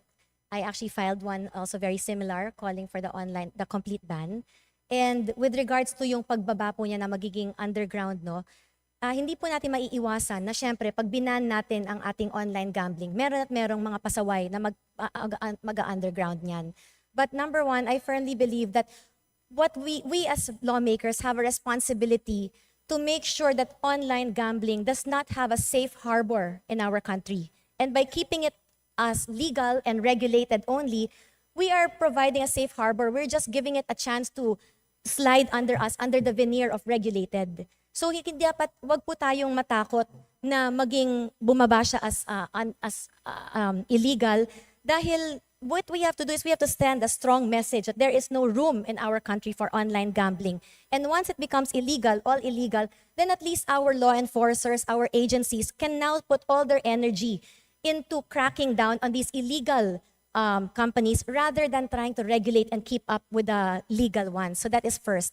Ngayon naman po, with regards to our online lending apps, sa ngayon po, we are still studying if we can actually make it completely banned, because it appears that due to our constitutional laws, no, and of course there really is no way that we can ban lending in our country. And so what we are hoping to do is that we can at least put much stronger safeguards. At the moment kasi we have been studying it, and it appears that we don't have enough guardrails. For example, yung ating mga lending licenses, kailangan 1 million lang ang nasa bangko, o kaya para sa financing license, kailangan 10 million lang ang nasa bangko. Parang we are encouraging anyone, any mom and pop to put up this, and talagang madaling magkaroon ng mga fly-by-night na lending companies. So kailangan talaga our government agencies have to step up and really regulate this and put the proper guardrails in place. Instead of 1 to 10 million pesos, siguro dapat nasa 100 million, 300 million pesos. I mean, malaking negosyo to. Hindi naman pwedeng 1 to 5 million lang ang kapital ng ating mga lenders. So, ibig sabihin, Mr. Speaker, yung sa online lending, merong humihiram o umuutang ng mga milyon na. Sa ngayon po, I do not think that they cater to to people who need millions of pesos. But we are, based on our research, we have come across the fact that online lenders are actually disbursing between some online lenders are actually disbursing up to billions of pesos per month. You made mention, Mr. Speaker, that you kanina na-mention mo din na this online lending are owned by foreign There have been some po. In fact, there were some reports of the NBI who were able to do some raids. And upon raiding yung mga nakikita natin, yung mga na-raid nila, ito po, last June 2025, the Bureau of Immigration and the National Bureau of Investigation arrested 9 foreign nationals involved in an online loan fraud scheme. And in the Philippines, Madam yes, Speaker. yes, Your Honor, in the Philippines. And in July 2025, 168 employees were arrested by authorities during a raid in the office of an online lending application in Ortigas. And this lending firm is owned by a Chinese national, according to PAOK Executive Director Gilbert Cruz. do they have affiliates that are local businessmen here in the Philippines? I would imagine in order for them to be able to register and to be able to get the necessary documents from our agencies, they must have a local Filipino counterpart fronting for them. Therefore, kung karamihan ng online lending na ito, ang nagmamay-ari ay foreign entities, hindi nagbabayad ng tamang buwis to. Or actually, they're not paying any tax at all. Nako, siguro malalaman natin sa BIR. Maganda siguro mapatawag natin ang ating mga kaibigan doon. Mr. Speaker, I think this would be one of the investigations that Quadcom 2.0 should also consider investigating, Mr. Speaker. And with that also, maraming salamat po, Madam Gentle Lady, for this. I also would like to say, Mr. Speaker, August 12 po ngayon, I just would like to recognize yung Quadcom ng 19th Congress. Nagsimula po ito ng August 12. So, I would like to just recognize and honor our chairman, Ace Barbers, who is no longer with us, Dan Fernandez and Karap Batuano, and of course, Romy Acop, no, for a job well done. Kaya ngayon po, August 12, 2025, I would like to say na ito po yung anniversary actually ng Quadcom ng 19th Congress, and we shall continue and finish this, including na po yung online lending na sinasabi ng ating Congressman. Maraming salamat po, Mr. Speaker. Thank you very much. Thank you, Your Honor. Maraming salamat, Congresswoman Zubiri, and of course, Congressman Abante. And thank you for reminding the chair and the plenary of the 1-year anniversary of the Quadcom. Well done, sir. Majority Leader. Mr. Speaker, prior to any other motion, the Majority Leader would like to remind our colleagues that if ever they do intend to signify their intend to interpolate, to please inform the Majority Leader, because we have a list that we have and other members have already signified their intent to interpolate. And also to remind the speakers availing of the privilege hour to either when replying or questioning to address the speaker. Thank you very much. Thank you for that reminder, Majority Leader. We still have 11 registrants for the privilege hour. That Mr. will be our Speaker, reminder. One moment. Majority Leader. Mr. Speaker, I move to recognize the gentleman from the 1st District of Northern Samar, the Honorable Nico Raul Daza, to avail for his interpellation. The gentleman of Samar, Representative Nico Raul Daza, is recognized, sir. Please proceed. Thank you, Majority Leader. Thank you, Mr. Speaker. If I may I ask the distinguished Madam of Bukidnon, the Honorable Audrey Zubiri, a few clarificatory questions. I welcome the questions of the honorable gentleman. Thank you. Mr. Speaker, to play devil's advocate, millions of people are availing of these online loans and being helped with their everyday lives. Is it worth going after these apps when they are helping so many? And really, shouldn't it be the borrower's responsibility to read the loan terms? Absolutely. I believe that we should definitely go after these online lending apps. This is far more complex than an ordinary 5-6 situation gone wrong. We are dealing with multiple violations of various Republic Acts, such as the data privacy violations under RA 10173, collection abuse and harassments under RA 11765, predatory interest rates under RA 9474, as well as misleading false terms in transactions, which we find in violation of RA 3765. And so I dare say, apart from these violations to our Republic Act, as I mentioned, it is also now a threat to our national security, as it has come to light that many of these operating lenders, online lending apps, are actually owned by foreign nationals. And so we must definitely go after them before it's too late. And with regards to the responsibility of our borrowers, I do, of course, yes, the borrower's responsibility is to read the contract. But we have to understand that these contracts are usually presented as very long, voluminous documents, written usually in English with a lot of legal jargon.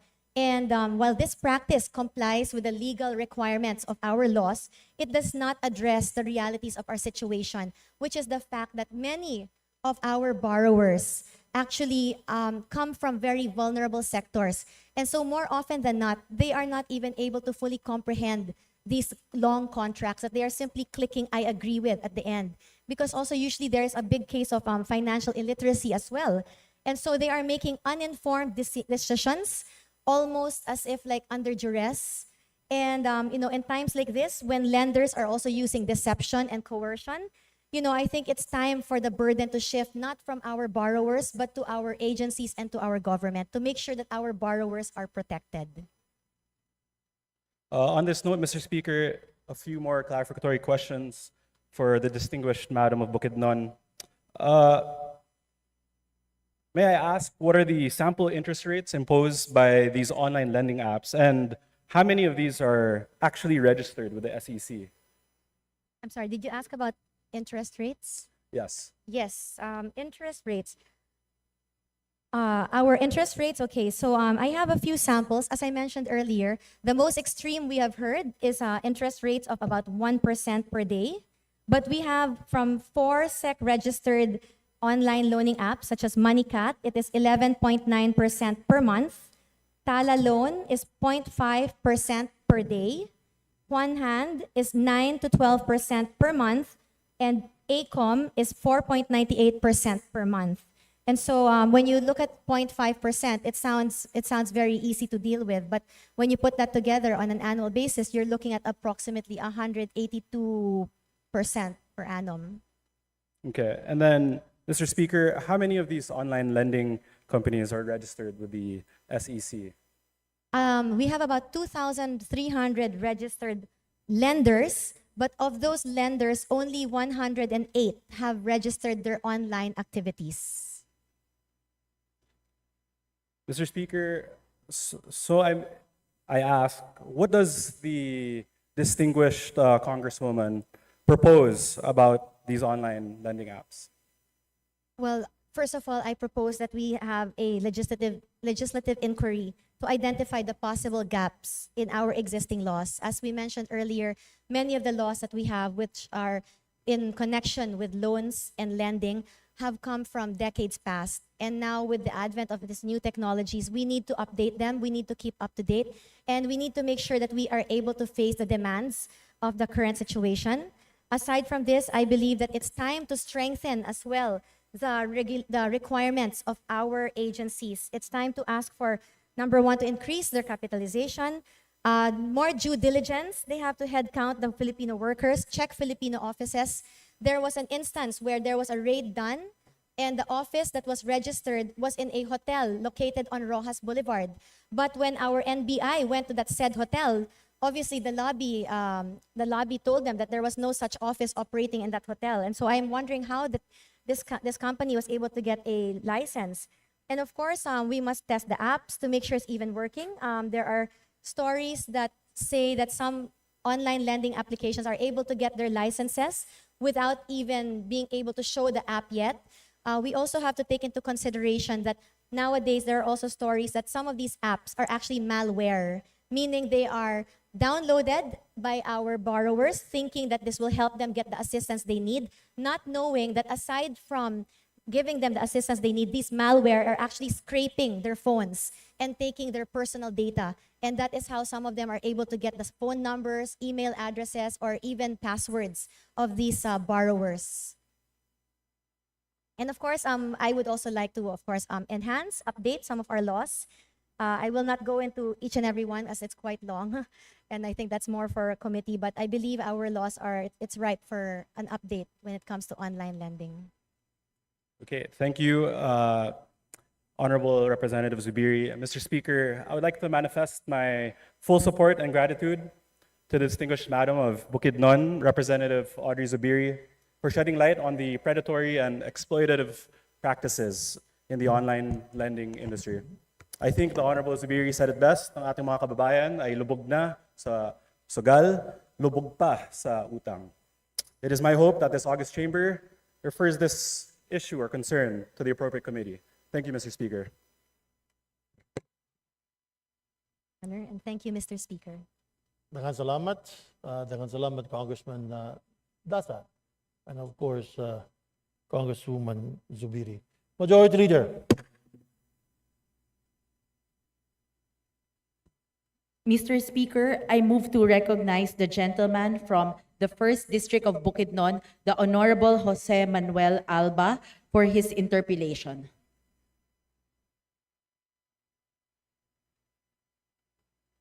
Congressperson Manuel Alba of the province of Bukidnon.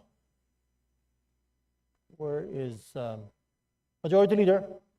Since he's not available, seeing there are no more interpellators, Mr. Speaker, I move to refer the speech of the Honorable Audrey K. Subiri to the Rules Committee for its appropriate actions. Is there no objection? Is there any objection? The chair. Is there any objection? The chair hears none. The motion is approved. The speech of Honorable Zubiri as well as interpellation, or if there were manifestation, is referred to the Committee on Rules for its appropriate action. Majority Leader, please. Thank you.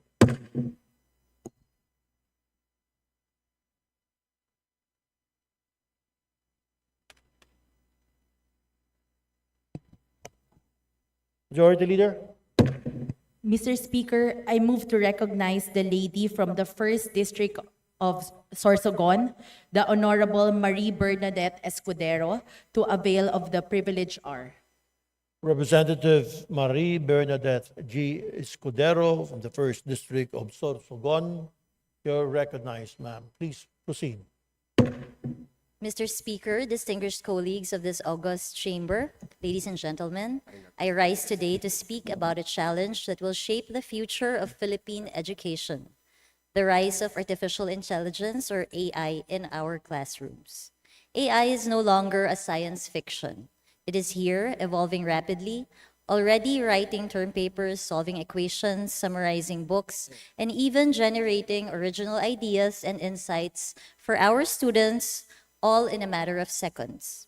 Dear colleagues, it has already entered the classrooms, not through the gates of our schools, but through the fingertips of our learners, through their laptops and smartphones. And we must respond with a firm sense of direction on how we should manage it. If a student copies AI-generated text without disclosure, is that plagiarism? If a student uses AI only to enhance their school output, similar to a spell and grammar checker, is that academic misconduct? Mr. Speaker, plagiarism has long been regarded as a serious academic offense, and so we punish it. But what if the source isn't a person, but an algorithm?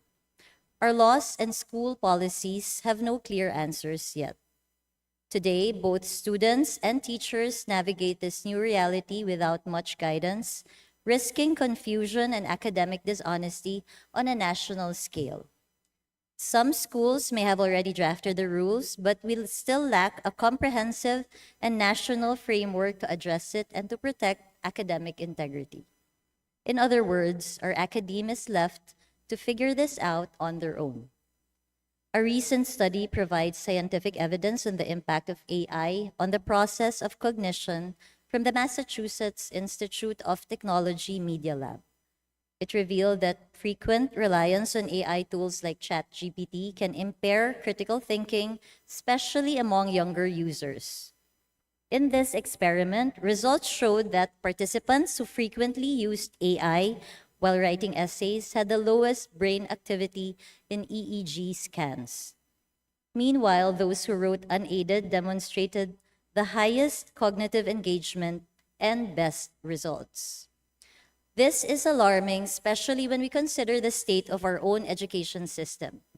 According to the Philippine Statistics Authority, 5.58 million Filipinos aged 10 to 64 are basically illiterate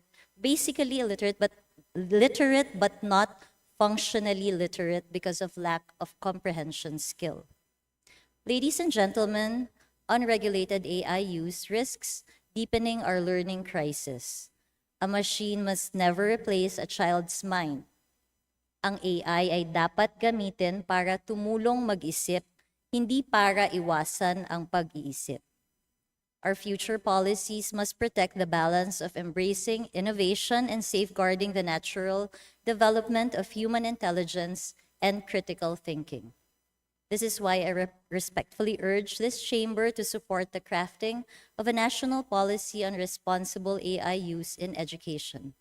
This must include clear rules on what counts as academic misconduct when AI is involved, disclosure protocols requiring students to cite or acknowledge AI assistance, AI literacy training for teachers, students, and school administrators, safeguards to use AI supports, not replaces human learning and critical thinking, and redesigned assessments that value originality and critical thinking over machine-generated answers.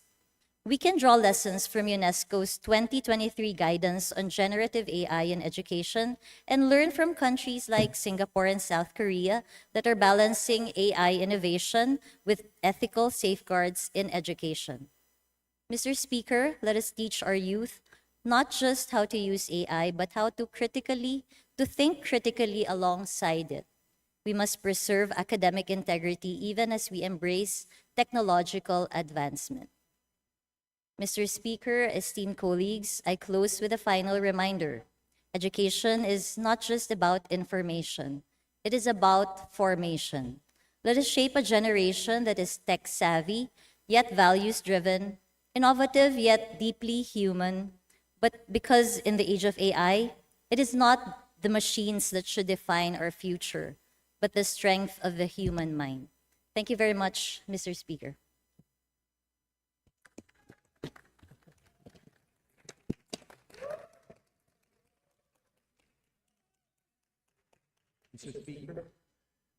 Mr. Speaker, I move to recognize the gentleman from the Lone District of City of Pasig, the Honorable Roman T. Romulo, for his interpellation.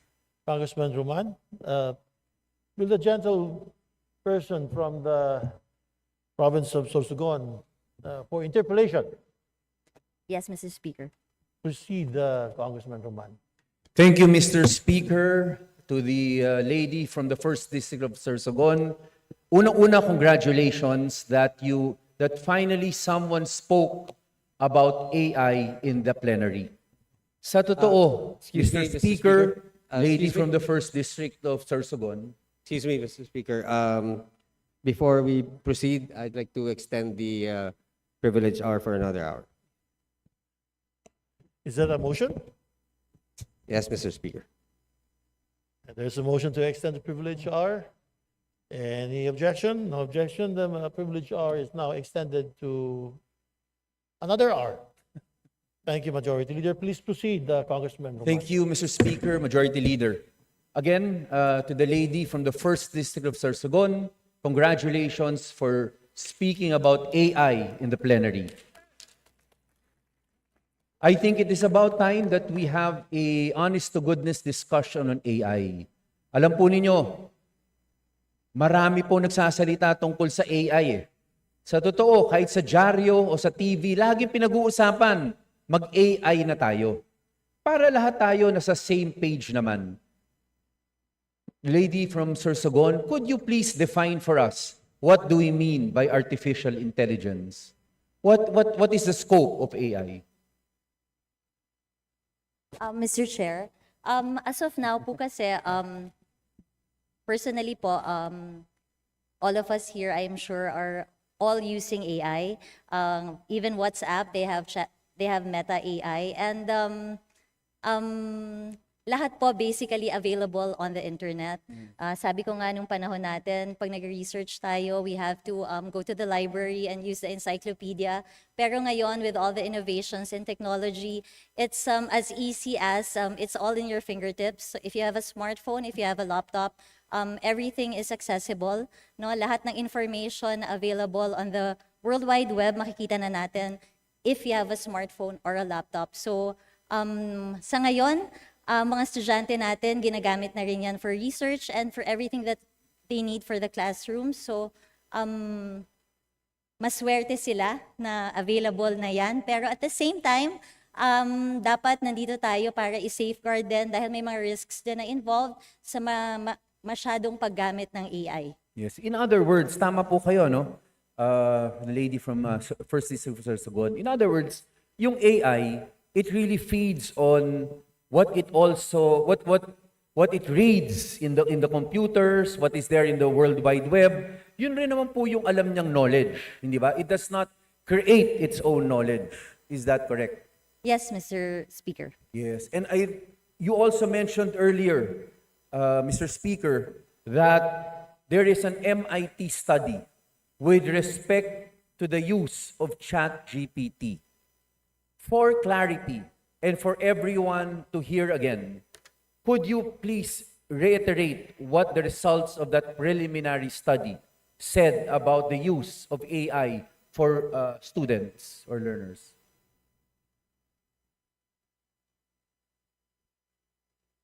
Mr. Chair, so according to the MIT Media Lab, it revealed that frequent reliance on AI tools like ChatGPT can impair critical thinking, especially among the younger users. So, if I am to understand you correctly, Mr. Speaker, what you are telling us is that, in fact, there is already a study, and this is the first study, and it was done by MIT, which says that if we rely heavily on AI or ChatGPT, then it stunts the growth in critical thinking of learners. Yes, Mr. Speaker. Yes, and we all know, you also mentioned it earlier, the problem in the Philippines is even before critical thinking. The primary problem we have, as you pointed out earlier, was the PSA result, which said that we have many learners who are functionally illiterate. Is that correct? Yes, Mr. Speaker. In fact, you also mentioned a certain number earlier of functionally illiterate based on the PSA test or survey. You also mentioned a number already earlier. What was this number again? According to the PSA, 5.58 million Filipinos aged 10 to 64 are basically literate but not functionally literate because of lack of comprehension skill. So when we say not functionally literate, it means that they cannot comprehend what they are reading. They Yes, can Mr. read, but they cannot comprehend what they read. Is that correct? Yes, Mr. Speaker. So without comprehension, how can we go to the use of AI? Right now, Mr. Speaker, the DepEd already has a DepEd Order number 13, 2025, series of 2025, which establishes the Education Center for AI Research, or ECR, which shall primarily operate for the agency and collaborate with other national and local government agencies with the primary objective of capacitating the educational institutions towards innovations through the use of AI tools. So actually last July 7, the DepEd Secretary Angara also announced that DepEd is set to revise the national curriculum to already include training on artificial intelligence use. Yes, but again, it is all in the planning stage. If my understanding is correct. In Yes. fact, the president himself has ordered the executive agencies to form a cluster to be able to create a roadmap for AI. And we understand that this move was done precisely because even the president recognized that we must go towards AI in the future, but before we get to that stage of AI, there are initial steps that we must fix first. Is that a common understanding? Yes, Mr. Speaker. Yes. But let me also add, for the benefit of our members, in addition to the numbers given earlier by the lady from the first district of Sorsogon about the 7 million who are functionally literate. This year, June 2025, the Department of Education assessed grade 1 students, grade 1, 2, and 3 students. About 98% of the students were assessed. That's about 5.2 million students. And of the 5.2 million that were assessed beginning of this school year, 4.5 million of the 5.2 were not grade level in the reading skills. So I think you, the President, the Executive Department, are correct that at this point in time, there are things that we must fix, like reading comprehension, functional literacy, before we fully dive into AI. So for that, Mr. Speaker, I once again congratulate the lady from the 1st District of Sorsogon. Hopefully, AI becomes a good tool for quality education in this country. But I agree with you, we must take baby steps towards that direction. We must be selective in its application for now. One size will not fit all. Again, congratulations. Thank you, Mr. Speaker. Thank you, Mr. Speaker, and thank you to our Chairman of Basic Education, Representative Roman Romulo. Maraming salamat, Congress Representative Escudero and Roman. Majority Leader. Seeing there are no more interpellators, Mr. Speaker, I move to refer the speech of Honorable Marie Bernadette G. Escudero to the Committee on Rules for its appropriate action. Is there no objection? Any objection? The chair hears none. The motion is approved. The speech of Honorable Escudero, as well as interpellations, manifestations, is referred to the Committee on Rules for its appropriate action. Majority Leader.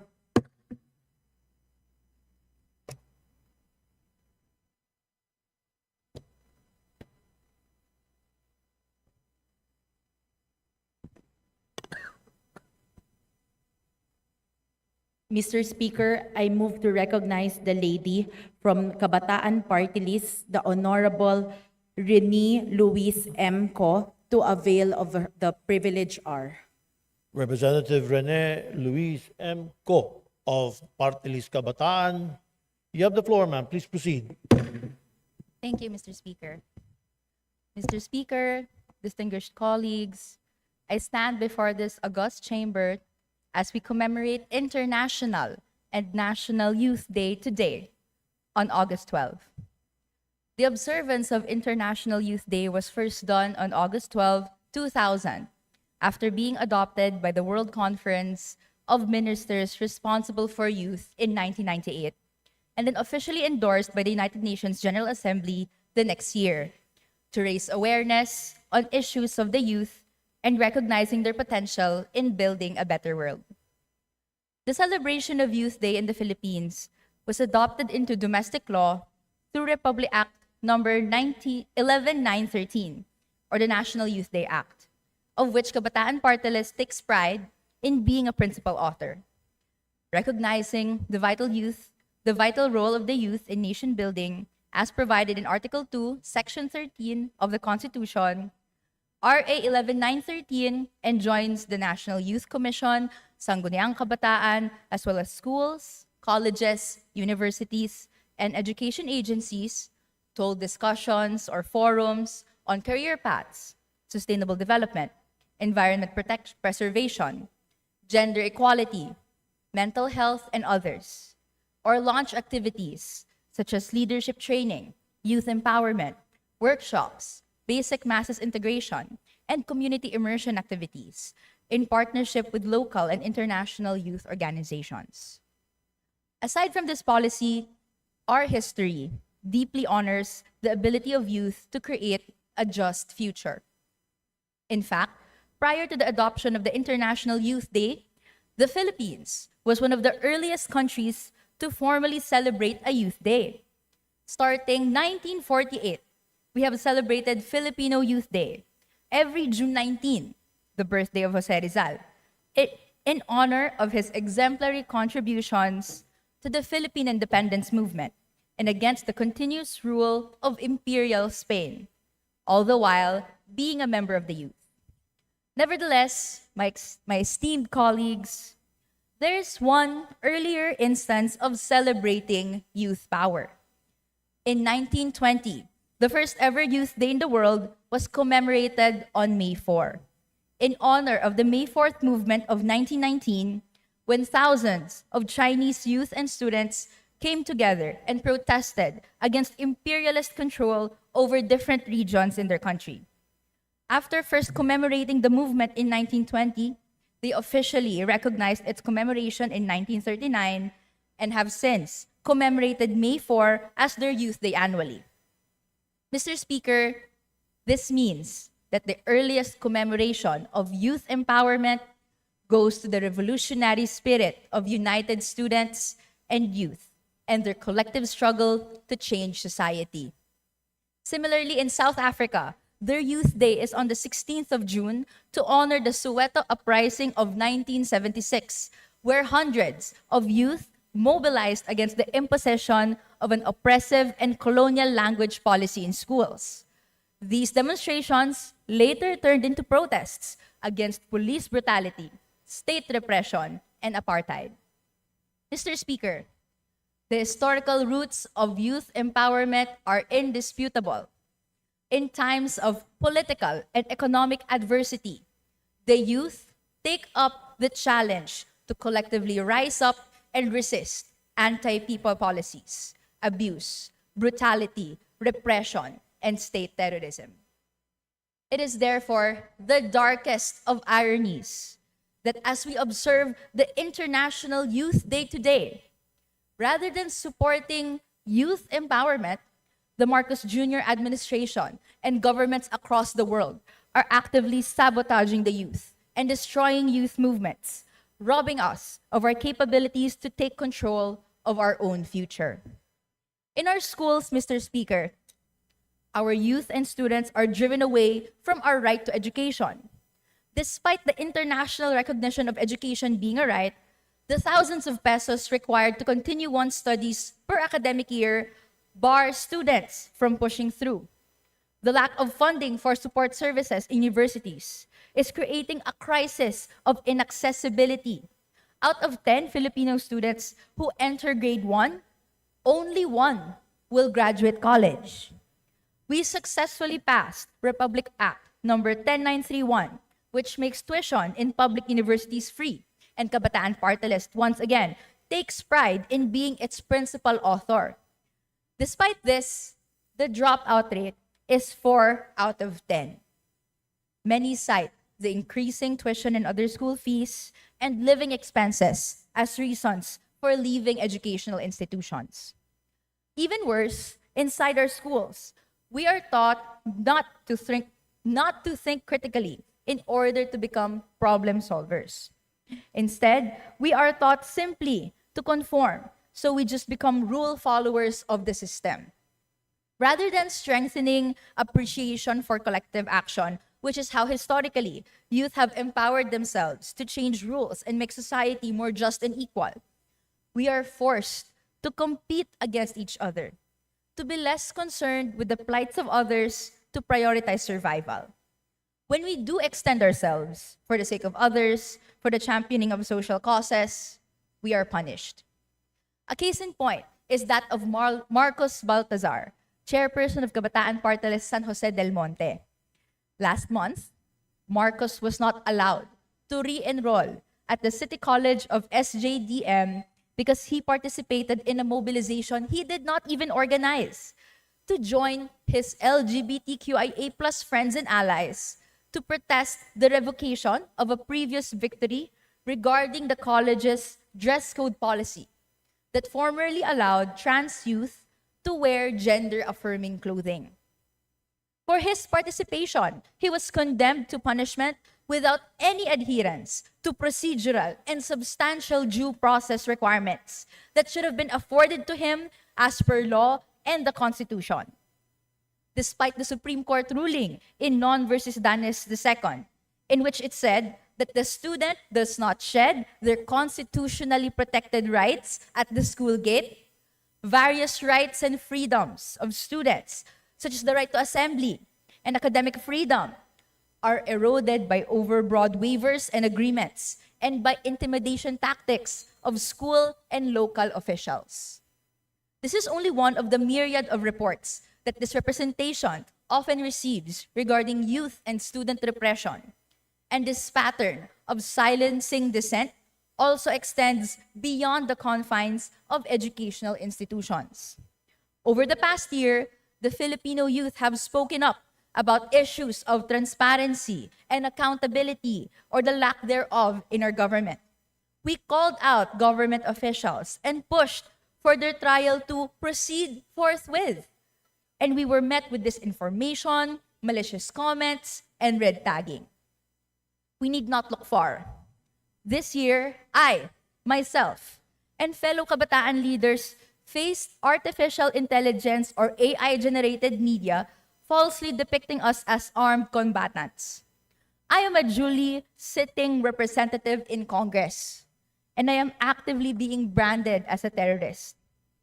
These attacks seem to seek to tame the youth, to prevent us from fully understanding the true social realities of our time and using that truth to fashion genuine social change.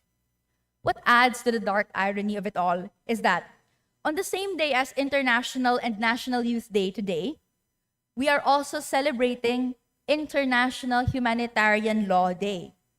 We are commemorating the adoption of the Geneva Conventions, which form the foundation of IHL and aim to limit the effects of armed conflict on civilians and those no longer participating in hostilities. And yet, the youth in the Philippines and in many parts of the world fall victim to human rights violations and other acts in flagrant transgressions of international humanitarian law, all dealt by state actors themselves. As we speak, the indiscriminate bombing in the province of Mindoro and the extrajudicial killings of farmers and indigenous people have intensified since 2024, according to locals. And the recent spate of killings of a Hanunuo Mangyan youth named J.L. Maligday last year, and most recently, just last week, the killing of Maranao farmer Juan Sumilhig are no exception. Alarmed, youth paralegals volunteered to be part of a fact-finding humanitarian mission in the province. And in their various and numerous attempts to find the truth of the matter, they are currently facing relentless surveillance, arbitrary curfews, red tagging, violent dispersal, and threats of gunfire by police and military forces. Finally, I'd like to dedicate a few minutes to share another heartbreaking story of a youth who perished untimely because of the cruelty of those in power.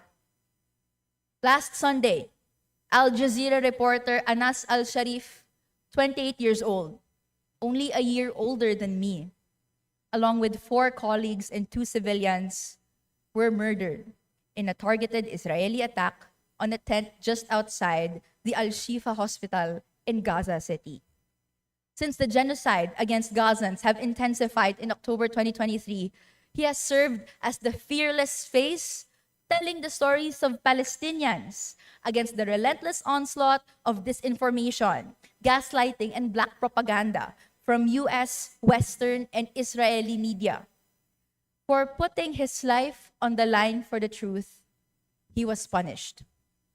In a tweet, serving as his final will and final message, he said, "I urge you not to let chains silence you, nor borders restrain you. Be bridges toward the liberation of the land and its people, until the sun of dignity and freedom rises over our stolen homeland. I entrust you to take care of my family." Today, in the city of Gaza, in the state of Palestine, the youth are no longer just facing genocide and a man-made famine under Israeli occupation. Now, Israel has outrightly said that they will be conducting an invasion. Israel is now trying to brand Anas as a terrorist to justify his killing, a tactic we know all too well here in the Philippines. With his brutal and targeted murder, Anas adds to the list of thousands of Palestinian youth under the age of 30 killed by Israel since the beginning of its genocidal siege in Gaza. But Mr. Speaker, we, the youth, we are not mere statistics. We are not mere stories. We are people, and we will inherit our country and the whole world as the future generation. And so we, the youth, will not sit idly by as gross injustice and massive oppression have our country and the whole world on a chokehold. As we commemorate International and National Youth Day, we must revisit the historical role of the youth to learn from society and to understand that we, for generations now, have lived in a world where power and wealth are concentrated to a few, where there is an oppressor and the oppressed. And the challenge is to uncover this reality and always stand with the oppressed. Each time we have done so, the youth, alongside the people, made significant impacts for the betterment of our future.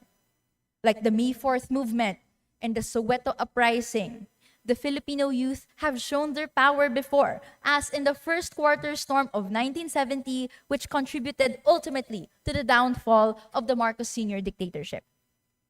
Mr. Speaker, we are not only the future of the nation, but also its shining hope.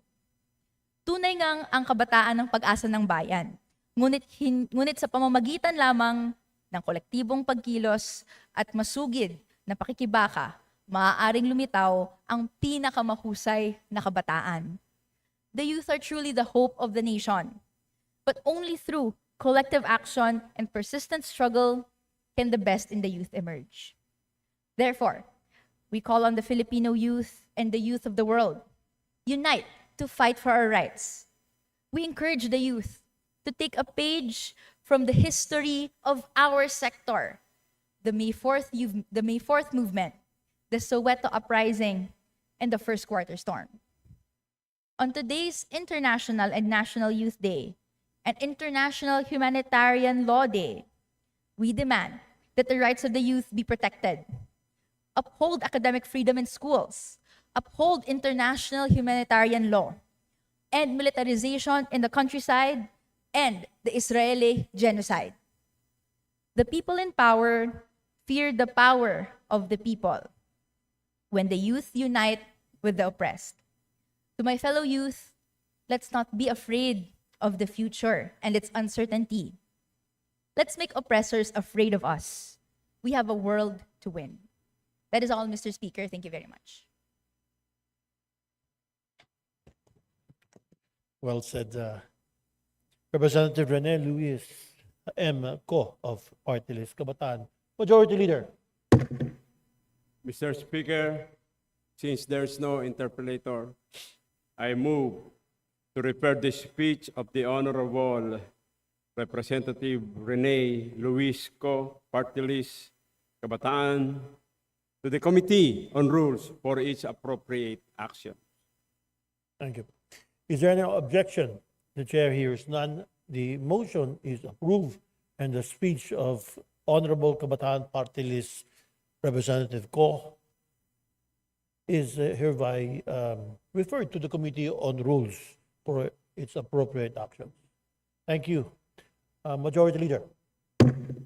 Mr. Speaker, I move to recognize the gentleman, Representative Antonino B. Roman III, First District, Bataan, to avail of the privileged hour. Representative Antonino B. Roman III, First District of Bataan. You have the floor, sir. Please proceed. Thank you, Mr. Speaker, esteemed colleagues. Good afternoon. I rise today compelled not by rhetoric, but by the urgent realities on the ground. I speak not only as the representative of the First District of Bataan, but as a son of a province that once again finds itself waist deep in water, hope slowly being washed away by flood after flood, typhoon after typhoon every year. Sa mga bayan ng Hermosa, Orani, Samal at Abukay, ang mga bayan na aking minamahal at pinaglilingkuran, nalunod ang mga palayan, nawasak ang mga bahay, at ang mga batang dapat sana'y nag-aaral ay kailangan huminto sa pag-aaral at lumikas sa evacuation centers. Typhoon Karina and the relentless Habagat have reminded us once again of a painful truth. When the rain falls, it doesn't fall equally. It falls hardest on the most vulnerable. Ang malawakang pagbaha na ating nararanasan taon-taon ay hindi lamang abala, kundi panganib sa buhay, sa kabuhayan, at sa kinabukasan. And yet, this story isn't ours alone. From Cagayan to Cotabato, Filipinos are caught in a cycle. May darating na bagyo, masisira ang kabuhayan, manghihingi ng tulong, makakabangan ng konti, at muling babagyo. This is no longer the exception. It has become our reality. And let's be honest, this isn't just climate change. These are also the consequences of outdated systems, fragmented planning, and reactive governance. The floods come every year, but the plans remain on paper. The rains become heavier, but the drainage stays clogged. The forecasts are smarter, but our response stays the same.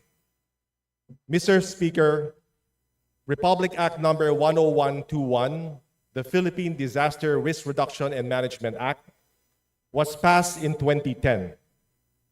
Back then, it was progressive. It was landmark legislation. But 15 years and hundreds of disasters later, we are no longer in the same world. Hindi na sapat ang luma. Hindi na sapat ang kanya-kanya. Hindi na sapat ang palaging huli. We need a new kind of resilience, one that begins before the storm, not after. It is time to move beyond piecemeal interventions. What we need is a comprehensive, forward-looking, and fully funded National Disaster Resilience Plan. I respectfully propose a National Disaster Resilience Agenda that, number one, integrates flood control and climate adaptation infrastructure at the local and regional levels. Number two, empowers local government units not only with mandates, but with actual technical and financial capacity. Number three, streamlines interagency coordination, including the Department of Public Works and Highways, Department of Science and Technology, Department of Environment and Natural Resources, National Disaster Risk Reduction and Management Council, Department of Interior and Local Government, Department of Information and Communications Technology, and the Office of Civil Defense. Number four, makes use of data in science, including climate projections and geohazard mapping, in allocating national resources. And five, builds not just back, but builds better, smarter, and more resilient. Hindi sapat ang relief goods kung taon-taon ay relief goods na lang ang inaasahan. Our kababayans deserve more than just food packs. They deserve protection. They deserve preparedness. They deserve peace of mind. Let us also ensure that no province, no municipality, and no barangay is left to fend for itself after every typhoon or habagat. The Filipino people deserve more than emergency relief. They deserve protection, preparedness, and peace of mind. In this light, I respectfully request that this matter be referred to the Committee on Disaster Resilience and the Committee on Public Works and Highways for immediate consideration, with the end goal of crafting a long-term, climate-smart, people-centered disaster resilience framework. Maraming salamat po, Mr. Speaker, para sa bataan, para sa bawat Pilipino na naghahangad ng pangmatagalang solusyon sa problema ng pagbaha. Maraming salamat, First District Bataan Province, Representative Antonino B. Roman III. Majority Leader. Mr. Speaker, since there is no interpolator, I move that we refer the speech of Representative Antonino B. Roman III, First District of Bataan, to the Committee on Rules for its appropriate action, Mr. Speaker. Is there any objection? The chair hears none. The motion is approved. The speech of Representative Roman of Bataan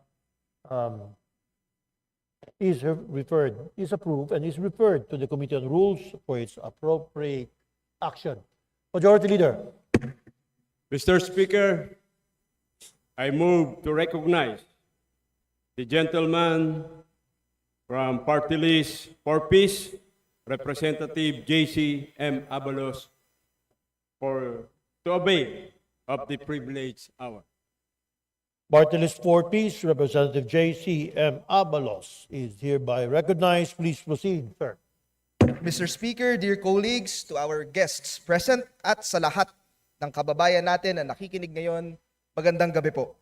Mr. Speaker, mahalaga ang paggamit ng datos sa trabaho natin bilang mambabatas. Whenever we craft and develop effective policies and determine what programs and services truly work, we need to base it on accurate, real-to-life data. It is for this reason, Mr. Speaker, that I am here to discuss an important source of data, one that is vital for our key social protection programs, the Community-Based Monitoring System, or CBMS, enacted under RA 11315 in 2019 with the Philippine Statistics Authority, or the PSA, as the lead implementing agency. The CBMS Act provides that the state shall adopt a community-based monitoring system which generates updated and disaggregated data necessary in targeting beneficiaries, conducting more comprehensive poverty analysis and needs prioritization, designing appropriate policies and interventions, and monitoring impact over time. The CBMS is essential for identifying beneficiaries of social protection and poverty alleviation programs, both at the local and the national levels. It also serves as the basis for allocating funds to these programs so we can prioritize our efforts toward those who are most in need of social protection programs. Sa CBMS, ang pagkokolekta at pagpoproseso ng datos ay isinasagawa ng mga pamahalaang lokal o LGUs. Ang mga local CBMS personnel ay sinasanay at ginagabayan ng PSA upang maging komprehensibo ang pagsensus sa bawat pamilya ng mga komunidad. Kasama sa mga datos na kinokolekta ay ang bilang ng mga miyembro ng pamilya at ang antas ng kanilang edukasyon, ang access nila sa mga pangunahing serbisyo at kalagayan ng paninirahan. Dahil sa prosesong ito, Mr. Speaker, malaking tulong ang CBMS para sa ating mga social protection programs at mga programa laban sa kahirapan. Maging ito man ay para sa pabahay, kalusugan, edukasyon, at iba pang batayang pangangailangan upang matukoy kung sino talaga ang dapat bigyan ng tulong. Unfortunately, Mr. Speaker, despite our best intentions, we are currently facing a serious and unfortunate reality. The CBMS data is not yet available. In last year's budget deliberation on September 16, 2024, tinanong ko po yung PSA tungkol sa status ng CBMS, which covered 27.4 million households and 29.8 thousand institutional living quarters nationwide, with a budget amounting to 4.8 billion. In their response, PSA said that the POPSEN CBMS was 70% complete and was initially targeted to be finished in October 2024. Unfortunately, the target completion date was moved to December 2024 due to delays caused by typhoons and other uncontrollable factors, according to PSA. In addition, PSA stated that once data gathering is finished, they will turn over the data to the National Economic and Development Authority to be finalized and will eventually be available to be used by implementers of social protection and poverty alleviation programs. It was also in 2024, Mr. Speaker, that I received reports from 4-piece beneficiaries that a large number of them will graduate from the program due to mandatory exit or beneficiaries who have reached the maximum 7-year stay. This was then confirmed by the DSWD during one of my courtesy visits to the department. The DSWD estimated that in 2024, a significant number of household beneficiaries will exit the Pantawid program in 2025, while 3 million are expected to exit in 2026. It should also be noted, Mr. Speaker, that the use of listahanan by DSWD will end with the full implementation of CBMS in 2024. Therefore, the task of identifying potential household beneficiaries for government social welfare programs now relies entirely on the completion of CBMS. Halimbawa na lamang sa programa ng Pantawid. Ngunit, tulad po ng aking sinabi, Mr. Speaker, wala pa rin po tayong datos. Mr. Speaker, sa pagtakbo ng panahon na hindi natutupad ang ipinangako ng PSA, tumitindi ang pangangailangan ng mga programa ng pamahalaan sa datos ng CBMS, lalong-lalo na't malapit na muli natin talakayin ang budget. The concerns raised to me by 4-piece beneficiaries and DSWD in 2024 led me and Minority Leader Nonoy Libanan to file House Resolution 2085 in the 19th Congress to officially inquire about the status of the CBMS. A committee meeting was held by the Committee on Poverty Alleviation on November 26, 2024 for an initial deliberation on the said resolution. During this meeting, the PSA disclosed that as of November 15, 2024, they had visited 89.4% of the targeted 27 million households for the 2024 POPSEN CBMS. The PSA also confirmed that upon completion of data gathering in December 2024, the CBMS data would be delivered to the DSWD on a staggered basis until March 2025. Subalit, Mr. Speaker, hindi ito nangyari. It is already the third quarter of the year and until now, we are still waiting for the fulfillment of PSA's promise that the CBMS data would be completed by the first quarter of 2025. Para maipakita ang epekto ng pagkaantala ng datos ng CBMS, hayaan po ninyong ilarawan ko ang sitwasyon ng programa ng 4-piece bilang isang halimbawa, Mr. Speaker. Sa ngayon, humigit kumulang 3 milyong pamilya na lamang ang benepisyaryo ng programa, bumaba mula sa dating 4 na milyon noong December 2024 dahil sa pag-alis o pagtatapos ng mga benepisyaryo. Ayon sa pinakabagong datos mula sa DSWD, mula 2024 hanggang 2026, merong 1.2 million na benepisyaryo ang gagraduate mula sa programa dahil sa natural attrition o dahil wala nang bata sa kanilang pamilya na nasa edad 18 pababa. At 1.4 million naman, Mr. Speaker, ang gagraduate sa 2025 at 2026 dahil sila ay self-sufficient at hindi na itinuturing mahirap. Idagdag pa po natin rito ang inaasahang mandatory exit ng halos 1.9 million beneficiaries ngayong 2026.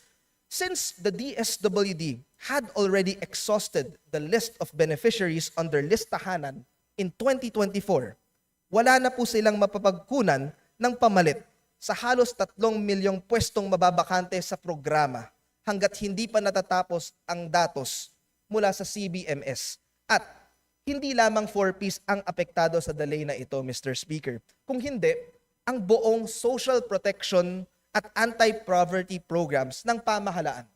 We cannot add beneficiaries to several of our social protection programs not without the completion of CBMS. If we fail to address this immediately, this issue will not just linger. It will paralyze our efforts and undermine the very programs designed to help our kababayans. Maganda nga sana, Mr. Speaker, kung ang dahilan kung bakit wala ng beneficiaries ay dahil wala nang nakakaranas ng kahirapan. Ngunit, Ang totoo po, Mr. Speaker, ito ay dahil wala pa po tayong bagong listahan o bagong datos sa ating mga kababayan na dapat mapabilang sa mga social protection program ng pamahalaan. Kayo ba ay nakaranas na ng census o napuntahan na ba kayo ng mga enumerators ng gobyerno? Mr. Speaker, the longer we wait for the CBMS data, the greater the disservice we do to our people. Sa puntong ito, nais kong ipahayag ang aking mapagkumbaba ngunit mahigpit na paalala para sa PSA. Una, sana ay matupad na ang mga naipangakong datos mula sa pagsasagawa ng CBMS upang magamit na ng mga social protection and poverty alleviation programs ng pamahalaan. Pangalawa, sana ay maitupad din ang nakasaad sa IRR ng batas na pagsusumite sa Kongreso ng Annual Accomplishment Report ng PSA ukol sa CBMS implementation. Kung titignan din natin ang pondong inilaan sa PSA nitong mga nagdaang taon, baka kailangan dagdagan ng PSA ang kanilang pagsusumikap upang tumugma sa pondong inilalaan para sa kanila. Noong 2022 po, Mr. Speaker, 574 million pesos ang inilaan na pondo para sa pagsasagawa ng CBMS. Sa sumunod na taon o 2023, 76 million naman ang inilaan natin para sa pagpapatuloy ng nasabing programa. At nitong nakaraang taon, 2024, naglaan pa rin ng 5.7 billion pesos para rin sa CBMS. Hindi ko po hinahangad, Mr. Speaker, na bawasan ang pondo para sa CBMS. Ngunit, mas hinihiling ko na makita ang resulta ng pagpopondo rito. Marahil, Mr. Speaker, kailangan na rin buuin ang Joint Congressional Oversight Committee para sa CBMS. Ayon sa IRR ng CBMS Act, ang Oversight Committee ang magsasagawa ng evaluation sa pagpapatupad ng programa. Para kung sakaling may matukoy na kakulangan sa CBMS implementation, ang Oversight Committee ang makakapaghain ng mga karagdagang panukalang batas upang tumugon sa kakulangang ito. Sa pagtatapos, Mr. Speaker, nais ko pong ulitin ang aking panawagan sa ating mga ahensya, lalo na sa PSA, upang matapos na ang paghahanda sa mga kinakailangang datos para sa ating mga social protection programs at iba pang serbisyo na nangangailangan dito. Let us work together to effectively contribute to the poverty alleviation efforts of our national government. Maraming salamat, Mr. Speaker, dear colleagues, at magandang gabi po sa ating lahat. Maraming salamat, four-piece party list, Congressman Abalos. Majority Leader, please. Mr. Speaker, I move that the speech of Representative JCM Abalos, party list 4-piece, be referred to the Committee on Rules for its appropriate action. Is there any objection? The chair hears none. The motion is approved. The speech of four-piece party list, Honorable Abalos, Representative Abalos, is referred to the Committee on Rules for appropriate action. Majority Leader. Mr. Speaker, I move to recognize the gentleman from Party List Kamanggagawa, the Honorable Elijah Rambawa San Fernando, to avail of the privilege hour. Representative Elijah Rombawa San Fernando, Party List Kamanggagawa, is recognized. You have the floor. Thank you, Congressman. Mr. Speaker. Mr. Speaker, distinguished colleagues, sa mga kamanggagawa natin dito sa Kongreso, housekeeping, security, congressional staff, at sa lahat ng mga manggagawang at ordinaryong Pilipinong nanonood, magandang gabi po. It is my privilege to give the maiden speech of the kampihan ng mga maralita at manggagawa, or also known as Kamanggagawa Party List. Una, kami po ay taus-pusong nagpapasalamat sa lahat ng mga nagtiwala sa amin nung nakaraang halalan. Di po namin tinitignan ang pagkapanalong ito bilang simpleng pagkapanalo lamang, kundi isang sagradong kasunduan sa pagitan ng kamanggagawa at ng mamamayang Pilipino. In this spirit also, I would like to congratulate my fellow representatives on your own victories. It is easy to take political democracy for granted, but the peaceful transfer of power which allows us to perform our responsibilities is as valuable as this institution itself. May we always remember who put us here, the Filipino people, ang mga manggagawa at ordinaryong Pilipino. Sila ho ang dahilan kung bakit tayo narito. Mr. Speaker, Kamanggagawa Party List was brought to this Congress through a historic campaign where we severely lacked funding and resources. Lagi naming sinasabi noon, wala kaming budget. Di namin kayang makipagsabayan sa mga kumakandidato na mayroong tradisyonal na makinaryang makikita at aasahan tuwing halalan. But in the absence of funding and traditional support, we rallied our members, composed of trade unions, community and neighborhood associations, cooperatives, and other people's organizations. Mga ordinaryong tao katulad po ng inyong lingkod. Through the power of social media and a strong, consistent message, we were successful in channeling the voices of those who felt as if our current institutions no longer serve their interests. Those disillusioned by the decades-old promise of provincial wages, and those who feel shortchanged by the regular functioning of our economic system. I say this to you, dear colleagues, because we believe our campaign heralds a pivotal changes in politics and brings lessons we should all heed. Mr. Speaker, distinguished colleagues, the people are hungry for change, and we are tired of getting spare change from the institutions who ought to serve the interests of the many and not the few. Through social media, through community organizing, and through people-to-people conversations, we reach those who had long felt excluded and invisibilized. Mr. Speaker, we spoke to security guards, janitors, fast food crew, riders, construction workers, vendors, nurses, and people from all walks of life. Many of them told us the same thing. They work hard, but can barely survive. They vote, but feel unheard. Thus, our campaign asked a hard but honest question.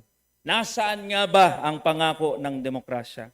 Mr. Speaker, distinguished colleagues, before addressing this question, allow me to tell you a story about one of our constituents. Isa po sa mga nakilala ko sa pag-iikot si Ate Lorna, isang security guard sa Davao. Siya po ay nagtatrabaho ng 12-hour shift para lamang sa kakarampot na 400 pesos kada araw. That is about 33 pesos per hour. Barely enough for 3 meals, much less for education, healthcare, or rent. Kinakailangang lumipat ng kanyang asawa sa Maynila para sa mas mataas na sahod. Her kids have grown up barely knowing their father.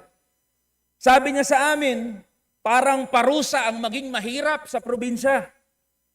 Kwento po ito ng milyon-milyong Pilipino, Mr. Speaker, distinguished colleagues.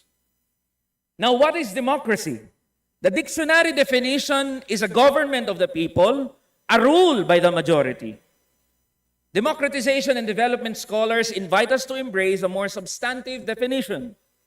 Democracy, not just as rights, but as the expansion of people's capabilities. Democracy as enabling people's active participation and making them believe that such participation is meaningful. Mr. Speaker, mga kasama kong mambabatas, ang demokrasya ho ay hindi lang tungkol sa pagboto o karapatang bumoto tuwing halalan. Ang demokrasya ho ay tungkol sa daily right to eat, to rest, to learn and be educated, to be treated when sick, to be with one's family, to be treated with respect in the workplace, and to live a fulfilling and dignified life.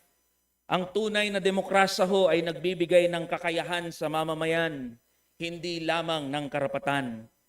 Democracy should enable people not just to dream, but to pursue those dreams with real opportunities and real support. Ang kailangan nito ay mamamayang malaya sa gutom at sa kahirapan. Democracies, furthermore, must promote inclusive growth to preserve their democratic character. If a significant portion of the populace feels disenfranchised, the promise of the election of their leaders is tenuous at best. It turns voting into a formality, or worse, a cruel illusion. Kung hindi na naniniwala ang mamamayan sa sistema, wala nang pundasyon ang pananatili ng sistema. We need inclusive growth across the nation in recognition of the value of every worker, be they from NCR or any other region. Beyond the political democracy that put us in power, then there is an economic democracy that should be its foundation. Political power without economic freedom is empty and hollow. With all these in mind, we dare to ask, Mr. Speaker, Madam Speaker, and distinguished colleagues, do we truly have democracy in this country? Ayon po sa datos ng SWS, kalahati ng populasyon sa bansa ay nagsasabing sila ay mahirap. At 1 sa 5 pamilya ang nagsabing sila ay nakararanas ng gutom. Kung tayo nga pong mga nandito sa National Capital Region ay hirap ng pagkasahin ng 695 pesos sa isang araw, paano pa kaya ang mga manggagawa doon sa probinsya? Halimbawa na lang sa BARM, kung saan sumasahod lang ang isang manggagawa ng 386 pesos. Napakalayo at wala pa ito sa kalahati ng sinasabi ng mga pag-aaral na higit 1,200 piso kada araw ang kailangan para tugunan ang mga basic na pangangailangan para mabuhay ng desente. Worse, contractualization continues to flourish with workers kept in perpetual limbo, denied regular status, and robbed of job security. The scenario is even worse in government. According to the Civil Service Commission, 939,000 or 1 in every 3 government workers are JO or COS. Marami hong nakakaalam niyan dito sa bulwagang ito. Pati gobyerno may endo. It is clear that our democracy is dysfunctional and injustice widespread. At the heart of this dysfunction, we humbly submit, Madam Speaker, that there is no greater affront to democracy than what we call provincial wages. Let us state it plainly. The provincial rate is akin to legal discrimination.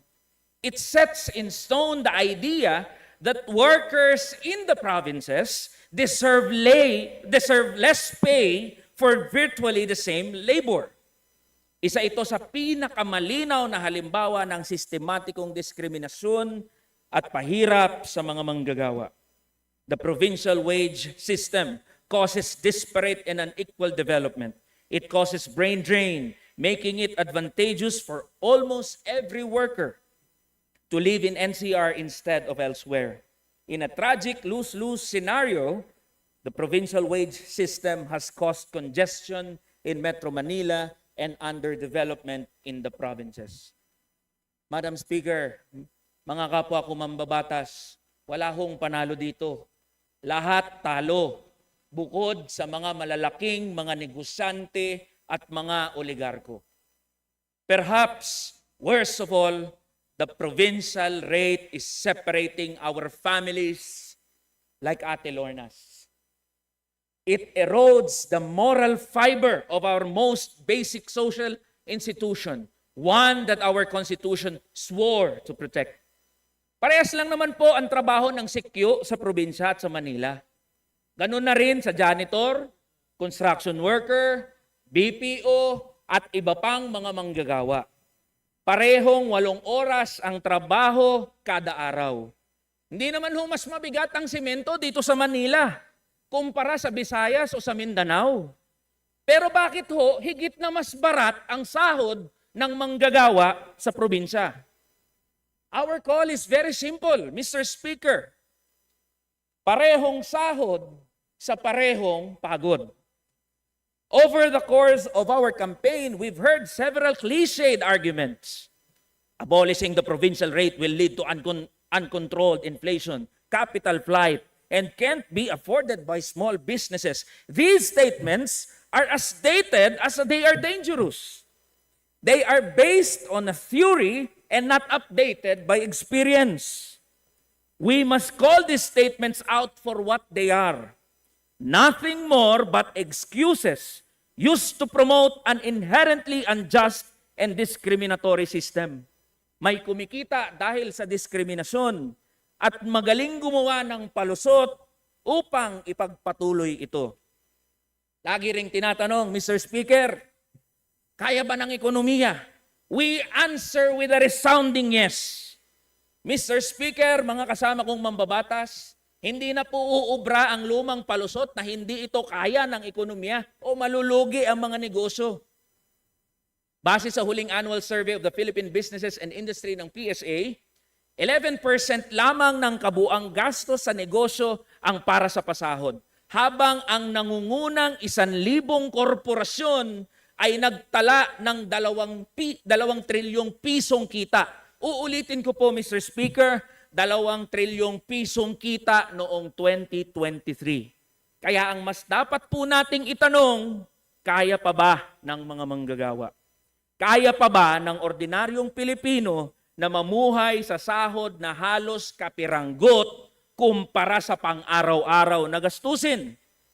Hindi po teorya ang pinag-uusapan natin dito, Mr. Speaker, kundi aktwal na buhay ng milyon-milyong Pilipino.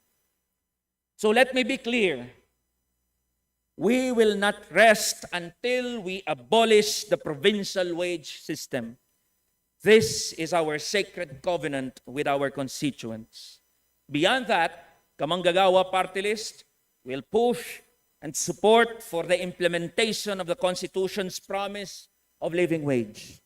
We will assert workers' basic benefits like resignation pay, sick and vacation leaves. We will fight for the regularization of workers, the defense of the rights to organize and assert their interests via strike. To paraphrase Albert Camus, in this world of conflict, we should always be on the side of the victims, not the executioners. Mr. Speaker, distinguished colleagues, we also have no illusions that this will be an easy task. We know that this will be an uphill battle. That is why, Mr. Speaker, we extend our hand of friendship to all, no matter the party affiliation. After all, what we need are legislators who not just lend their ears to listen, but truly work towards advocating for workers and ordinary people's interests. Alam at batid po namin na magkakaroon tayo ng mga debate. At maaaring umabot po sa mga punto ng hindi pagkakaintindihan. But we are prepared to defend our proposals here in Congress with facts and arguments.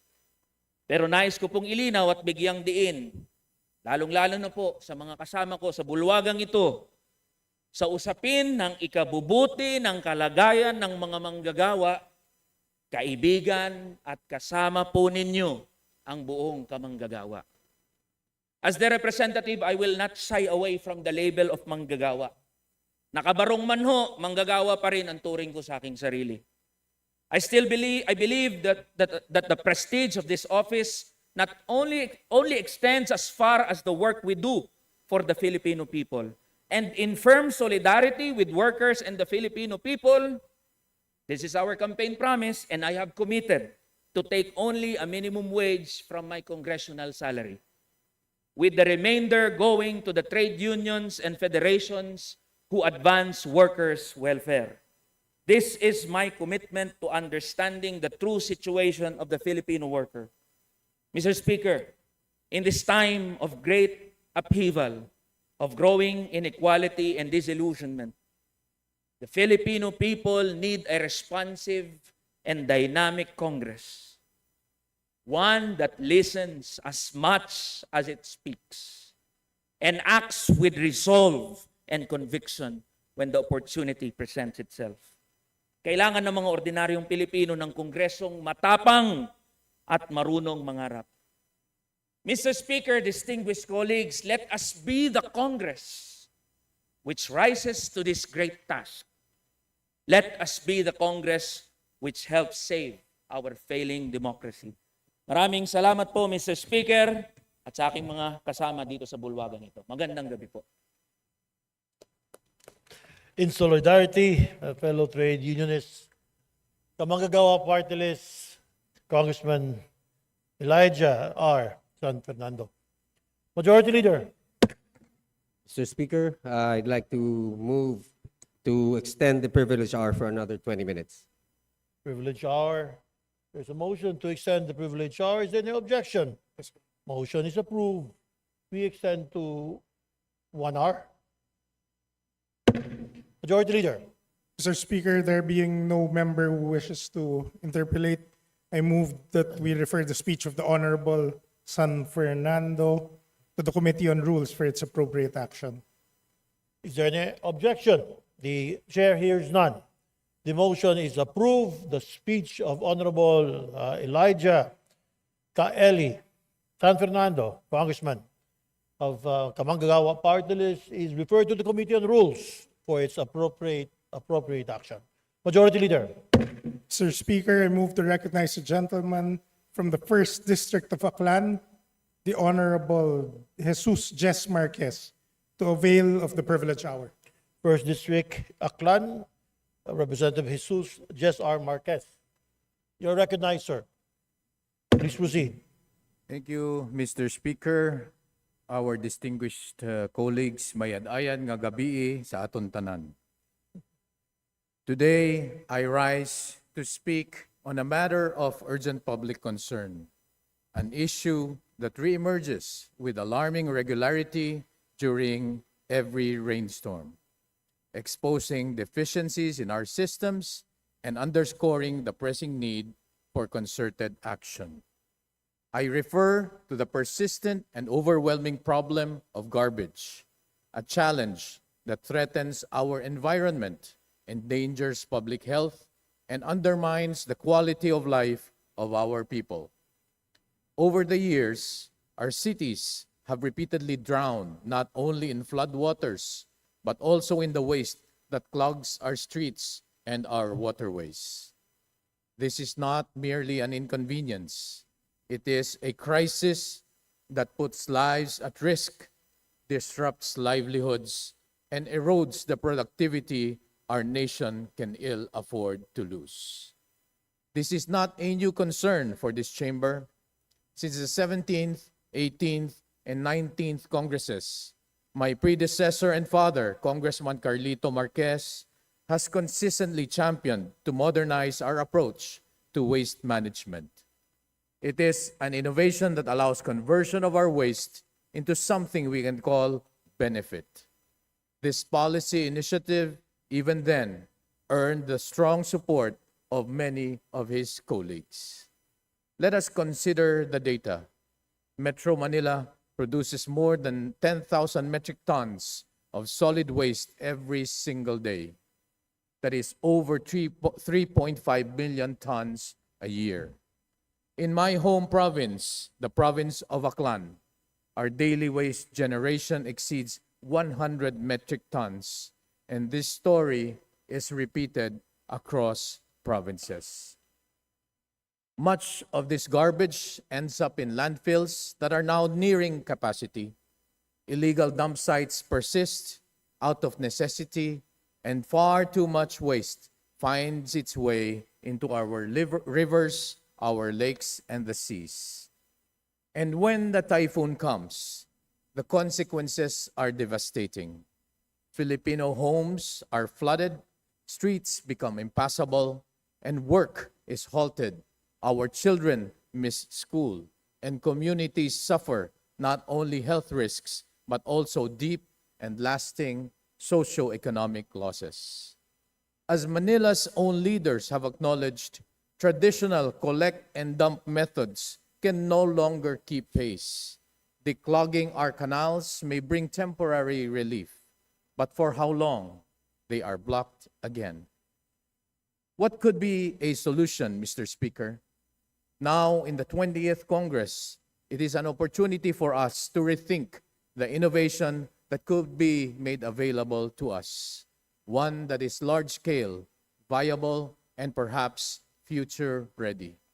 And that is waste to energy, a solution that not only reduces waste, but brings back its value to us. Waste to energy, otherwise known as waste treatment technology, involves the controlled burning of garbage to produce heat, which in turn drives turbines to generate electricity. It is a form of biomass power, producing renewable energy while reducing the volume of waste that would otherwise end up in landfills. Waste to energy has been a proven path forward that many countries have ever since embraced, alongside their recycling programs, turning refuse into power, jobs, and cleaner communities. That even the countries of Japan, South Korea, and Singapore have waste to energy facilities in place. Japan operates over 1,000 waste to energy facilities, converting waste into clean energy and using advanced emission controls to ensure air quality. South Korea integrates waste to energy with aggressive recycling, diverting waste from landfills and producing electricity for their cities. Singapore's Tuas plant processes over 8,200 tons daily, powering thousands of homes and using leftover ash for land reclamation.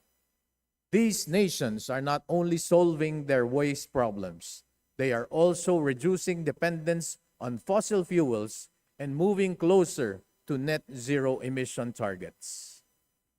By generating power without the need for fossil fuels, waste to energy will also help achieve effective reduction in greenhouse gas emissions. Mr. Speaker, waste to energy is not a silver bullet, but it offers a huge part of our solution. While garbage is difficult to eliminate completely, it can be used effectively.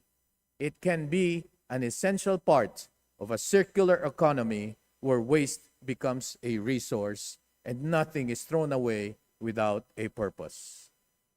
And let me assure the public, modern WTE plants today are equipped with the latest technology and are strictly regulated.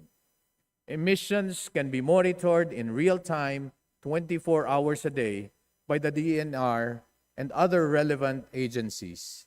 These real-time monitoring systems shall ensure that all emissions stay well within safe and acceptable levels, meeting both local and international standards. Data from these systems shall be made available for public scrutiny, ensuring transparency and accountability at all times. Let us not forget, open dump sites pose far greater health hazards, from groundwater contamination to respiratory illnesses to the spread of vector-borne diseases. Modern waste-to-energy plants, when operated under strict environmental standards and real-time monitoring, can safely manage our waste and even produce usable byproducts such as ash for construction and roadworks. I therefore ask, what is truly better for our people? Mountains of garbage polluting our land and water, or harnessing that waste to generate electricity, create jobs, and support our transition to clean energy? That is why I personally refiled the bill on regulating waste treatment technology in our country and give the chance it deserves and bring the Philippines in step with modern, sustainable nations. Garbage is a challenge that transcends politics. After all, modern challenges demand modern solutions. Solutions encouraging collaboration and fostering a whole of society approach. Together with the private sector, we can mobilize resources, share expertise, and scale innovations that will finally turn this problem in an opportunity for progress. Esteemed colleagues in the 20th Congress, I call on all of us to rally behind a solution that will propel our nation toward greater innovation, one that is forward-looking, resilient, and able to turn challenges into opportunities. Even our Honorable Speaker, Ferdinand Martin Romualdez himself, filed a waste treatment technology measure in the 19th Congress, a legislation that has repeatedly passed on third and final reading of the House. Let us not allow this vital measure to be shelved once again. I end with the words of environmentalist Paul Hawken. Real sustainability is about transformation, a shift from a system that takes, makes, and wastes to one that creates, conserves, and restores. Let us be the generation that transform our nation's waste into hope, progress, and a cleaner future. Thank you, Mr. Speaker. Thank you, esteemed colleagues. Good evening, each and everyone. Maraming salamat, Representative Jess R. Marquez of Aklan. Majority Leader, please. Mr. Speaker, there being no member who wishes to interpolate, I move to refer the speech of the Honorable Marquez to the Committee on Rules for its appropriate action. Thank you, Majority Leader. Is there any objection? The chair hears none. The motion is approved. The speech of Honorable Marquez, the province of Aklan, is hereby approved and referred to the Committee on Rules for its appropriate action. Majority Leader. Mr. Speaker, I move to recognize the gentleman from the 2nd District of South Cotabato, the Honorable Ferdinand L. Hernandez, to avail of the privilege hour. Congressman, ngayong gabi, Congressman Ferdinand L. Hernandez of 2nd District of South Cotabato. Please proceed, sir. Thank you, Mr. Speaker. Saving the best for last. Mr. Speaker and distinguished colleagues, maayong gabi sa aton tanan. I rise today on a matter of personal and collective privilege to speak as a Filipino fighting for the welfare of our youth and shaping a brighter future for them through the transformative power of education. And how very fitting it is that I get to deliver this message today as we celebrate the International Youth Day. When the world acknowledges the vital role that the young people play as agents of change, leaders, and mobilizers in promoting development. In this mission, we are not alone. The government, through Republic Act number 10931, also known as the Universal Access to Quality Tertiary Education Act, has taken a bold step toward this shared vision. This landmark law seeks to break down the barriers that prevent so many young Filipinos from reaching their full potential. Its objectives are clear, deeply aligned with our collective aspirations: to provide adequate funding and other mechanisms to increase participation across all socio-economic classes in tertiary education, to ensure equal opportunity for all Filipinos to access quality tertiary education, whether in public or private institutions, to give priority to academically able students, especially those coming from poor families, to ensure that government resources in education are used efficiently and effectively, to offer proper guidance and incentives for young Filipinos in making informed career choices and in developing their skills towards nation building, and to recognize the essential complementary roles of both public and private institutions in strengthening our tertiary educational system. This is more than just a law. It is a promise that education will not be a privilege for the few, but a right for all. Reflecting on the testimonials shared by our graduates from Region 12, who received 60,000 under the Tertiary Education Subsidy Program, it is truly heartwarming and fulfilling to hear their stories of gratitude and success in pursuing their college education, all made possible through the subsidy and support they receive. According to the testimony shared by Sheena Barulan, who graduated from Green Valley College Foundation, Inc., I'm proud to be the first degree holder in my family, and I'm deeply grateful for the TES grant that made my college education more manageable and eased the burden on my family. Another testimony shared by Diana Sagan from same school.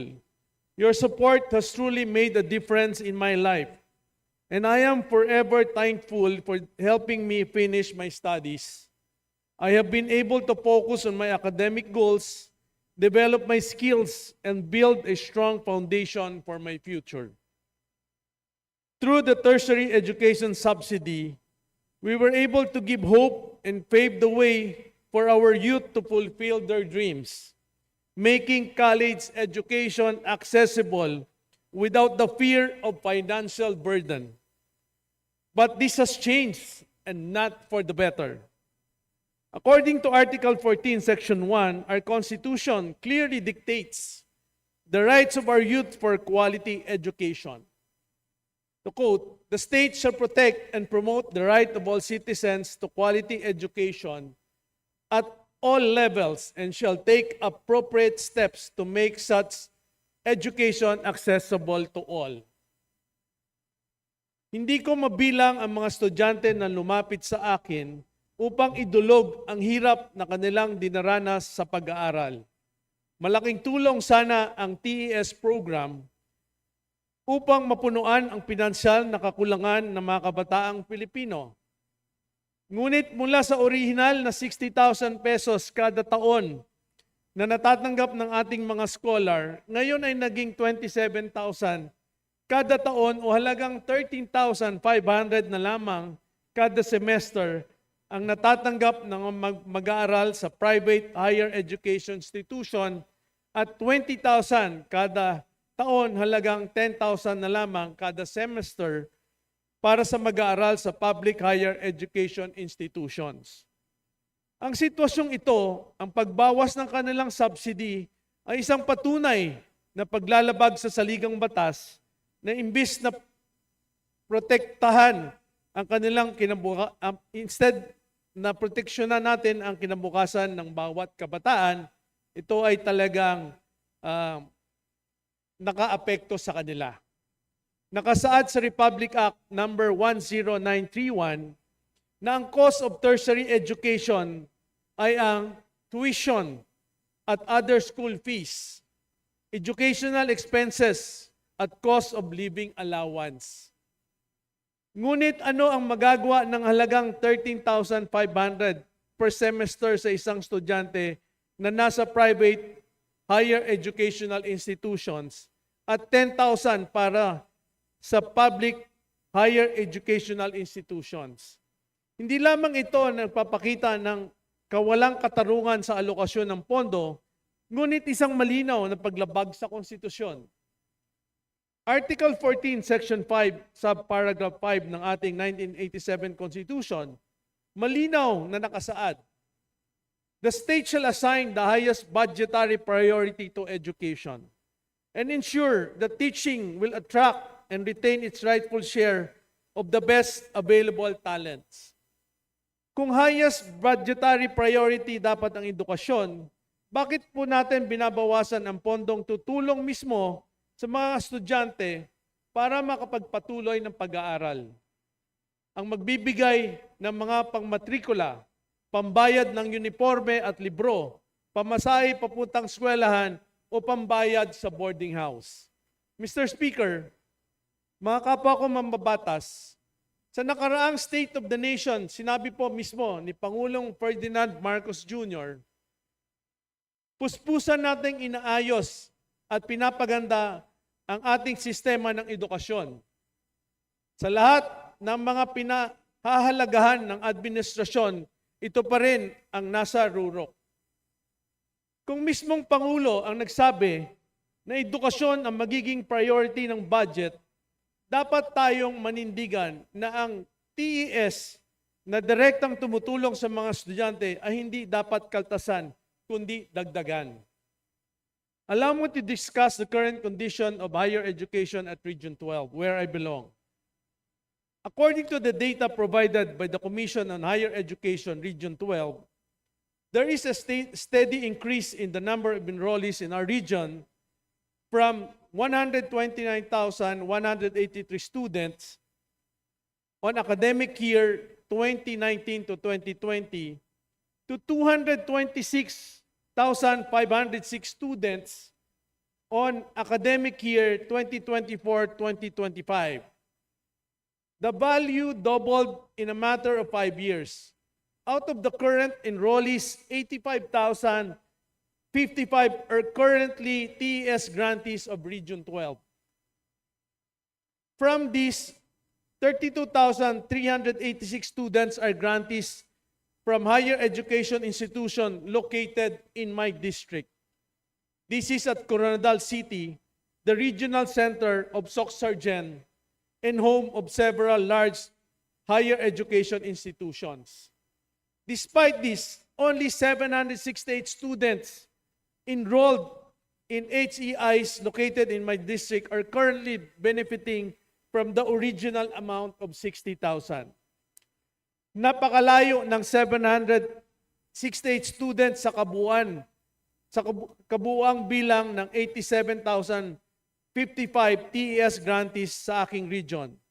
768 students lamang ang nakaranas ng buong 60,000 subsidy.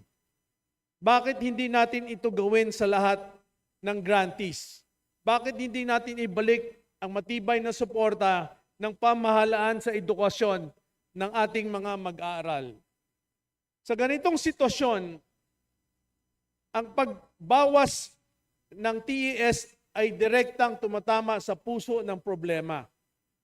Napipilitan ang mga kabataan na tumigil sa kanilang pag-aaral dahil kapos ang pera.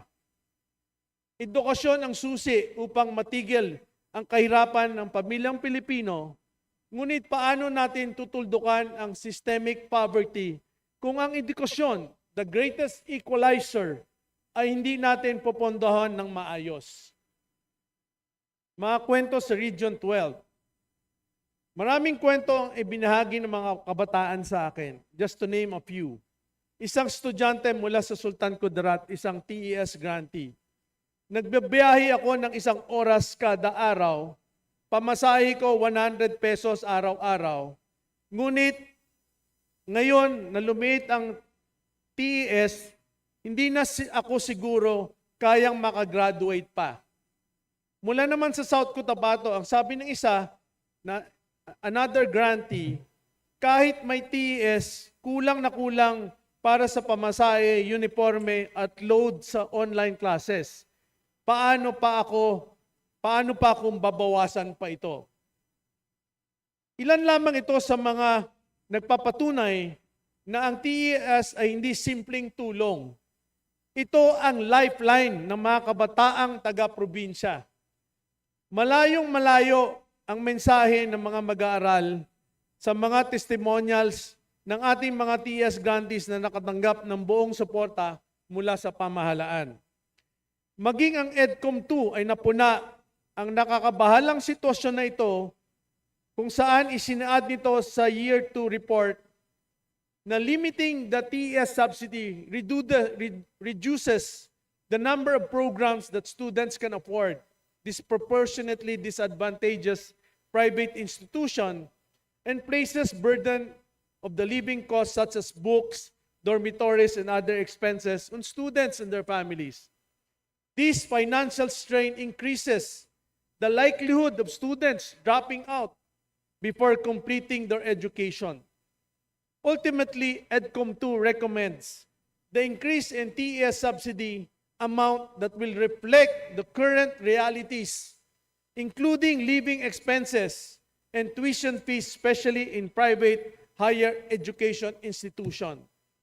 This adjustment would provide a more equitable set of choices for grantees enabling them to select the programs and institutions based on their preferences rather than financial limitations. Ito ang kahalagahan ng TES program para sa ating mga kabataan. Una, ang kalayaang pumili ng pangarap nilang kurso, hindi sa kung anong kakasya lang sa halagang 13,500 kada semester. Pangalawa, ang pagkakataon na makatapos ang pag-aaral dahil sa suporta ng pamahalaan. Sa kabila ng pag-aaral na ito, humarap na naman ng panibagong hamon ang aking rehiyon. Sa naganap na 48th regular meeting ng UNIPAS Board, kinilala ang pagkatatag ng UP School of Health Sciences sa Coronadal Campus na magdudulot ng reclassification ng Coronadal City na magiging non-place of no SUC-LUC category. Ano po ang implikasyon nito para sa ating mga kabataan? Mas marami ang hindi makaka-avail ng TES program. Bagamat maganda na magkaroon ng karagdagang edukasyon institution sa Coronadal City, ngunit hindi naman kayang ma-accommodate ng UP campus ang lahat ng mga estudyante na kasalukuyang naka-enroll sa private higher education institutions.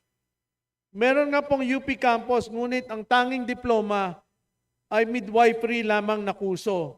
Limitado ang slots at may prioridad na ibibigay ito sa ating mga indigenous people. Sa panahon na mawawala ang PNSL category sa aking distrito, ang mga enrollees sa private higher education institution ay hindi magiging prioridad sa ilalim ng TES program at magiging limitado na lamang sa listahan ng lista ng DSWD. This is the reason why I wrote a formal letter to the Commission on Higher Education and UNIPAS Board to urgently revisit and correct the policy of this reclassification. The current policy is unfair, unreasonable, and manifestly unjust. It disregards the reality faced by students from South Cotabato and defeats the very purpose of tertiary education subsidy to support those with limited access to higher education. Mahalaga ang partisipasyon ng private HIEIs sa pagpapasiguro ng lahat ng kabataan ay makapag-aral. Ang mga kurso na nasa Maynila ay meron din sa probinsya.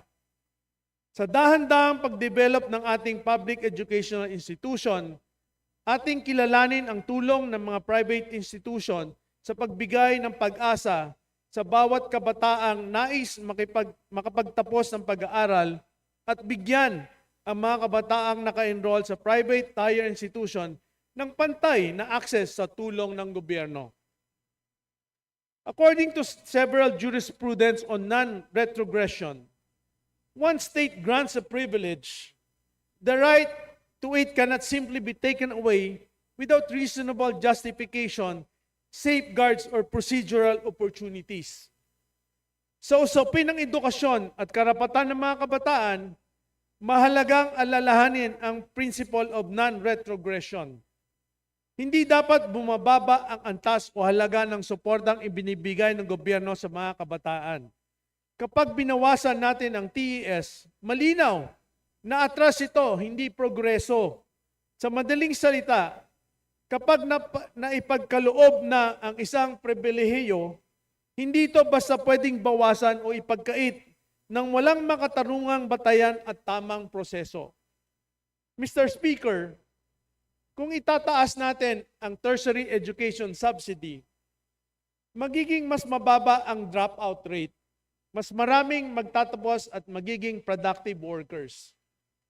Mas makakapag-focus ang estudyante sa pag-aaral kaysa mag-aalala sa gastos.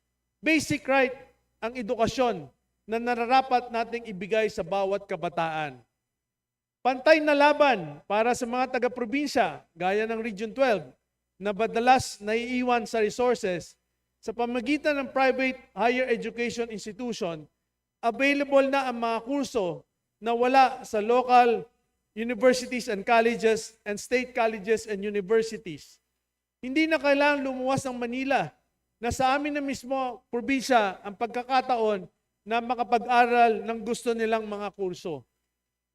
Patas na pagkakataon sa bawat mag-aaral, lalo tigit na nasa low-income families na makapag-enroll ng kurso ang kanilang pinipili at pagkakataong makamit ang kanilang pangarap. At ang pinakamahalagang puntos, ang pagtatapos ng ating mga kabataan. Kaya naman po tayo gumawa ng ganitong batas ay upang mas madali ang access sa edukasyon ng mga kabataan. Tulong na nararamdaman ang ating naisibigay, hindi kakarampot na subsidy. Isinumite ng higher education institution sa aking distrito na ilang datos na mahalagang bigyan pansin. Hindi na-sustain ang double-digit enrollment growth na 32.2% noong academic year of 2021 to 2022 at 54.4% noong academic year 2022 to 23. Sa katunayan, bumagsak ang growth rate na ito sa 5.3% noong academic year 2023-2024 at 0.3% noong academic year 2024 at 2025. Ito ang resulta ng pagbawas ng TES sa kabataan. Bakit pa ba sila mag-enroll kung hindi naman nila kaya ang gastusin? Mr. Speaker, panahon na ibalik at taasan ang TES sa hindi bababa sa 60,000 kada taon, sapat para sa tuition fee, educational expenses, at cost of living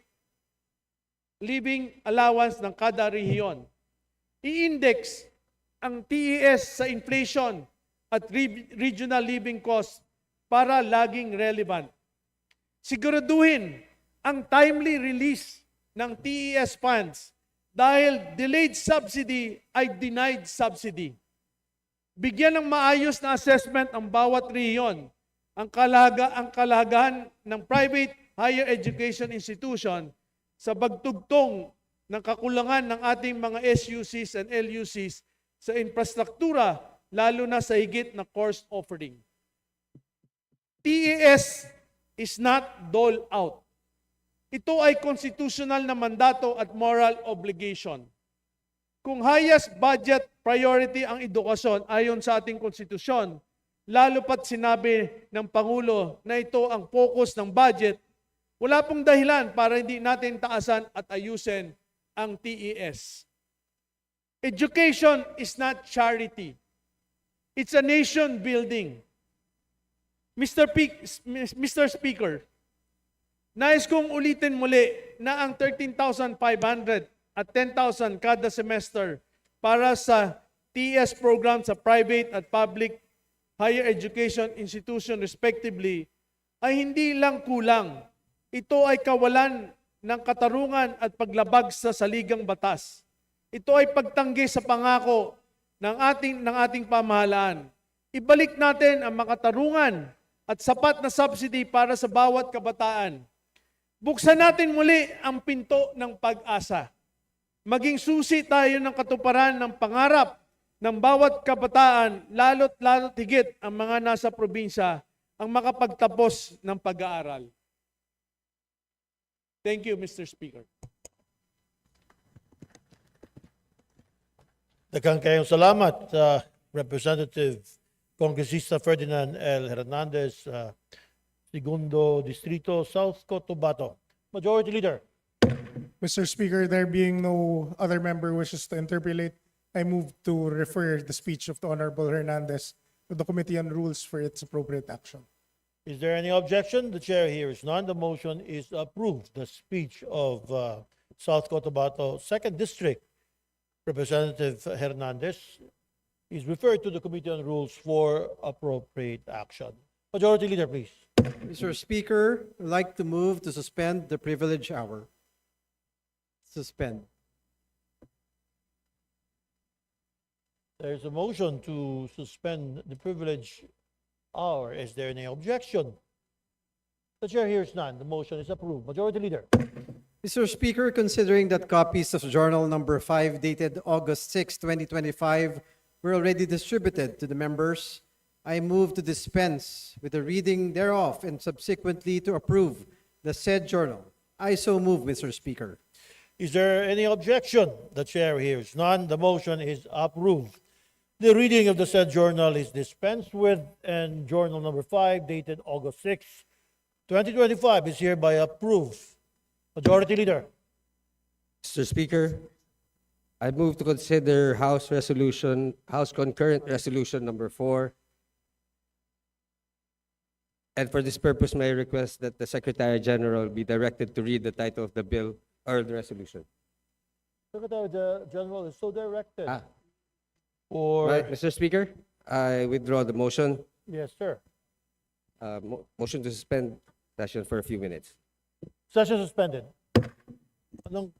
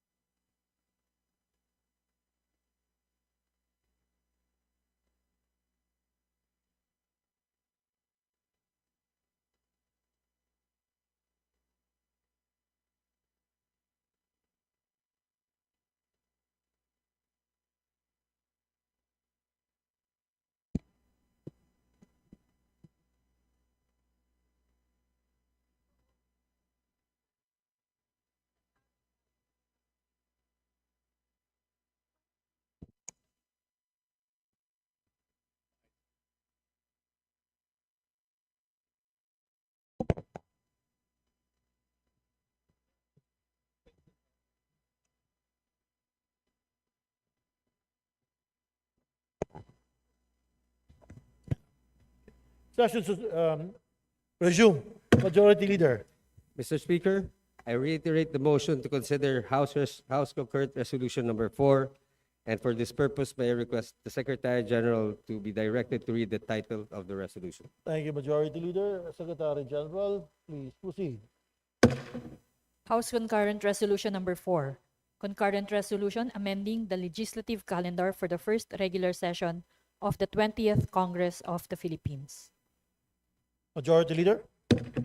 Mr. Speaker, I move to adopt House Concurrent Resolution number 4. There is a motion to adopt House Concurrent Resolution number 4. All those who say in favor say aye. Aye. Those against it say nay. The ayes have it. House Resolution, Concurrent Resolution number 4 is hereby adopted. Majority Leader.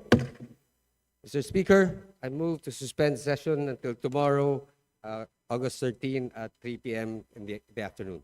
So move, Mr. Speaker. Session is suspended until August 13, Wednesday, 3 o'clock in the afternoon. Session is hereby suspended. Daghang salamat. Maayong gabi.